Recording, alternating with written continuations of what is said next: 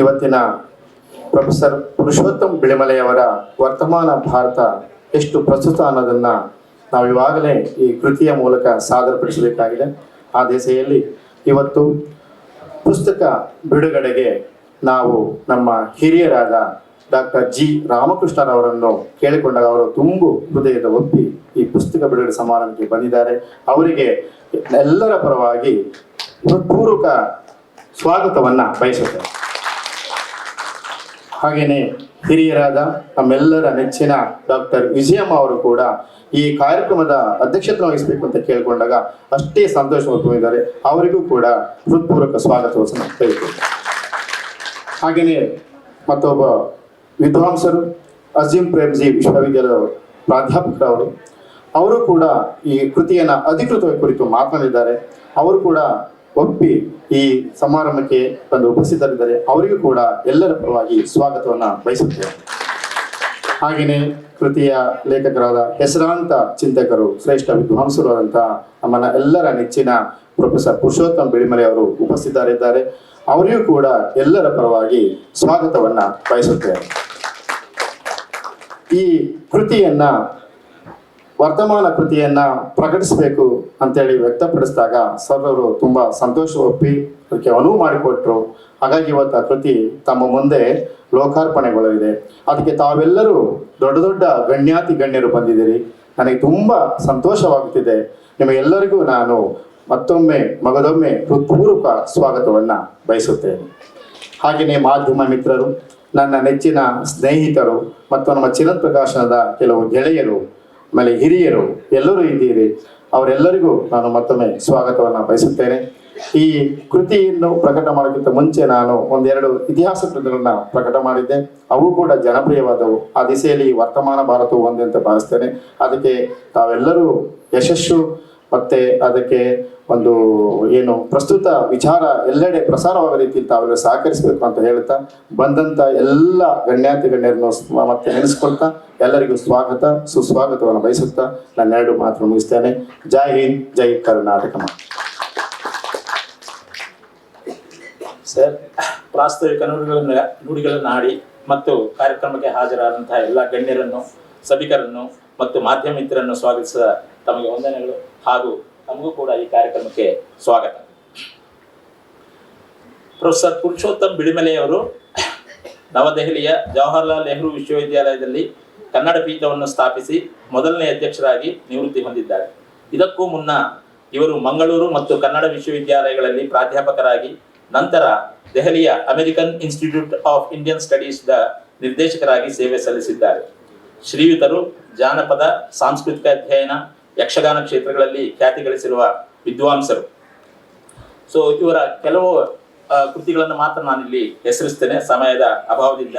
ಮೆಕೆಂಜೆಯ ಕೈಫಿಯತ್ತುಗಳು, ಲಿಂಗರಾಜ ಹುಕುಂನಾಮೆ, ಬಂಡಾಯ ದಲಿತ ಸಾಹಿತ್ಯ, ಕರಾವಳಿ ಜಾನಪದ, ಲೋಹಿಯ ವಾದ, ಕೆಲವು ಟಿಪ್ಪಣಿಗಳು, ಹಾಗೂ ಅವರು ಇತ್ತೀಚೆಗೆ ಬಂದಂತಹ ಅವರ ಆಟೋಬಯೋಗ್ರಫಿ ಕಾಗೆ ಮುಟ್ಟಿದ ನೀರು. ಇವರ ಸಾಧನೆಗೆ ಸಾಕಷ್ಟು ಪ್ರಶಸ್ತಿಗಳು ಲಭಿಸಿವೆ.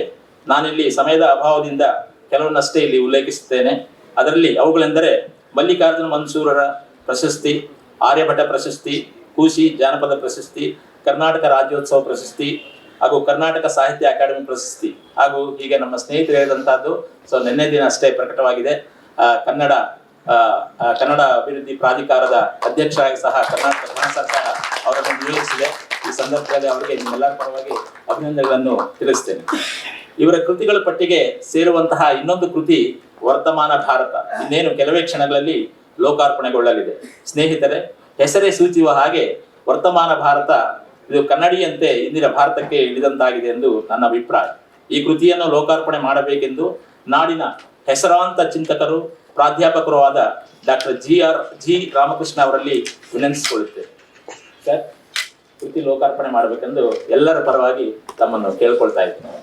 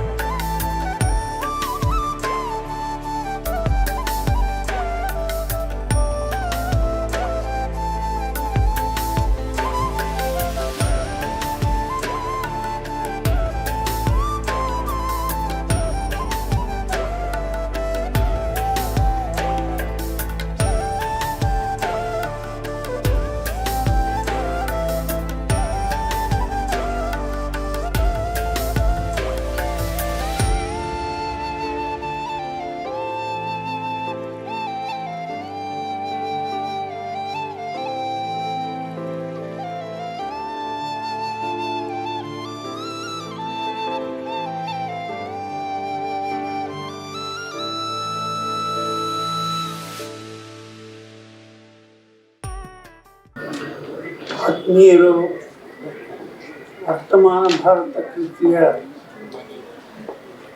ರಚನೆ ಮಾಡಿರ್ತಕ್ಕಂಥವರು ಇವತ್ತಿನಿಂದ ಕನ್ನಡ ಅಭಿವೃದ್ಧಿ ಪ್ರಾಧಿಕಾರದ ಅಧ್ಯಕ್ಷರು,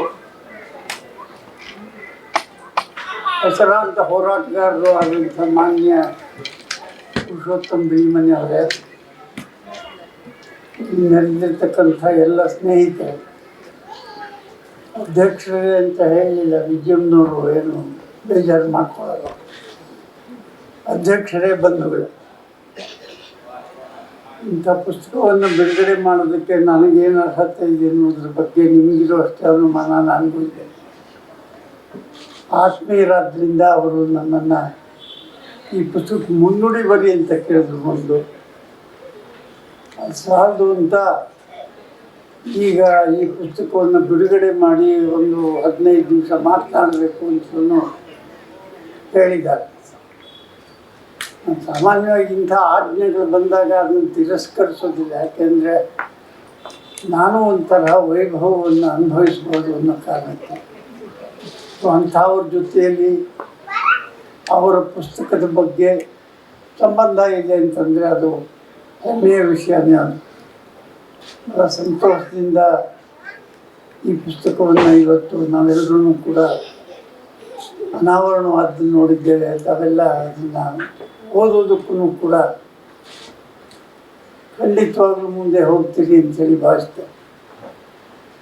ನಾನು ಈ ಪುಸ್ತಕ ಹೆಚ್ಚಾಗೋದಕ್ಕೆ ಮುಂಚೆ ಓದಿದೆ ಅನ್ನೋದು ಒಂದೇ ನನಗೂ ನಿಮಗೂ ಇರುವ ವ್ಯತ್ಯಾಸ. ಗ್ರಹಣದ ದೃಷ್ಟಿಯಿಂದ ನೋಡಿದ್ರೆ, ಗ್ರಹಿಕೆಯ ದೃಷ್ಟಿಯಿಂದ ನೋಡಿದ್ರೆ ನೀವು ಅದನ್ನು ಇನ್ನೂ ಹೆಚ್ಚಿಗೆ ಗ್ರಹಿಸ್ತೀರಿ ಅಂಥೇಳಿ ನಾನು ಅನ್ಕೋತೇನೆ. ಪುಸ್ತಕದ ಬಗ್ಗೆ ಮಾತನಾಡೋಕ್ಕೆ ಮಾನ್ಯ ನಾರಾಯಣ ಅವರಿದ್ದಾರೆ, ಆದ್ದರಿಂದ ನಾನು ಹೆಚ್ಚಿಗೆ ಪುಸ್ತಕದ ಬಗ್ಗೆ ಮಾತನಾಡಿದೆ. ಅದಲ್ಲದೆ ಅದನ್ನೆಲ್ಲ ಮುನ್ನುಡಿಯು ಹೇಳುತ್ತಿದ್ದೀನಿ. ಆದ್ದರಿಂದ 2-3 ವಿಷಯಗಳನ್ನು ಪ್ರಸ್ತಾಪ ಮಾಡಿ ಅಷ್ಟೇ ನನ್ನ ಕೆಲಸವನ್ನು ಮುಗಿಸ್ತೇನೆ. ಪುಸ್ತಕದ ಹೆಸರು ವರ್ತಮಾನ ಭಾರತ ಅಂತ.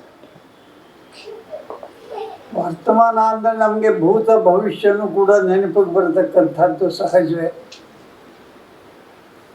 ಪ್ರತಿಯೊಂದು ವರ್ತಮಾನವು ಯಾವುದೋ ಒಂದು ಹಂತದಲ್ಲಿ ಭೂತಕಾಲಕ್ಕೆ ಸೇರಬೇಕು. ಭವಿಷ್ಯ ಏನು ಇತ್ಯಾದಿಗಳ ಬಗ್ಗೆ ಕೂಲಂಕಷವಾಗಿ ಚರ್ಚೆ ಮಾಡುವಂಥ ತತ್ವಶಾಸ್ತ್ರಜ್ಞರು ನಮ್ಮಲ್ಲಿದ್ದಾರೆ. ತತ್ವಶಾಸ್ತ್ರವನ್ನು ಮೀರಿ ಸ್ವಯಂ ಪ್ರತಿಭೆಯಿಂದ ತಮಗೆ ಬೇಕಾದ್ದನ್ನು ಹೇಳ್ತಕ್ಕಂಥ ಸ್ವಾತಂತ್ರ್ಯವನ್ನು ಚೆನ್ನಾಗಿ ಬಳಸ್ಕೊತಾ ಇರ್ತಕ್ಕಂಥ ಅಯೋಗ್ಯ ಜನರು ಇದ್ದಾರೆ. ಯಾವಾಗಲೂ ಒಂದು ವರ್ತಮಾನ ಭೂತ ಆಗಬೇಕು ಅಂತ ಹೇಳಿ. ಆದರೆ ನಮ್ಮ ದೇಶದಲ್ಲಿ ಇವತ್ತಿನ ಸಂದರ್ಭ ಹೇಗಾಗ್ಬಿಟ್ಟಿದೆ ಅಂದರೆ ವರ್ತಮಾನದಲ್ಲೇ ಸಂಭ್ರಮಿಸ್ತಾ ಇರೋದು ನಾವು. ಭೂತಕಾಲವನ್ನು ನಮ್ಮ ಇಷ್ಟ ಬಂದಾಗ ಕಲ್ಪನೆ ಮಾಡ್ಕೋಬೋದು. ಅದಕ್ಕೇನು ಪುರಾವೆ ಕೂಡ ಕೊಡಬೇಕಾಗಿಲ್ಲ. ಬೇರೆಯವರು ಕೊಟ್ಟಿರ್ತಕ್ಕಂಥ ಪುರಾವೆಗಳಿಗೆ ನಾವು ಯಾವ ಪುರಸ್ಕಾರವನ್ನು ನೀಡಬೇಕಾಗಿಲ್ಲ. ಜಾಗಟೆ ಹೊಡೆದ್ರೆ ಏನೋ ಆಗುತ್ತೆ ಅಥವಾ ಇನ್ನೇನೋ ಅಂಥದ್ದೇ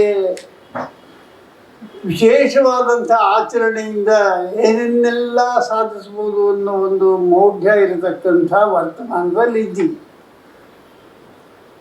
ಅದು ಭೂತಕಾಲದಲ್ಲಿ ಕೂಡ ಇರಲಿಲ್ಲ ಅಷ್ಟೊಂದು ಆಳವಾಗಿ ವ್ಯಾಪಕವಾಗಿ. ನಮ್ಮ ದೇಶದ ವರ್ತಮಾನ ಇನ್ನೂ ಭೂತ ಆಗಿಲ್ಲ ಕೆಲವು ದೃಷ್ಟಿಗಳಿಂದ ಅನ್ನೋದು ಬಹಳ ಸಂಕೋಚದ ವಿಷಯ ಆಗಬೇಕಾಗಿತ್ತು. ಆದರೆ ಹೆಮ್ಮೆಯ ವಿಷಯ ಆಗೋದಿದೆ. ಎಷ್ಟೋ ಅಂಶಗಳು ಸದ್ಯದಲ್ಲೇ ಏನು ಅದು ಭೂತಕಾಲಕ್ಕೆ ಸೇರಿ ಹೋಗ್ಬಿಡುತ್ತೆ ಅನ್ನೋ ಸೂಚನೆ ಕೂಡ ಇಲ್ಲ. ನಿನ್ನೆ ಕೇಸರಿ ಹರುವವ್ರದ್ದೊಂದು ಚಲನಚಿತ್ರ ನೋಡಿದೆ. ಗಾಂಧಿ ಭವನದಲ್ಲಿ 80 ನಿಮಿಷಗಳ ಕಾಲದ ದೆಹಲಿ ರೈತ ಹೋರಾಟಗಳನ್ನು ಕುರಿತಂಥ ಒಂದು ಸಾಕ್ಷ್ಯಚಿತ್ರ. ಅದರಲ್ಲಿ ಒಂದು ಬಹಳ ಆಕರ್ಷಕವಾಗಿ ಕಾಣಿಸ್ತು ನನಗೆ. ಇಂಥದ್ರಲ್ಲೆಲ್ಲ ಆಕರ್ಷಣೆ ಇದೆ, ನೀನು ಬುದ್ಧಿ ಇಲ್ವ ಅಂತ ಕೇಳಿದ್ರೆ ಕೆಲವು ಸಲ ಇರೋದಿಲ್ಲ. ಅವ್ರು ಲೋಕಸಭೆಯಲ್ಲಿ ಮಾತನಾಡ್ತಾ ನಮ್ಮ ಅಷ್ಟೇನೂ ಮಾನ್ಯರಲ್ಲದ ಮುಖ್ಯ ಪ್ರಧಾನಮಂತ್ರಿಗಳು ಏನು ಹೇಳೋದು ಅಂದರೆ, ನಮ್ಮ ದೇಶದಲ್ಲಿ ಕೆಲವರು ಇದ್ದಾರೆ, ಪುರುಷೋತ್ತಮ ಬಿಳಿಮಲೆ ಅವರು ಅದಕ್ಕೆ ಸೇರ್ತಾರೆ. ನನಗಿನ್ನೂ ಸರ್ಟಿಫಿಕೇಟ್ ಕೊಟ್ಟಿದ್ದಾರೋ ಇಲ್ಲೋ ಗೊತ್ತಿಲ್ಲ. ಏನಾಗಿದ್ದಾರೆ ಅಂತಂದರೆ, ಫಾರಿನ್ ಅದೇನೋ ಇನ್ವೆಸ್ಟ್ಮೆಂಟ್ ಅಂತ ಹೇಳ್ತೀವಲ್ಲ, ಡೈರೆಕ್ಟಾಗಿ ಇನ್ವೆಸ್ಟ್ ಮಾಡೋದು, ಅದಕ್ಕೆ ಆ ಅಬ್ರಿವಿಯೇಟೆಡ್ ಫಾರ್ಮ್ನ ಮಾನ್ಯ ಪ್ರಧಾನಿಗಳು ಪಾರ್ಲಿಮೆಂಟ್ನಲ್ಲಿ ಹೇಳಿದ್ರು, ಫಾರಿನ್ ಡಿಸ್ಟ್ರಕ್ಟಿವ್ ಇಂಡಿಯನ್ಸ್ ಅಂತ. Ideology, foreign destructive ideology. ಅವ್ರಿಗೆ ಗೊತ್ತಿರೋ ಐಡಿಯಾಲಜಿ ಮಾತ್ರನೇ ಐಡಿಯಾಲಜಿ ಅಂತ ಹೇಳಿ ಯಾರ್ಯಾರು ನಂಬಿರ್ತಾರೋ ಅಂಥವ್ರಿಗೆಲ್ಲ ಇಂಥದ್ದು ಹೊಳೆಯುತ್ತೆ ಅಂತ ಕಾಣುತ್ತೆ. ಅವಾಗ ಫಾರಿನ್ ಡಿಸ್ಟ್ರಕ್ಟಿವ್ ಐಡಿಯಾಲಜಿಯನ್ನು ಪುರಸ್ಕರಿಸ್ತಾ ಇದ್ದೀವಿ ಅನ್ನೋ ಆಪಾದನೆಯನ್ನು ಕೆಲವು ಸಲ ಸಂತೋಷದಿಂದ ಸ್ವಾಗತಿಸಬಹುದು. ಯಾಕೆಂತಂದ್ರೆ ಅದು ಐಡಿಯಾಲಜಿ. ಯಾವ ಐಡಿಯಾಲಜಿ ನಾವು ಸ್ವೀಕರಿಸಬೇಕು ಅಥವಾ ಯಾವುದನ್ನು ಅಂತರ್ಗತಗೊಳಿಸ್ಕೋಬೇಕು, ಯಾವುದಕ್ಕೋಸ್ಕರ ಹೋರಾಟ ನಡೆಸಬೇಕು ಅನ್ನೋದನ್ನು ಯೋಚನೆ ಮಾಡುವಾಗ ಭಾರತದ ಶ್ರೇಷ್ಠ ಅಸ್ತಿತ್ವಕ್ಕೆ ಧಕ್ಕೆ ಉಂಟಾಗ್ಬಿಡುತ್ತೆ ಅನ್ನೋ ದೊಡ್ಡ ಆತಂಕ ಏನೂ ಇರಬೇಕಾಗಿಲ್ಲ. ನಮ್ಮದು ಗಟ್ಟಿ ಅನ್ನೋದಾದರೆ ಎಲ್ಲಿಂದಾದರೂ ಬಂದಿರಲಿ, ಯಾರಾದರೂ ತಂದು ಕೊಟ್ಟಿರಲಿ, ಅದನ್ನು ಪರಿಚಯ ಮಾಡಿಕೊಂಡು ವಿಮರ್ಶೆ ಮಾಡಿ ಯಾವುದು ಅಸಂಗತವಾಗಿದೆಯೋ ಅದನ್ನು ದೂರೀಕರಿಸಿ ಮುಂದಕ್ಕೆ ಹೆಜ್ಜೆ ಹಾಕ್ತಕ್ಕಂಥದ್ರಲ್ಲಿ ಯಾವ ಅಪರಾಧವೂ ಇಲ್ಲ ಅಂತೇಳಿ ಕಾಣುತ್ತೆ.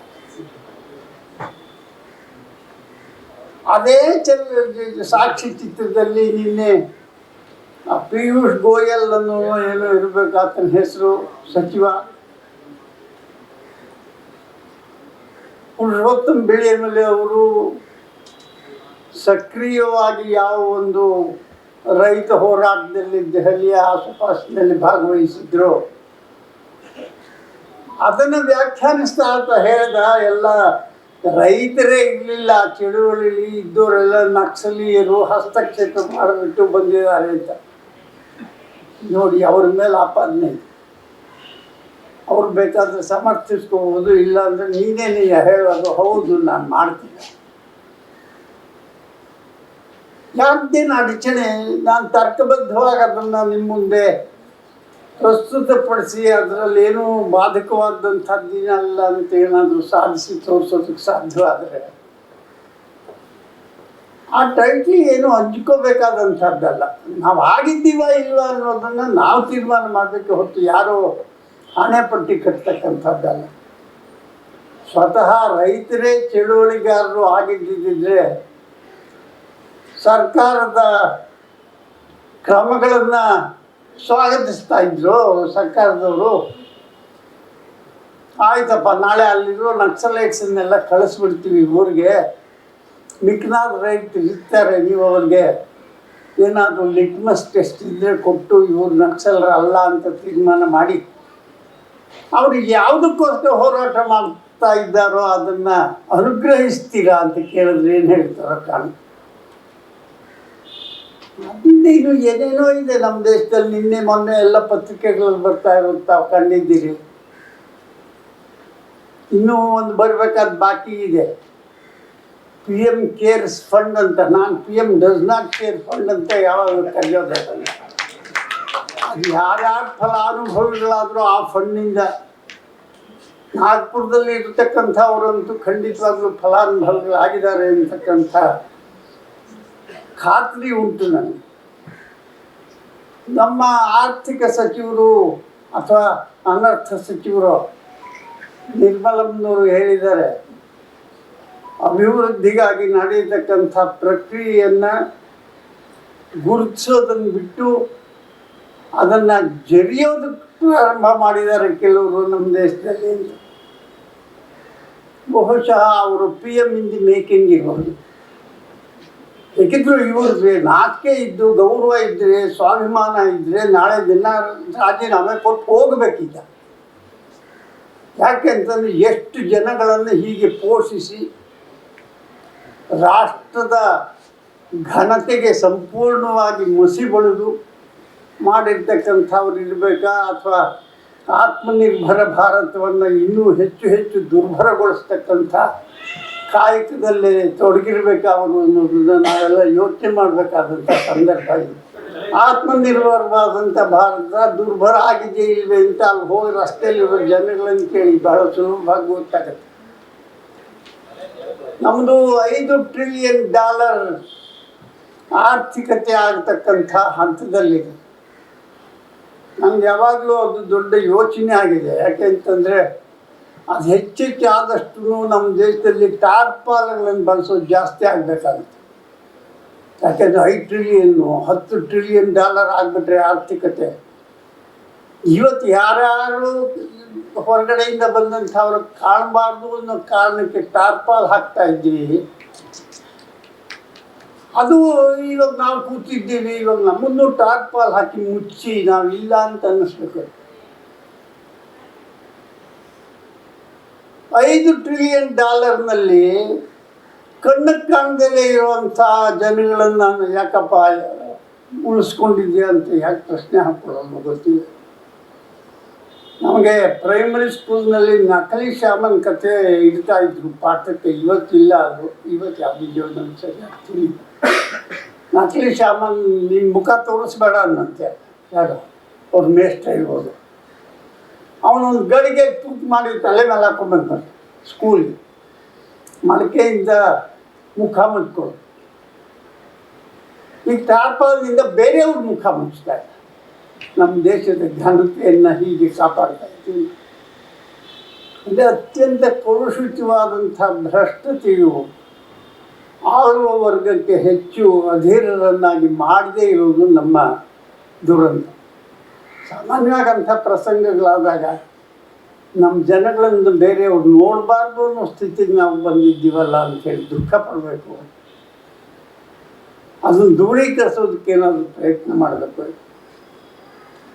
ಎಲ್ಲಕ್ಕಿಂತ ಮುಂಚೆ ನಾವು ನಮ್ಮ ರಾಜ್ಯದಲ್ಲಿ ಹೊಸ ಶಿಕ್ಷಣ ನೀತಿಯನ್ನು ಅಳವಡಿಸ್ಕೊಂಡು ಏನೇನೆಲ್ಲ ಗೊಂದಲಗಳನ್ನು ಸೃಷ್ಟಿ ಮಾಡ್ಕೊಂಡಿದ್ದೇವೆ ಅನ್ನೋದನ್ನು ಯೋಚನೆ ಮಾಡಿದ್ರೆ ಹೇಗೆ ಇದರಿಂದ ಪಾರಾಗತಕ್ಕಂಥದ್ದು. ಇಂಥವು ಎಷ್ಟೊಂದು ಅನೀತಿಗಳೆಲ್ಲ ನಮ್ಮ ಮಧ್ಯೆ ಇವೆ. ಸಂವಿಧಾನ ಗೌಣ ಆಗ್ತಾ ಇದೆ ಹೆಚ್ಚು. ಹಾಗಂತ ಹೇಳಕ್ಕೆ ಹೋದರೆ ಯಾವತ್ತೀ ಅದು ಅಷ್ಟೊಂದು ಪ್ರಸ್ತುತವಾಗಿತ್ತು ಅಂತ ಕೇಳ್ತಕ್ಕಂಥ ಮೇಧಾವಿಗಳಿದ್ದಾರೆ ನಮ್ಮ ಮಧ್ಯೆ. ಅವ್ರ ಪ್ರಕಾರ ಅದು ಅವ್ರ ಹಕ್ಕು. ಸಂವಿಧಾನ ಕೊಟ್ಟಿರೋ ಮೂಲಭೂತ ಹಕ್ಕಿನ ಶಕ್ತಿಯಿಂದಾನೇ ಹೇಳ್ತಾ ಇದ್ದೀನಿ ಸಂವಿಧಾನವನ್ನೆಲ್ಲ ತೊರೆದ್ಬಿಡೋಣ ಅಂತ. ಸಂವಿಧಾನವನ್ನು ಗೌಣವಾಗಿಸಿದ್ರೆ ಯಾವುದನ್ನು ಮುಖ್ಯವಾಗಿಸ್ತೇವೆ, ಯಾವುದನ್ನು ಮುಖ್ಯ ಆಗಿಸ್ತಾ ಇದ್ದೀವಿ ಗೊತ್ತಿದ್ದಿಲ್ಲ. ಹರಿಯಾಣ ಸುತ್ತಮುತ್ತ ಏನೇನೆಲ್ಲ ರಸ್ತೆಗಳನ್ನೆಲ್ಲ ರಚನೆ ಮಾಡಿದ್ದು ಅಂತ ಹೇಳಿ ಇವರೇ ಬೆನ್ನು ತಟ್ಕೋತಾ ಇದ್ರು. ಆ ರಸ್ತೆಗಳಲ್ಲಿ ದೊಡ್ಡ ದೊಡ್ಡ ಮೊಳೆಗಳನ್ನು ಹೊಡೆದು ಜನಗಳು ಬರದಲ್ಲಿ ಇರೋ ಹಾಗೆ ಮಾಡ್ತಕ್ಕಂಥ ಹಂತವನ್ನು ನಾವು ತಲುಪಿದ್ದೀವಿ ಅಂದರೆ ಸಂಭ್ರಮಿಸ್ತಕ್ಕಂಥದ್ದು ಏನಿದೆ ಅದರಲ್ಲಿ ನನಗೆ ಗೊತ್ತಾಗ್ತದೆ. ಏನೂ ನಡೆದೇ ಇಲ್ವೇನೋ ಅನ್ನೋ ರೀತಿಯಲ್ಲಿ ಇಂಥ ವ್ಯವಹಾರಗಳು ನಡೀತಾ ಇದೆ. ವರ್ತಮಾನದ ಛಾಯೆ ಇದು ಅಂತೇಳಿ ಗೊತ್ತಾಗ್ತದೆ. ಪುಸ್ತಕದ ಬಗ್ಗೆ ಮಾತನಾಡ್ಬಿಟ್ಟು ಏನೇನೋ ಮಾತನಾಡ್ಬಿಟ್ಟೆ ಅಂತ ನೀವು ಆಕ್ಷೇಪ ಇತ್ತು ಬಹಳ ಯೋಗ್ಯವಾದ. ಆದರೆ ಅದು ವರ್ತಮಾನ. ಇಂಥ ವರ್ತಮಾನದ ಅನೇಕ ಮುಖಗಳನ್ನು ಪ್ರೊಫೆಸರ್ ಪುರುಷೋತ್ತಮ ಬಿಳಿಮಲೆ ಅವರು ಈ ಪುಸ್ತಕದಲ್ಲಿ ಬಹಳ ಸಾರವತ್ತಾಗಿ ವ್ಯಾಪಕವಾಗಿ ನಮ್ಮ ಮುಂದೆ ಇರಿಸಿದ್ದಾರೆ ಎನ್ನತಕ್ಕಂಥದ್ದೇ ವಿಶೇಷ. ಏಪ್ರಿಲ್ ಚುನಾವಣೆಯಲ್ಲಿ ನಾವು ಪರ್ಯಾಯವನ್ನು ರಚಿಸುವಂತಾಗಲು ಏನು ಕ್ರಮಗಳನ್ನು ಕೈಗೊಳ್ಳಬಹುದು ಅನ್ನೋದಕ್ಕೆ ಸೂಚನೆ ದೊರೆಯುತ್ತೆ ಆ ಪುಸ್ತಕದಲ್ಲಿ. ನಾವು ಅದನ್ನು ಗಂಭೀರವಾಗಿ ಪರ್ಯಾಲೋಚನೆ ಮಾಡಿ ಅರ್ಥ ಮಾಡಿಕೊಂಡು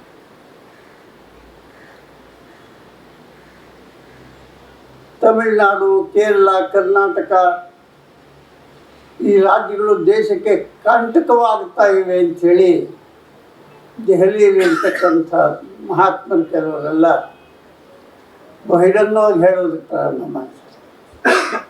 ಈ ದೇಶವನ್ನು ಸಮಗ್ರವಾಗಿ ಉಳಿಸ್ಕೊಳ್ಬೇಕು ಅನ್ನತಕ್ಕಂಥ ಆಶಯವನ್ನು ಪೋಷಿಸಬೇಕಾಗಿದ್ದಂಥವರೇನೆ ರಾಷ್ಟ್ರದ ಕೆಲವು ಭಾಗಗಳು ನಮಗೆ ಕಂಟಕರಾಗ್ತಾ ಇದ್ದಾರೆ ಅಂತ ಹೇಳಿದ್ರೆ, ಯಾರು ಕಂಟಕರಾಗಿದ್ದೀವೋ ಅವರು ನಾವು ಏನು ಮಾಡೋಣ ಸ್ವಾಮಿ ಹಾಗಿದ್ರೆ ನಾಳೆ ಅಂತ ಹೇಳಿ ಯೋಚನೆ ಮಾಡಬೇಕಾಗ್ತದೆ. ವರ್ತಮಾನ ಹೀಗಿದೆ ಅನ್ನೋದಾದರೆ ಭವಿಷ್ಯವನ್ನು ಹೇಗೆ ರೂಪಿಸಬೇಕು ಅಂತ ಹೇಳಿ ನಿಮ್ಮ ಸೂಚನೆ ಇದೆ.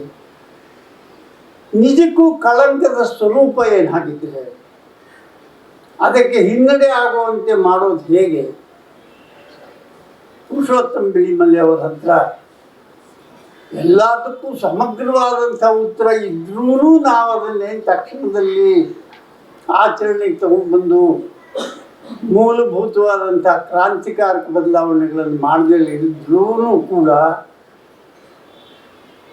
ಯಾವ ದಿಕ್ಕಿನಲ್ಲಿ ಹೋಗಬೇಕು ಅನ್ನೋದ್ರ ಬಗ್ಗೆ ಪರ್ಯಾಲೋಚನೆ ಮಾಡೋದಕ್ಕೆ ಬೇಕಾದಂಥ ಅತ್ಯಂತ ಸಾರವತ್ತಾದಂಥ ಒಂದು ಗ್ರಂಥ ಇವತ್ತು ನಮ್ಮ ಮುಂದೆ ಬಂದಿದೆ. ಪ್ರೊಫೆಸರ್ ಬಿಳಿಮಲೆ ಅವರು ಒಂದು ಮಾತು ಹೇಳಿದರು ಈ ಪುಸ್ತಕದ ಬಿಡುಗಡೆ ಕಾರ್ಯಕ್ರಮದ ಬಗ್ಗೆ ಹೇಳುವಾಗ, ಇದು ಬರೀ ಬಿಡುಗಡೆ ಬಂಧನದಲ್ಲಿ ಇದ್ದು ಬಿಡುಗಡೆ ಆಗೋದು ಅಂಥದ್ದೇನೂ ಇಲ್ಲ. ಇದರಲ್ಲಿ ಈ ವಿಚಾರದ ವಿಶ್ಲೇಷಣೆಯನ್ನ ಯಾವ ರೀತಿಯಲ್ಲಿ ಮಾಡಬಹುದು ಅನ್ನೋದನ್ನು ಕೂಡ ಈ ಸಭೆ ಚರ್ಚಿಸಬೇಕು ಅಂತ. ಏನು ಮಾಡಬೇಕು? ಇವತ್ತಿನ ಪರಿಸ್ಥಿತಿ ಏನಿದೆ ಅಂತ ಗೊತ್ತಾದ ಮೇಲೆ ಪ್ರಜ್ಞಾಪೂರ್ವಕವಾಗಿ ಮಧ್ಯಪ್ರವೇಶ ಮಾಡಿ ಅದನ್ನು ಬದಲಾಯಿಸಬೇಕಾದ್ರೆ ಯಾವ ರೀತಿಯಲ್ಲಿ ಸಂಘಟಿತರಾಗ್ತೇವೆ, ಯಾವ ವಿಷಯಗಳನ್ನು ಕ್ರೋಢೀಕರಿಸಿ ನಮ್ಮಲ್ಲಿ ಅದನ್ನು ಬೆಳೆಯೋ ಹಾಗೆ ಮಾಡ್ಕೋತೇವೆ, ಏನು ತಯಾರಿ ಮಾಡ್ತೇವೆ ಅನ್ನೋದು ಮುಖ್ಯ ಆಗುತ್ತೆ. ಇವತ್ತಿನ ಪತ್ರಿಕೆಗೆ ಯಾವುದೋ ಒಂದು ಹೇಳಿಕೆ ಬಂದಿತ್ತು, ಏನೇನೋ ಆಗ್ತಾ ಇದೆ ಆಗಲಿ, ಇನ್ನೊಂದು ಪುಲ್ವಾಮಾ ದುರಂತ ಆಗೋದು ಬೇಡ ಅಂತ. ಇನ್ನೊಂದು ಚುನಾವಣೆ ಗೆಲ್ಲೋದಕ್ಕೆ ಇನ್ನೊಂದು ಪುಲ್ವಾಮಾ ದುರಂತ ಆಗೋದು ಬೇಡ, ಹಾಗೆ ಗೆಲ್ಲಕ್ಕೆ ಸಾಧ್ಯ ಆದರೆ ಗೆಲ್ಲಿ ಸ್ವಾಮಿ. ಅಂಥ ಒಂದು ಹೀನಾಯ ಸ್ಥಿತಿ ನಾವು ಇಳಿದಿದ್ದೀವಲ್ಲ. ಇಷ್ಟು ದೊಡ್ಡ ಪರಂಪರೆ, ಶತಮಾನಗಳ ಕಾಲದ ಸಾಂಸ್ಕೃತಿಕ ಚಟುವಟಿಕೆಗಳು, ಚಿಂತನೆಗಳು, ಸ್ವಾತಂತ್ರ್ಯ ಹೋರಾಟ, ಸಂವಿಧಾನ, ಇಷ್ಟೆಲ್ಲ ಪರಿಕರಗಳು ಇದ್ದಾಗ್ಯೂ ಕೂಡ ನಾವು ಇಂಥ ಒಂದು ದೈನ್ಯ ಸ್ಥಿತಿಗೆ ಬಂದಿದ್ದೀವಲ್ಲ ಅಂತ. ಅಂದರೆ ಇಂದಿನ ಅವೈಚಾರಿಕತೆಗೆ ಏನು ಮದ್ದು?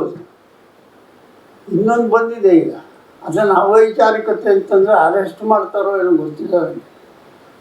ಪ್ರತಿದಿನ 6:30 ಗಂಟೆಗೆ ಶ್ರೀರಾಮಚಂದ್ರನಿಗೆ ಜಾಗಟೆ ಹೊಡೆದು ಆರತಿ ಇರ್ತಾರಲ್ಲ, ಅದನ್ನು ನಾವೆಲ್ಲರೂ ಮನೆಯಲ್ಲೇ ಕೂತ್ಕೊಂಡು ಇನ್ನೇನು ಬೇಕು ಅದಕ್ಕಿಂತ. ಶಾವಿಗೆ ಪಾಯಸ ಮಾಡ್ಕೋಬೇಕಾಗೇ ಇಲ್ಲ, ಗಂಟೆ ಹೊಡಿತಾರೆ, ಮಂಗಳಾರತಿ ಮಾಡ್ತಾರೆ, ಮನೆಯಲ್ಲೇ ಕೂತು ನೋಡ್ಬಿಟ್ಟು ನೀವು ಅಯೋಧ್ಯೆಯ ವೈಭವವನ್ನು ಕೊಂಡಾಡ್ಕೋ. ಇಂಥ ಪ್ರಸಂಗಗಳು ನಡೀತಾ ಇರುವಾಗ, ಕರೋನಾ ಬಂದಿದ್ದಾಗ ಏನೋ ಔಷಧಿ ತಯಾರು ಮಾಡೋದಕ್ಕೆ ಅಂಥೇಳಿ ಯಾರೋ ಒಬ್ಬ ಮುಂದೆ ಬಂದಂಥವನಿಂದ ಅದೆಷ್ಟು ಕೋಟಿ ರೂಪಾಯಿಗಳನ್ನು ತಗೊಂಡಿದ್ದಾರೆ ಅಂತ ನಿನ್ನೆ ಪತ್ರಿಕೆಯಲ್ಲಿ ಪ್ರಕಟ ಆಗಿದೆ. ಇದು ಸಂಸ್ಕೃತಿ? ಇದೇನಾ ನೀವು ಹೆಮ್ಮೆ ಪಡ್ತಕ್ಕಂಥ ಸಂಸ್ಕೃತಿ? ಅದರ ಬಗ್ಗೆ ಚಕಾರ ಮಾತನಾಡೋದಿಲ್ಲ. ಒಬ್ಬ ಮಾರಾಟಗಾರ ಚುನಾವಣಾ ಫಂಡ್ಗೆ ಅಗಾಧ ಕಾಣಿಕೆ ನೀಡುವಂಥ ಮಹಾನ್ ದಾನಿ ಆಗ್ತಾನೆ ಈ ದೇಶದಲ್ಲಿ ಅಂತಂದರೆ ಅದರ ಹಿನ್ನೆಲೆ ಏನು, ಪರಿಣಾಮ ಏನು ನಾಳೆ ಇತ್ಯಾದಿಗಳನ್ನೆಲ್ಲ ಅರ್ಥ ಮಾಡ್ಕೊಳ್ಳಲೇ ಇರುವಷ್ಟು ಹುಂಬರಾಗಬಾರ್ದು. ನಾವು ಹುಂಬರಿದ್ದಾರೆ ಅಂತ ಅವ್ರು ಭಾವಿಸ್ಕೊಂಡ್ರು ಕೂಡ ಪ್ರಾಯೋಗಿಕವಾಗಿ ನಾವು ಮಾಡಿ ತೋರಿಸ್ಬೇಕಾದಂಥದ್ದು ಅದಾಗಲ್ಲ ಸ್ವಾಮಿ. ಸಂವಿಧಾನ ಬಾಹಿರವಾದಂಥ ನಾಗರಿಕ ಹಕ್ಕುಗಳನ್ನು ಕಾಯ್ದೈತೆ. ಪುಲ್ವಾಮಾ ಜಾಗದಲ್ಲಿ ಬಂದಿರತಕ್ಕಂಥ ಆಜ್ಞೆ ಇರ್ಬೋದು, ಅದು ಪುಲ್ವಾಮಾ ಬದಲಾಗಿ ಇದನ್ನೇ ತಂದ ಯಾವುದೋ ಒಂದು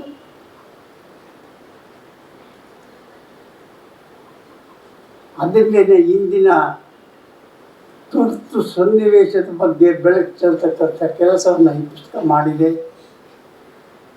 ನಾವೆಲ್ಲರೂ ಕೂಡ ದಾರಿದೀಪ ಅನ್ನೋದನ್ನು ಅರಸ್ತಾ ಹೋಗ್ತಾ ಇರುವಾಗ ಅಂಥದ್ದೊಂದು ಕಾಂತಿಯುತವಾಗಿ ನಮ್ಮ ಮುಂದೆ ಬಂದಿದೆ. ಅದನ್ನು ಬಳಸ್ಕೊಂಡು ಅಂಧಕಾರದ ಯುಗವನ್ನು ದೂರೀಕರಿಸಿ ನಿಜಕ್ಕೂ ಕೂಡ ನಮ್ಮ ಸಂವಿಧಾನ ಏನೇನೆಲ್ಲ ಪರಿಪ್ರೇಕ್ಷ್ಯಗಳನ್ನು ಇಟ್ಕೊಂಡು ನಮಗೆ ಮಾರ್ಗದರ್ಶನ ನೀಡಿದೆಯೋ ಅದು ಯಥಾವತ್ತಾಗಿ ಕಾರ್ಯರೂಪಕ್ಕೆ ಬರೋದಕ್ಕೆ ಪ್ರೊಫೆಸರ್ ಬಿಳಿಮಲೆ ಅವರ ಈ ಪುಸ್ತಕ ಸಹಕಾರವನ್ನು ನೀಡುತ್ತೆ. ನಾವು ಅದನ್ನು ಬಳಸ್ಕೊಳ್ಳೋಣ. ಖಂಡಿತವಾಗಲೂ ನಾಳೆ ಅನ್ನತಕ್ಕಂಥದ್ದು ಇವತ್ತಿದ್ದ ಹಾಗೆ ಇರಬಾರ್ದು. ಇದಕ್ಕಿಂತ ಶೋಭಾಯಮಾನವಾಗಿರಬೇಕು. ವರ್ತಮಾನವನ್ನು ಸ್ವಲ್ಪ ಭೂತಕ್ಕೆ ತಳ್ಳಿ ಭವಿಷ್ಯವನ್ನು ನಮ್ಮ ಹತೋಟಿಯಲ್ಲಿ ಇಟ್ಕೊಳ್ತಕ್ಕಂಥ ಕೆಲಸಕ್ಕೆ ಒಂದು ಸಾಮಗ್ರಿ ಹತಾರ ಅಂತಾರಲ್ಲ, ಹತಾರೇನ ಹತ್ಯಾರ ಮುಂದೆ ಇದೆ. ವಿಚಕ್ಷಣೆಯಿಂದ ಅದನ್ನು ಬಳಸ್ಕೊಳ್ಳೋಣ. ಸಾಮೂಹಿಕವಾಗಿ ಕಾರ್ಯಾಚರಣೆಯಲ್ಲಿ ತೊಡಗಿ ನಿಜಕ್ಕೂ ನಾವು ಸಂವಿಧಾನದಲ್ಲಿ ಏನು ಆಶಯವನ್ನು ವ್ಯಕ್ತಪಡಿಸಿದ್ದೀವೋ ಅದು ಮೂರ್ತ ರೂಪವನ್ನು ತಾಳುವ ಹಾಗೆ ಮಾಡೋಣ. ಎಲ್ಲ ಹಿರಿಯರೇ ಮತ್ತು ಗೆಳೆಯರು, ಮೊದಲನೇದಾಗಿ ವರ್ತಮಾನದ ಬಗ್ಗೆ ಇಂತಹದೊಂದು ಪುಸ್ತಕವನ್ನು ಬರೆದದಕ್ಕಾಗಿ ಈ ದೇಶದ ಒಬ್ಬ ಪ್ರಜೆಯಾಗಿದ್ದುಕೊಂಡು ಮಾನ್ಯ ಬಿಳಿಮಲೆ ಅವರಿಗೆ ನನ್ನ ಕೃತಜ್ಞತೆಗಳು.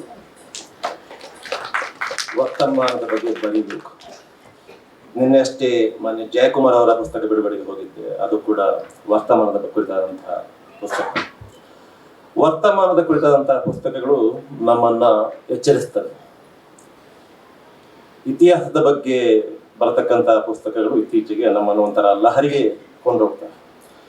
ಆ ಕಾರಣಕ್ಕೋಸ್ಕರ ನಾನು ವರ್ತಮಾನದ ಕುರಿತಾದಂತಹ ಪುಸ್ತಕ ಬರೆದದಕ್ಕೆ ಮತ್ತೆ ಮೊದಲನೇದಾಗಿ ಲೇಖಕರಿಗೆ ಧನ್ಯವಾದವನ್ನು ಸಮರ್ಪಿಸಿ ನನ್ನ ಮಾತುಗಳನ್ನು ಪ್ರಾರಂಭಿಸಬೇಕು ಅಂತ ಅನಿಸಿತು. ಅದೇ ರೀತಿಯಲ್ಲಿ ಈಗಾಗಲೇ ಪರಮೇಶ್ವರ್ ಅವರು ಹೇಳಿದ ಹಾಗೆ ಕನ್ನಡ ಅಭಿವೃದ್ಧಿ ಪ್ರಾಧಿಕಾರಕ್ಕೆ ಮಾನ್ಯ ಬಿಳಿಮಲೆ ಅವರು ಅಧ್ಯಕ್ಷರಾಗಿ ನೇಮಕ ಆಗಿರುವುದಕ್ಕೆ ಕೂಡ ವೈಯಕ್ತಿಕವಾಗಿ ಅಭಿನಂದನೆಯನ್ನು ಸಲ್ಲಿಸಬೇಕಾಗುತ್ತೆ. ಯಾಕಂತಂದ್ರೆ ವರ್ತಮಾನದ ಕರೆಗೆ ಹೋಗೊಡುವ ಹಾಗೆ ನಾವು ಈ ಎಲ್ಲ ಸಂಸ್ಥೆಗಳನ್ನ ಪುನರನ್ವೇಷಣೆ ರೀಇನ್ವೆಂಟ್ ಮಾಡುವಂತಹ ಒಂದು ಕಾಲಘಟ್ಟದಲ್ಲಿ ಮಾನ್ಯ ಬಿಳಿಮಲೆ ಅವರು ಇದಕ್ಕೆ ಅಧ್ಯಕ್ಷರಾಗಿ ನೇಮಕ ಆಗಿದ್ದಾರೆ. ಅವರು ಅದನ್ನು ಮಾಡ್ತಾರೆ ಅನ್ನುವಂಥ ಭರವಸೆ ನನಗಿದೆ. ಆದ ಕಾರಣ ನೇರವಾಗಿ ಈ ಇವತ್ತಿನ ಸಮಾರಂಭಕ್ಕೆ ಸಂಬಂಧಪಟ್ಟ ವಿಚಾರ ಅಲ್ಲದಿದ್ರೂ ಕೂಡ ಅಭಿನಂದನೆಗಳನ್ನು ಕೂಡ ಹೇಳುವುದು ಅಗತ್ಯ ಅಂತ ನನಗೆ ಅನಿಸ್ತು. ಸಾಮಾನ್ಯವಾಗಿ ನಾನು ಸ್ವಲ್ಪ ಕಡಿಮೆ ಮಾತನಾಡ್ತೇನೆ ಅಂತ ಹೇಳಿ ಮಾತು ಪ್ರಾರಂಭಿಸುವುದು. ಇವತ್ತು ಬಹುಶಃ ನಾನು ಸ್ವಲ್ಪ ಜಾಸ್ತಿ ಮಾತಾಡ್ತೇನೆ ಅಂತ ಕ್ಷಮಿಸಬೇಕು. ಬಿಳಿಮಲೆ ಅವರು ನನಗೆ ಕರೆ ಮಾಡಿಬಿಟ್ಟು ಈ ಪುಸ್ತಕದ ಬಗ್ಗೆ ಮಾತಾಡಬೇಕು ಅಂತ ಕೇಳಿದಾಗ ಸಾಮಾನ್ಯವಾಗಿ ನಾನು ಎಲ್ರಿಗೂ ಹೇಳೋ ಮಾತನ್ನೇ ಅವರಿಗೆ ಹೇಳಿದೆ. ನಾನು ಚೆನ್ನಾಗಿ ಮಾತಾಡಲ್ಲ ಸರ್, ಯಾರಾದರೂ ಚೆನ್ನಾಗಿ ಮಾತಾಡುವವರಲ್ಲ. ನಿಜ ಹೇಳ್ಬೇಕಂದ್ರೆ ಈ ಸಭೆಯಲ್ಲಿ ಇರತಕ್ಕಂಥ ಹಲವು ಹಿರಿಯ ಕಿರಿಯರ ಹೆಸರುಗಳನ್ನು ನಾನೇ ಸೂಚಿಸಿದೆ. ಸರ್ ಅವರನ್ನು ಕರೀರಿ, ಇವರನ್ನ ಕರೀರಿ, ನಾನು ಯಾಕೆ ಅಂತ. ನಾನು ಹಾಗೆ ಹೇಳುವ ಹೊತ್ತಿಗೆ ಒಂದು ಭ್ರಮೆಯಲ್ಲಿದ್ದೆ. ಅವರು ನನಗೆ ಇಲ್ಲ ನೀವು ಚೆನ್ನಾಗಿ ಮಾತಾಡ್ತೀರಿ, ಬನ್ನಿ ಬನ್ನಿ ಅಂತ ಸ್ವಲ್ಪ ಪ್ರೋತ್ಸಾಹ ಕೊಡ್ತಾರೆ ಅಂತ. ಆ ರೀತಿಯ ಯಾವ ಕೃತಕ ಮಾತುಗಳನ್ನು ಅವರು ಹೇಳಲಿಲ್ಲ. ಅವ್ರು ಹೇಳಿದ್ರು, ನಿಮ್ಮ ಮಾತುಗಳನ್ನು ನಾನು ಕೇಳಿದ್ದೇನೆ, ನೀವು ಚೆನ್ನಾಗಿ ಮಾತಾಡೋದಿಲ್ಲ ಅಂತ ನನಗೆ ಗೊತ್ತು, ಆದ್ರೂ ಕೂಡ ನೀವೇ ಬರಬೇಕು ಅಂತ. ನನಗೆ ತಪ್ಪಿಸಿಕೊಳ್ಳಿಕ್ಕಿರತಕ್ಕಂಥ ಏಕೈಕ ಅವಕಾಶ ಹೊರಟೋಯ್ತು. ಆದ್ರೆ ಒಂದು ಕನ್ಸೆಷನ್ ಕೊಟ್ರು. ಆ ಕನ್ಸೆಷನ್ ಏನು ಅಂತಂದ್ರೆ ಬಹುಶಃ ಅಷ್ಟೊತ್ತಿಗೆ ಗೊತ್ತಾಗಿರ್ಬೇಕು, ನಾನು I have contacted A wrong person ಅಂತ ಅವ್ರಿಗೆ ಅನಿಸ್ತೋ ಏನೋ ಗೊತ್ತಿಲ್ಲ. ಒಂದು ಕನ್ಸೆಷನ್ ಕೊಟ್ರು. ಕನ್ಸೆಷನ್ ಏನು ಅಂತಂದ್ರೆ, ಆಯ್ತು ನೀವು ಪುಸ್ತಕದ ಬಗ್ಗೆ ಮಾತಾಡಬೇಡಿ, ಪುಸ್ತಕದ ಸುತ್ತ ಮಾತಾಡಿ ಅಂತ. ಸೊ ಯಾವುದೋ ಒಂದು ಪುರಾಣ ಕಥೆ ಇದೆ ಅಲ್ಲ, ಅದರಲ್ಲಿ ಯಾರೋ ಒಬ್ಬ ಒಂದು ಪಾತ್ರ ತಂದೆ ತಾಯಿಗಳಿಗೆ 3 ಸುತ್ತ ಹಾಕಿಬಿಟ್ಟು ನಾನು ಪ್ರಪಂಚ ಪೂರ್ತಿ ಸುತ್ತಿದೆ ಅಂತ ಒಂದು ಕಥೆ ಇದೆ. ಅದೇ ರೀತಿಯಲ್ಲಿ ನಾನು ಈ ಪುಸ್ತಕದ ಬಗ್ಗೆ ಮಾತಾಡೋದಿಲ್ಲ, ಈ ಪುಸ್ತಕಕ್ಕೆ ಒಂದು ಸುತ್ತು ಹೊಡೆದು ಮಾತಾಡ್ತೇನೆ. ಅದನ್ನ ನಾನು ಪುಸ್ತಕದ ಬಗ್ಗೆ ಮಾತಾಡಿದ್ದೇನೆ ಅಂತ ತಾವು ಭಾವಿಸ್ಬೇಕು ಅಂತ ತಮ್ಮಲ್ಲಿ ನಿವೇದನೆ. ಮತ್ತೊಂದು ವಿಚಾರ, ನಾನು ಸಾಮಾನ್ಯವಾಗಿ ವೈಯಕ್ತಿಕ ವಿಚಾರ ಏನು ಹೇಳುವುದಿಲ್ಲ, ಬಟ್ ಇವತ್ತು ಬಿಳಿಮಲೆ ಅವರ ಈ ವಿಶೇಷ ಸಂದರ್ಭದ ವಿಶೇಷ ಪುಸ್ತಕ ಆದ ಕಾರಣ ಒಂದಷ್ಟು ವೈಯಕ್ತಿಕ ವಿಚಾರಗಳನ್ನ ಅವರಿಗೆ ಸಂಬಂಧಪಟ್ಟ ಹಾಗೆ ಮತ್ತು ನನಗೆ ಸಂಬಂಧಪಟ್ಟ ಹಾಗೆ ಹೇಳಿ ಮುಂದುವರಿಸಬೇಕು ಅಂತ ಅನಿಸುತ್ತೆ.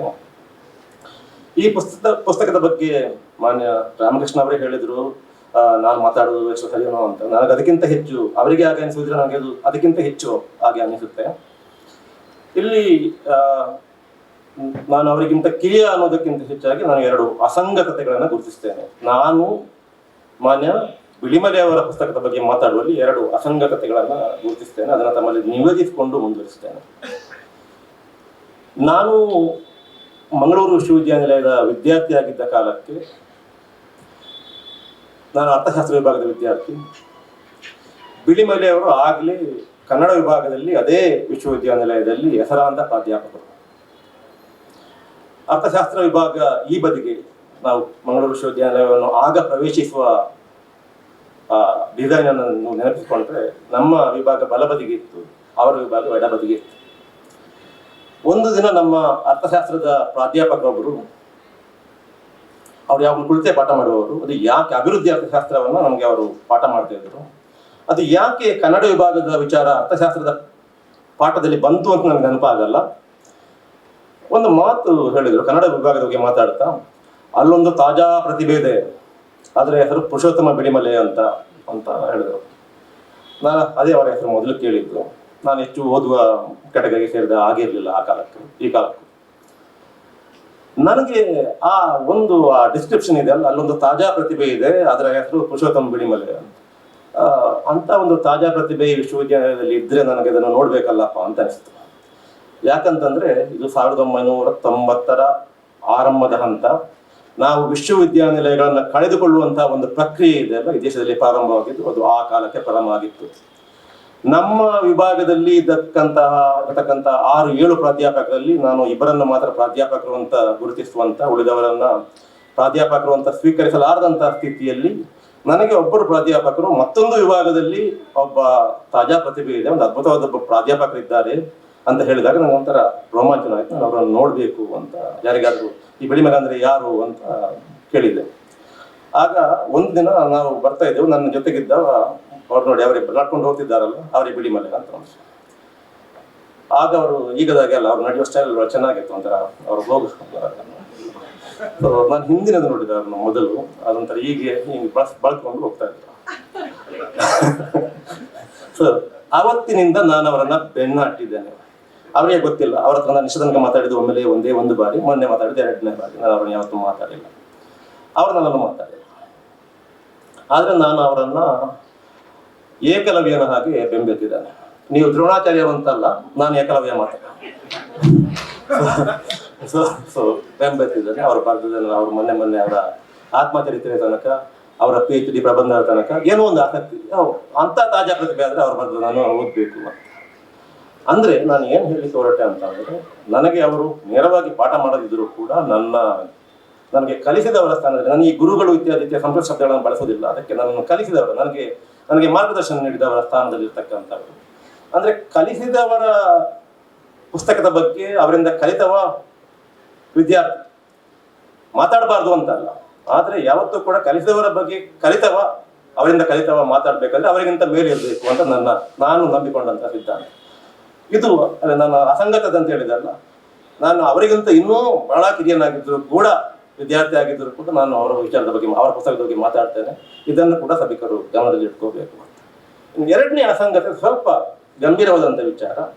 ಅದು ಏನು ಅಂತಂದ್ರೆ, ಮಾನ್ಯ ಬಿಳಿಮಲೆಯವರು ನಮ್ಮ ಈ ವಿಶ್ವವಿದ್ಯಾನಿಲಯ ವ್ಯವಸ್ಥೆಯಲ್ಲಿ ಒಬ್ಬರು ನಿಜವಾಗಿ ಪ್ರಾಧ್ಯಾಪಕರು ಅಂತ ಗುರುತಿಸಬೇಕಾದಂತ ಪ್ರಾಧ್ಯಾಪಕರು. ಅವರು ಹಂತ ಹಂತವಾಗಿ ಪ್ರಾಧ್ಯಾಪಕ ವೃತ್ತಿನಲ್ಲಿ ಮೇಲೆ ಹೋಗಿ, ಒಬ್ಬ ಪ್ರಾಧ್ಯಾಪಕ ಆಗಿದ್ದವರು ಏನನ್ನ ತಿಳ್ಕೋಬೇಕಾದನ್ನೆಲ್ಲ ತಿಳ್ಕೊಂಡು, ಎಷ್ಟು ಬರೀಬೇಕು ಅಷ್ಟೆಲ್ಲ ಬರೆದು, ಯಾವ ರೀತಿ ಸಮಾಜದ ಆಗುಹೋಗುಗಳಿಗೆ ಪ್ರತಿಸ್ಪಂದಿಸಬೇಕು ಹಾಗೆಲ್ಲ ಪ್ರತಿಸ್ಪಂದಿಸ್ತಾರೆ. ಆ ಪ್ರಾಧ್ಯಾಪಕ ಹುದ್ದೆಯನ್ನ ಆಧಾರವಾಗಿ ಇಟ್ಟುಕೊಂಡು ಅದಕ್ಕಿಂತ ಮೇಲಿನ ಹುದ್ದೆಗಳನ್ನು ಅಲಂಕರಿಸಿ, ಈ ರೀತಿ ಒಬ್ಬ ಪ್ರಾಧ್ಯಾಪಕ ಒಂದು ವಿಶ್ವವಿದ್ಯಾನಿಲಯ ವ್ಯವಸ್ಥೆಯಲ್ಲಿ ಹೇಗೆ ಬೆಳಿಬೇಕು ಹಾಗೆ ಅಂತವರು ಮೇಲೆ ಇರ್ತಾರೆ. ಅಂದ್ರೆ ನಿಜ ಅರ್ಥದಲ್ಲಿ ಅವರು ಪ್ರಾಧ್ಯಾಪಕ. ಈ ಇನ್ವಿಟೇಷನ್ ಕಾರ್ಡ್ ಅಲ್ಲಿ ನನ್ನನ್ನು ಪ್ರಾಧ್ಯಾಪಕ ಅಂತ ಕರೆದಿದ್ದಾರೆ, ಆದರೆ ನಾನು ಕೇವಲ ಪ್ರಾಧ್ಯಾಪಕರ ಶ್ರೇಣಿಯ ಸಂಬಳ ತೆಗೊಳ್ಳುವ ಒಬ್ಬ ಪ್ರಾಧ್ಯಾಪಕನೇ ಹೊರತು ನಾನು ಒಬ್ಬ ನಿಜವಾದ ಅರ್ಥದ ಪ್ರಾಧ್ಯಾಪಕ ಅಲ್ಲ. ಯಾಕಂದ್ರೆ ನಾನೊಬ್ಬ ಅಲೆಮಾರಿ. ನಾನು ಓದಬೇಕು ಅಂತ ಬಯಸಿದ್ದು ಮನಃಶಾಸ್ತ್ರ, ನಾನು ಓದಿದ್ದು ಅರ್ಥಶಾಸ್ತ್ರ, ನಾನು ಕೆಲಸ ಮಾಡಿದ ಒಂದು ಪತ್ರಿಕೆಗೆ, ನಾನು PhD ಮಾಡಿದ ಅಭಿವೃದ್ಧಿ ಅಧ್ಯಯನದಲ್ಲಿ. ಅದು ಮುಗಿಸ್ಕೊಂಡು ಬಂದದ್ದು ನಾನು ಕಲಿಸಿದ್ದು ಮಾಧ್ಯಮ ಕಾನೂನು. ಅದಾದ ನಂತರ ನಾನು ಕಲಿಸಿದ ರಾಜಕೀಯ. ಈಗ ನಾನು ಕಲಿಸ್ತಾ ಇರುವಂಥದ್ದು ಸಾರ್ವಜನಿಕ ನೀತಿ. ಯಾಕೆ ನಾನು ಕಲಿತದ್ದಕ್ಕೆ, ನಾನು ಓದಿದ್ದಕ್ಕೆ, ನಾನು ಕಲಿಸೋದಕ್ಕೆ ಯಾವ ಸಂಬಂಧನೂ ಇಲ್ಲದಂತಹ ಒಬ್ಬ ಪ್ರಾಧ್ಯಾಪಕ. ನಾನು ಯಾವ ಅರ್ಥದಲ್ಲಿ ಈ ವ್ಯವಸ್ಥೆಯೊಳಗೆ ಪ್ರಾಧ್ಯಾಪಕರನ್ನ ಗುರುತಿಸಬೇಕು ಆ ಮಾನದಂಡಗಳಿಂದ ಹಿಡಿದು ಹೋದ್ರೆ ನಾನು ಪ್ರಾಧ್ಯಾಪಕನೇ ಅಲ್ಲ. ಆದ ಕಾರಣ ಒಬ್ಬ ಪ್ರಾಧ್ಯಾಪಕ ಅಲ್ಲದವ, ಒಬ್ಬ ನಿಜಾರ್ಥದ ಪ್ರಾಧ್ಯಾಪಕ ಬರೆದದ್ದನ್ನು ಅದರ ಕುರಿತು ಮಾತಾಡೋದಿದೆಯಲ್ಲ, ನನ್ನ ಪ್ರಕಾರ ಇದು ಒಂದು ದೊಡ್ಡ ಅಸಂಗತತೆ. ಈ 2 ಅಸಂಗತತೆಗಳನ್ನು ಮೊದಲು ನಿವೇದಿಸಿಕೊಂಡೇ ಮುಂದುವರಿಬೇಕು ಅಂತ ಇದ್ದೇನೆ. ಯಾಕಂತಂದ್ರೆ ನಾನು ಅಕಸ್ಮಾತಾಗಿ ತಪ್ಪು ಮಾತಾಡಿದ್ರೆ, ನಾನು ಹೆಚ್ಚು ಮಾತಾಡಿದ್ರೆ ಅಥವಾ ಕಡಿಮೆ ಮಾತಾಡಿದ್ರೆ ಅದನ್ನ ತಾವು ಈ ಹಿನ್ನೆಲೆಯಲ್ಲಿ ಅರ್ಥ ಮಾಡ್ಕೋಬೇಕು, ಮತ್ತೆ ಬೇರೆ ಯಾವ ಉದ್ದೇಶನಲ್ಲಿ ಇಲ್ಲ ಅನ್ನುವಂಥದ್ದನ್ನು ಹೇಳಲಿಕ್ಕಷ್ಟೇ ಈ ವಿಚಾರಗಳನ್ನು ತಮ್ಮ ಮುಂದೆ ಹೇಳಿದೆ. ಈಗ ಪುಸ್ತಕದ ಸುತ್ತ ಮಾತಾಡುದು ಅಂತಂದಾಗ, ಸಾಮಾನ್ಯವಾಗಿ ಪುಸ್ತಕದ ಕುರಿತು ಮಾತಾಡಬೇಕಾದವರು ಪ್ರಾರಂಭಿಸುವುದು ಎಲ್ಲಿಂದ ಅಂತಂದ್ರೆ ಅದರ ಶೀರ್ಷಿಕೆಯನ್ನ ಒಮ್ಮೆ ಓದಿದ ನಂತರ, ಯಾರೇ ಆಗಲಿ ಒಂದು ಪುಸ್ತಕವನ್ನು ಓದುವುದು ಅಂತಂದ್ರೆ ಅದರ ಮೊದಲು ಅದರ ಶೀರ್ಷಿಕೆಯನ್ನು ಓದುವುದು, ಅದರ ಲೇಖಕ ಯಾರು ಅಂತ ಓದುವುದು, ಅಥವಾ ಲೇಖಕರ ವಿಚಾರ ತಿಳ್ಕೊಂಡು ಆ ನಂತರ ಶೀರ್ಷಿಕೆ ಹೋಗುವುದು, ಇದು ಪದ್ಧತಿ. ನಾನು ಕೂಡ ಇದರ ಶೀರ್ಷಿಕೆ ಓದಿದೆ, ವರ್ತಮಾನ ಭಾರತ ಅಂತ. ನಾನು ಅಲ್ಲಿಂದ ಮುಂದುವರಿಲೇ ಇಲ್ಲ, ಸುತ್ತುವ ಪ್ರಯತ್ನವೂ ಮಾಡಿಲ್ಲ. ಒಮ್ಮೆ ನೋಡಿದೆ ಎಲ್ಲ ಸಾಧ್ಯ ಆದಷ್ಟು ಕ್ವಿಕ್ಕಾಗಿ ಓದುದು ಬಿಟ್ರೆ, ಓದಿದ ನಂತರ ನಾನು ಮತ್ತೆ ಬಂದಿದ್ದು ಈ ಶೀರ್ಷಿಕೆಗೆ, ವರ್ತಮಾನ ಭಾರತ ಅಂತ. ಅಲ್ಲಿ 2 ಪದಗಳಿದ್ದಾವೆ, ವರ್ತಮಾನ ಮತ್ತು ಭಾರತ. ಅವದನ್ನ ಎರಡನ್ನೂ ಒಟ್ಟಿಗೆ ಸೇರಿಸಿ ವರ್ತಮಾನ ಭಾರತ ಆಗುತ್ತಲ್ಲ, ಇಂಡಿಯಾ ಟುಡೇ, ಟುಡೇಸ್ ಇಂಡಿಯಾ. ಅದರ ಬಗ್ಗೆ ಮಾನ್ಯ ರಾಮಕೃಷ್ಣ ಅವರು ಈಗಾಗಲೇ ಹೇಳಿದ್ದಾರೆ. ನಾನು ವರ್ತಮಾನ ಭಾರತದ ಬಗ್ಗೆ, ಈ ಪುಸ್ತಕದಲ್ಲಿರತಕ್ಕಂಥ ವರ್ತಮಾನ ಭಾರತದ ಬಗ್ಗೆ ಏನು ಹೇಳಲಿಕ್ಕೆ ಹೋಗುವುದಿಲ್ಲ. ಆದ್ರೆ ಈ ವರ್ತಮಾನ ಅನ್ನುವಂತ ಒಂದು ಪರಿಕಲ್ಪನೆ ಇದೆಯಲ್ಲ, ಆ ಪರಿಕಲ್ಪನೆಯನ್ನ ಕುರಿತು ಮತ್ತು ಅದು ಈ ಪುಸ್ತಕದಲ್ಲಿ ಅನಾವರಣಗೊಂಡಂತ ವಿಚಾರದ ಕುರಿತು 1-2 ಮಾತುಗಳನ್ನು ತಮ್ಮ ಮುಂದೆ ಹೇಳಲಿಕ್ಕೆ ಇಷ್ಟಪಡ್ತೇನೆ. ನಾನು ಇದು ಪುಸ್ತಕದ ಸುತ್ತ ತಮಗೆ ಹೇಳುವಂತ ವಿಚಾರ. ನಮ್ಮಲ್ಲಿ ವರ್ತಮಾನದ ಬಗ್ಗೆ ಯಾರು ಬರೀಬೇಕು, ಇಲ್ಲಿ ಸ್ವಲ್ಪ ರಾಮಕೃಷ್ಣ ಅವರು ಹೇಳಿದಕ್ಕಿಂತ ಸ್ವಲ್ಪ ಭಿನ್ನವಾಗಿ ನಾನು ವರ್ತಮಾನ ಅನ್ನುವನ್ನು ಅರ್ಥೈಸಲಿಕ್ಕೆ ಪ್ರಯತ್ನಿಸ್ತೇನೆ. ವರ್ತಮಾನದ ಬಗ್ಗೆ ಯಾರಪ್ಪ ಬರೀಬೇಕು ನಮ್ಮಲ್ಲಿ, ವರ್ತಮಾನದಲ್ಲಿ ಏನನ್ನ ಗ್ರಹಿಸಬೇಕು ಅನ್ನೋ ವಿಚಾರ ಬಂದಾಗ, ಕನ್ನಡದ ಸಂದರ್ಭ ಮತ್ತು ಇಡೀ ಭಾರತದ ಸಂದರ್ಭ ಮತ್ತು ಇಡೀ ಪ್ರಪಂಚದ ಸಂದರ್ಭವನ್ನು ನಾವು ನೋಡಿದಾಗ ಅಲ್ಲಿ ಒಂದು ವ್ಯತ್ಯಾಸ ಕಾಣ್ತೇನೆ. ಎಲ್ಲ ಕಾಲದಲ್ಲೂ ಎಲ್ಲ ಸಮಾಜದಲ್ಲೂ ನಮ್ಮಲ್ಲೂ ಅಖಿಲ ಭಾರತ ಮಟ್ಟದಲ್ಲಿ ವರ್ತಮಾನದ ಬಗ್ಗೆ ಬರೆಯುವವರು ಯಾರು ಅಂತಂದ್ರೆ, ವರ್ತಮಾನದ ಆಗು ಹೋಗುಗಳ ಬಗ್ಗೆ ಬರೆಯುವವರು ಯಾರು ಅಂತಂದ್ರೆ ಸಮಾಜ ವಿಜ್ಞಾನಿಗಳು. ಕನ್ನಡದ ಸಂದರ್ಭಕ್ಕೆ ಬಂದಾಗ ಈ ಸಮಾಜ ವಿಜ್ಞಾನಿಗಳು ಅನ್ನುವಂತ ಒಂದು ಕ್ಯಾಟಗರಿಯೇ ನಮ್ಮಲ್ಲಿ ನಾನು ಕಾಣ್ತಾ ಇಲ್ಲ, ಅದು ಇಲ್ವೇ ಇಲ್ಲ ನಮ್ಮ. ಯಾಕಂತಂದ್ರೆ ವರ್ತಮಾನದ ಆಗು ಹೋಗುಗಳನ್ನ ಬರಿಬೇಕಾದ್ರೆ ಅಲ್ಲಿ ಒಬ್ಬ ವಿಜ್ಞಾನಿಯ ದೃಷ್ಟಿಕೋನ ಬೇಕಾಗುತ್ತೆ, ಅದನ್ನ ವಿಜ್ಞಾನಿಯ ಗ್ರಹಿಕೆ ಬೇಕಾಗುತ್ತೆ. ವಸ್ತುನಿಷ್ಠವಾಗಿ ಗ್ರಹಿಸಿ, ವಸ್ತುನಿಷ್ಠವಾಗಿ ಜನರ ಮುಂದೆ, ಓದುಗರ ಮುಂದೆ ಅವರಿಗೆ ಅರ್ಥವಾಗುವಂತಹ ಭಾಷೆನಲ್ಲಿ ಹೇಳುವಂತ ರೀತಿಯ ಒಂದು ಸಾಮರ್ಥ್ಯ ಇರಬೇಕಾಗುತ್ತೆ. ಅದನ್ನ ನಮ್ಮ ಅಕಾಡೆಮಿಕ್ ವ್ಯವಸ್ಥೆಯಲ್ಲಿ ಪಡ್ಕೊಳ್ಬೇಕಾದವರು ಸಮಾಜ ವಿಜ್ಞಾನಿಗಳು. ನಮ್ಮ ರಾಜ್ಯಕ್ಕೆ ಸಂಬಂಧಪಟ್ಟಾಗೆ ಇದು ಆಗೇ ಇಲ್ಲ. ವರ್ತಮಾನದ ಕುರಿತು ನಮ್ಮಲ್ಲಿ ಬರೆಯದಿರತಕ್ಕಂತಹ ಒಂದು ಗ್ಯಾಪ್ ಇದೆ ಅಲ್ಲ, ಅದನ್ನ ಬಹಳ ಹಿಂದಿನಿಂದಲೂ ಫಿಲ್ಅಪ್ ಮಾಡ್ತಾ ಬಂದವರು, ಅದನ್ನು ತುಂಬುತ್ತಾ ಬಂದವರು ನಮ್ಮ ಸಾಹಿತಿಗಳು. ಅದನ್ನ ಬಹುಶಃ ಒಬ್ಬ ಸಮಾಜ ವಿಜ್ಞಾನಿ ಮಾಡೋದಕ್ಕಿಂತ ಹೆಚ್ಚು ಸಮರ್ಥವಾಗಿ ಕನ್ನಡದ ಲೇಖಕರು ಮಾಡಿದ್ದಾರೆ ಅಂತ ನಾನು ಭಾವಿಸ್ತೇನೆ. ಮಾನ್ಯ ವಿಳಿಮಲೆಯವರ ಪುಸ್ತಕ ಇದೆಯಲ್ಲ, ಅದು ಈ ಪರಂಪರೆಯ ಮುಂದುವರಿಕೆಯಾಗಿ ನಾನು ಕಾಣ್ತೇನೆ. ನಾವು ಕುವೆಂಪು ಅವರ ಅದನ್ನ ಸಾಹಿತ್ಯದ ರೂಪದಲ್ಲೂ ಕೆಲವರು ತಂದ್ರು, ಸಾಹಿತ್ಯೇತರ ಫಿಕ್ಷನ್ ಮತ್ತು ನಾನ್ ಫಿಕ್ಷನ್ ಈ 2 ರೀತಿಯಲ್ಲಿ ಕೂಡ ವರ್ತಮಾನವನ್ನ ಕಟ್ಟಿಕೊಡುವಂತ ಕೆಲಸವನ್ನು ನಮ್ಮಲ್ಲಿ ಮಾಡಿದ್ದು. ಅಫ್ಕೋರ್ಸ್ ಸಮಾಜ ವಿಜ್ಞಾನಿಗಳು ಮಾಡಬೇಕಿತ್ತು, ಅಂತಹ ಸಮಾಜ ವಿಜ್ಞಾನಿಗಳು ನಮ್ಮಲ್ಲಿ ಬಂದೇ ಇಲ್ಲ ಅಂತ ಹೇಳಲಿಕ್ಕೆ ನಾನು ಬಯಸ್ತೇನೆ. ನಾನು 1-2 ಬಂದಿರ್ಬೋದು, ಆ ವಿಚಾರ ಬೇಡ. ಅದು ಬಿಟ್ಟ ಹಾಗೆ ತಮ್ಮ ವೃತ್ತಿ ಭಾಗವಾಗಿ ಅದನ್ನ ಪತ್ರಕರ್ತರು ಮಾಡ್ತಾ ಬಂದಿದ್ದಾರೆ. ಆದರೆ ಅದನ್ನೊಂದು ಚಿಕಿತ್ಸಕ, ಅದಕ್ಕಿಂತ ಆ ಕಡೆ ಒಬ್ಬ ಪತ್ರಕರ್ತ ಹೇಳಬಹುದಾದದಕ್ಕಿಂತ ಆ ಕಡೆ ಅದನ್ನು ಮೀರಿ ಒಂದು ಅಕಾಡೆಮಿಕ್ ನೆಲೆಯಲ್ಲಿ ಹೇಳಿದ್ದು ನಮ್ಮ ಸಾಹಿತ್ಯ. ನಾನು ಅವರ ಸಾಹಿತ್ಯದ ನೆಲೆಯಲ್ಲಿ ಮತ್ತು ಸಾಹಿತ್ಯೇತರ ನೆಲೆಯಲ್ಲಿ, fiction as well as non fiction, ಈ ಎರಡು ನೆಲೆಗಳಲ್ಲಿ ಇದನ್ನು ಹೇಳಿದ್ದಾರೆ ಅಂತ ನಾನು ಹೇಳಲಿಕ್ಕೆ ಕಾರಣ ನಮ್ಮ ಮುಂದೆ ಹಲವಾರು ಉದಾಹರಣೆಗಳಿವೆ ಅಂತ. ಕುವೆಂಪು ಅವರ, ನಾನು ಕನ್ನಡ ಸಾಹಿತ್ಯದ ಗಂಭೀರ ವಿದ್ಯಾರ್ಥಿ ಅನ್ನುವಲ್ಲ, ನಾನೊಬ್ಬ ಭಾಷೆಯನ್ನ ನಮ್ಮ ಡಿಗ್ರಿ ಪದವಿಗಳಲ್ಲಿ ಕಲಿಯಲೇಬೇಕು ಕಂಪಲ್ಸರಿಯಾಗಿ. ಆ ಕಂಪಲ್ಸರಿಯಾಗಿ ಕನ್ನಡ ಎಷ್ಟು ಕಲಿಬೇಕು ಅಷ್ಟೇ ಕಲಿತಿದ್ದು ನಾನು. ಅದಕ್ಕೆ ನನ್ನ ತಪ್ಪುಗಳಿದ್ರೆ ಕ್ಷಮಿಸಿ. ಕುವೆಂಪು ಅವರ ಮಳೆಗಳಲ್ಲಿ ಮದುಮಗಳು ಪುಸ್ತಕ ಆಗಲಿ ಅಥವಾ ಕಾರಾಂತರ ಚೌನ ದುಡಿ ಆಗಲಿ, ಅದು ಒಂದು ರೀತಿಯಲ್ಲಿ ನಾನು ಕಂಡುಕೊಂಡಾಗಿ ಅವರು ವರ್ತಮಾನಕ್ಕೆ ಸ್ಪಂದಿಸಿದಂತಹ ರೀತಿ ಸಾಹಿತ್ಯದಲ್ಲಿ ಆ ಊಳಿಗಮನ ಪದ್ಧತಿ ಇರ್ಬೋದು, ಅಥವಾ ಕಾರಾಂತರು ಬಡತನವನ್ನ ಕಟ್ಟಿಕೊಟ್ಟಂತ ಚೋಮನ ದುಡಿಯಲ್ಲಿ ಕಟ್ಟಿಕೊಟ್ಟಂತ ಒಂದು ರೀತಿ ಇರಬಹುದು, ಅದು ವರ್ತಮಾನಕ್ಕೆ ಸಾಹಿತಿಗಳು ಸ್ಪಂದಿಸಿದಂತಹ ರೀತಿ. ಅದಕ್ಕಿಂತಲೂ ಹೆಚ್ಚಾಗಿ ಕುವೆಂಪು ಅವರ ಎರಡು ಭಾಷಣಗಳಿದ್ದಾವಲ್ಲ, ವೈಚಾರಕ್ರಾಂತಿಗೆ ಆಹ್ವಾನ, ಮತ್ತೊಂದು ಅಷ್ಟು, ಆ ಎರಡು ಭಾಷಣಗಳು ಅದು ನೇರವಾಗಿ ಅವರು ಒಬ್ಬ ಸಾಹಿತಿ, ಈ ರಾಜ್ಯದಲ್ಲಿ ಕನ್ನಡದ ಪರಂಪರೆಯಲ್ಲಿ ಸಾಹಿತಿಗಳು ವರ್ತಮಾನಕ್ಕೆ ಸ್ಪಂದಿಸಿದಂತ ಮತ್ತು ವರ್ತಮಾನದ ಕುರಿತು ಹೇಳಿದಂತ, ವರ್ತಮಾನದ ಕುರಿತು ಬರೆಯಬೇಕಾದ್ದನ್ನ ಬರೆದಂತ ಒಂದು ರೀತಿ. ಈ ಪರಂಪರೆಯನ್ನು ನಾವು ಮುಂದೆ ಕೂಡ ಗುರುತಿಸಬಹುದು. ಅದನ್ನು ಕಾವ್ಯದ ರೂಪದಲ್ಲಿ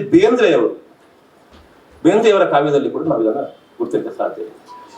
ಗಾಂಧೀಜಿಯವರು ತೀರಿಕೊಂಡಾಗ ಕೇಳಿರಣ್ಣ ಸೋಜಿಗ ಈಗೂ ಉಂಟು ಈ ಜಗ ಒಂದು ಪದ್ಯ ಬರೀತಾರೆ ಬೇಂದ್ರೆಯವರು.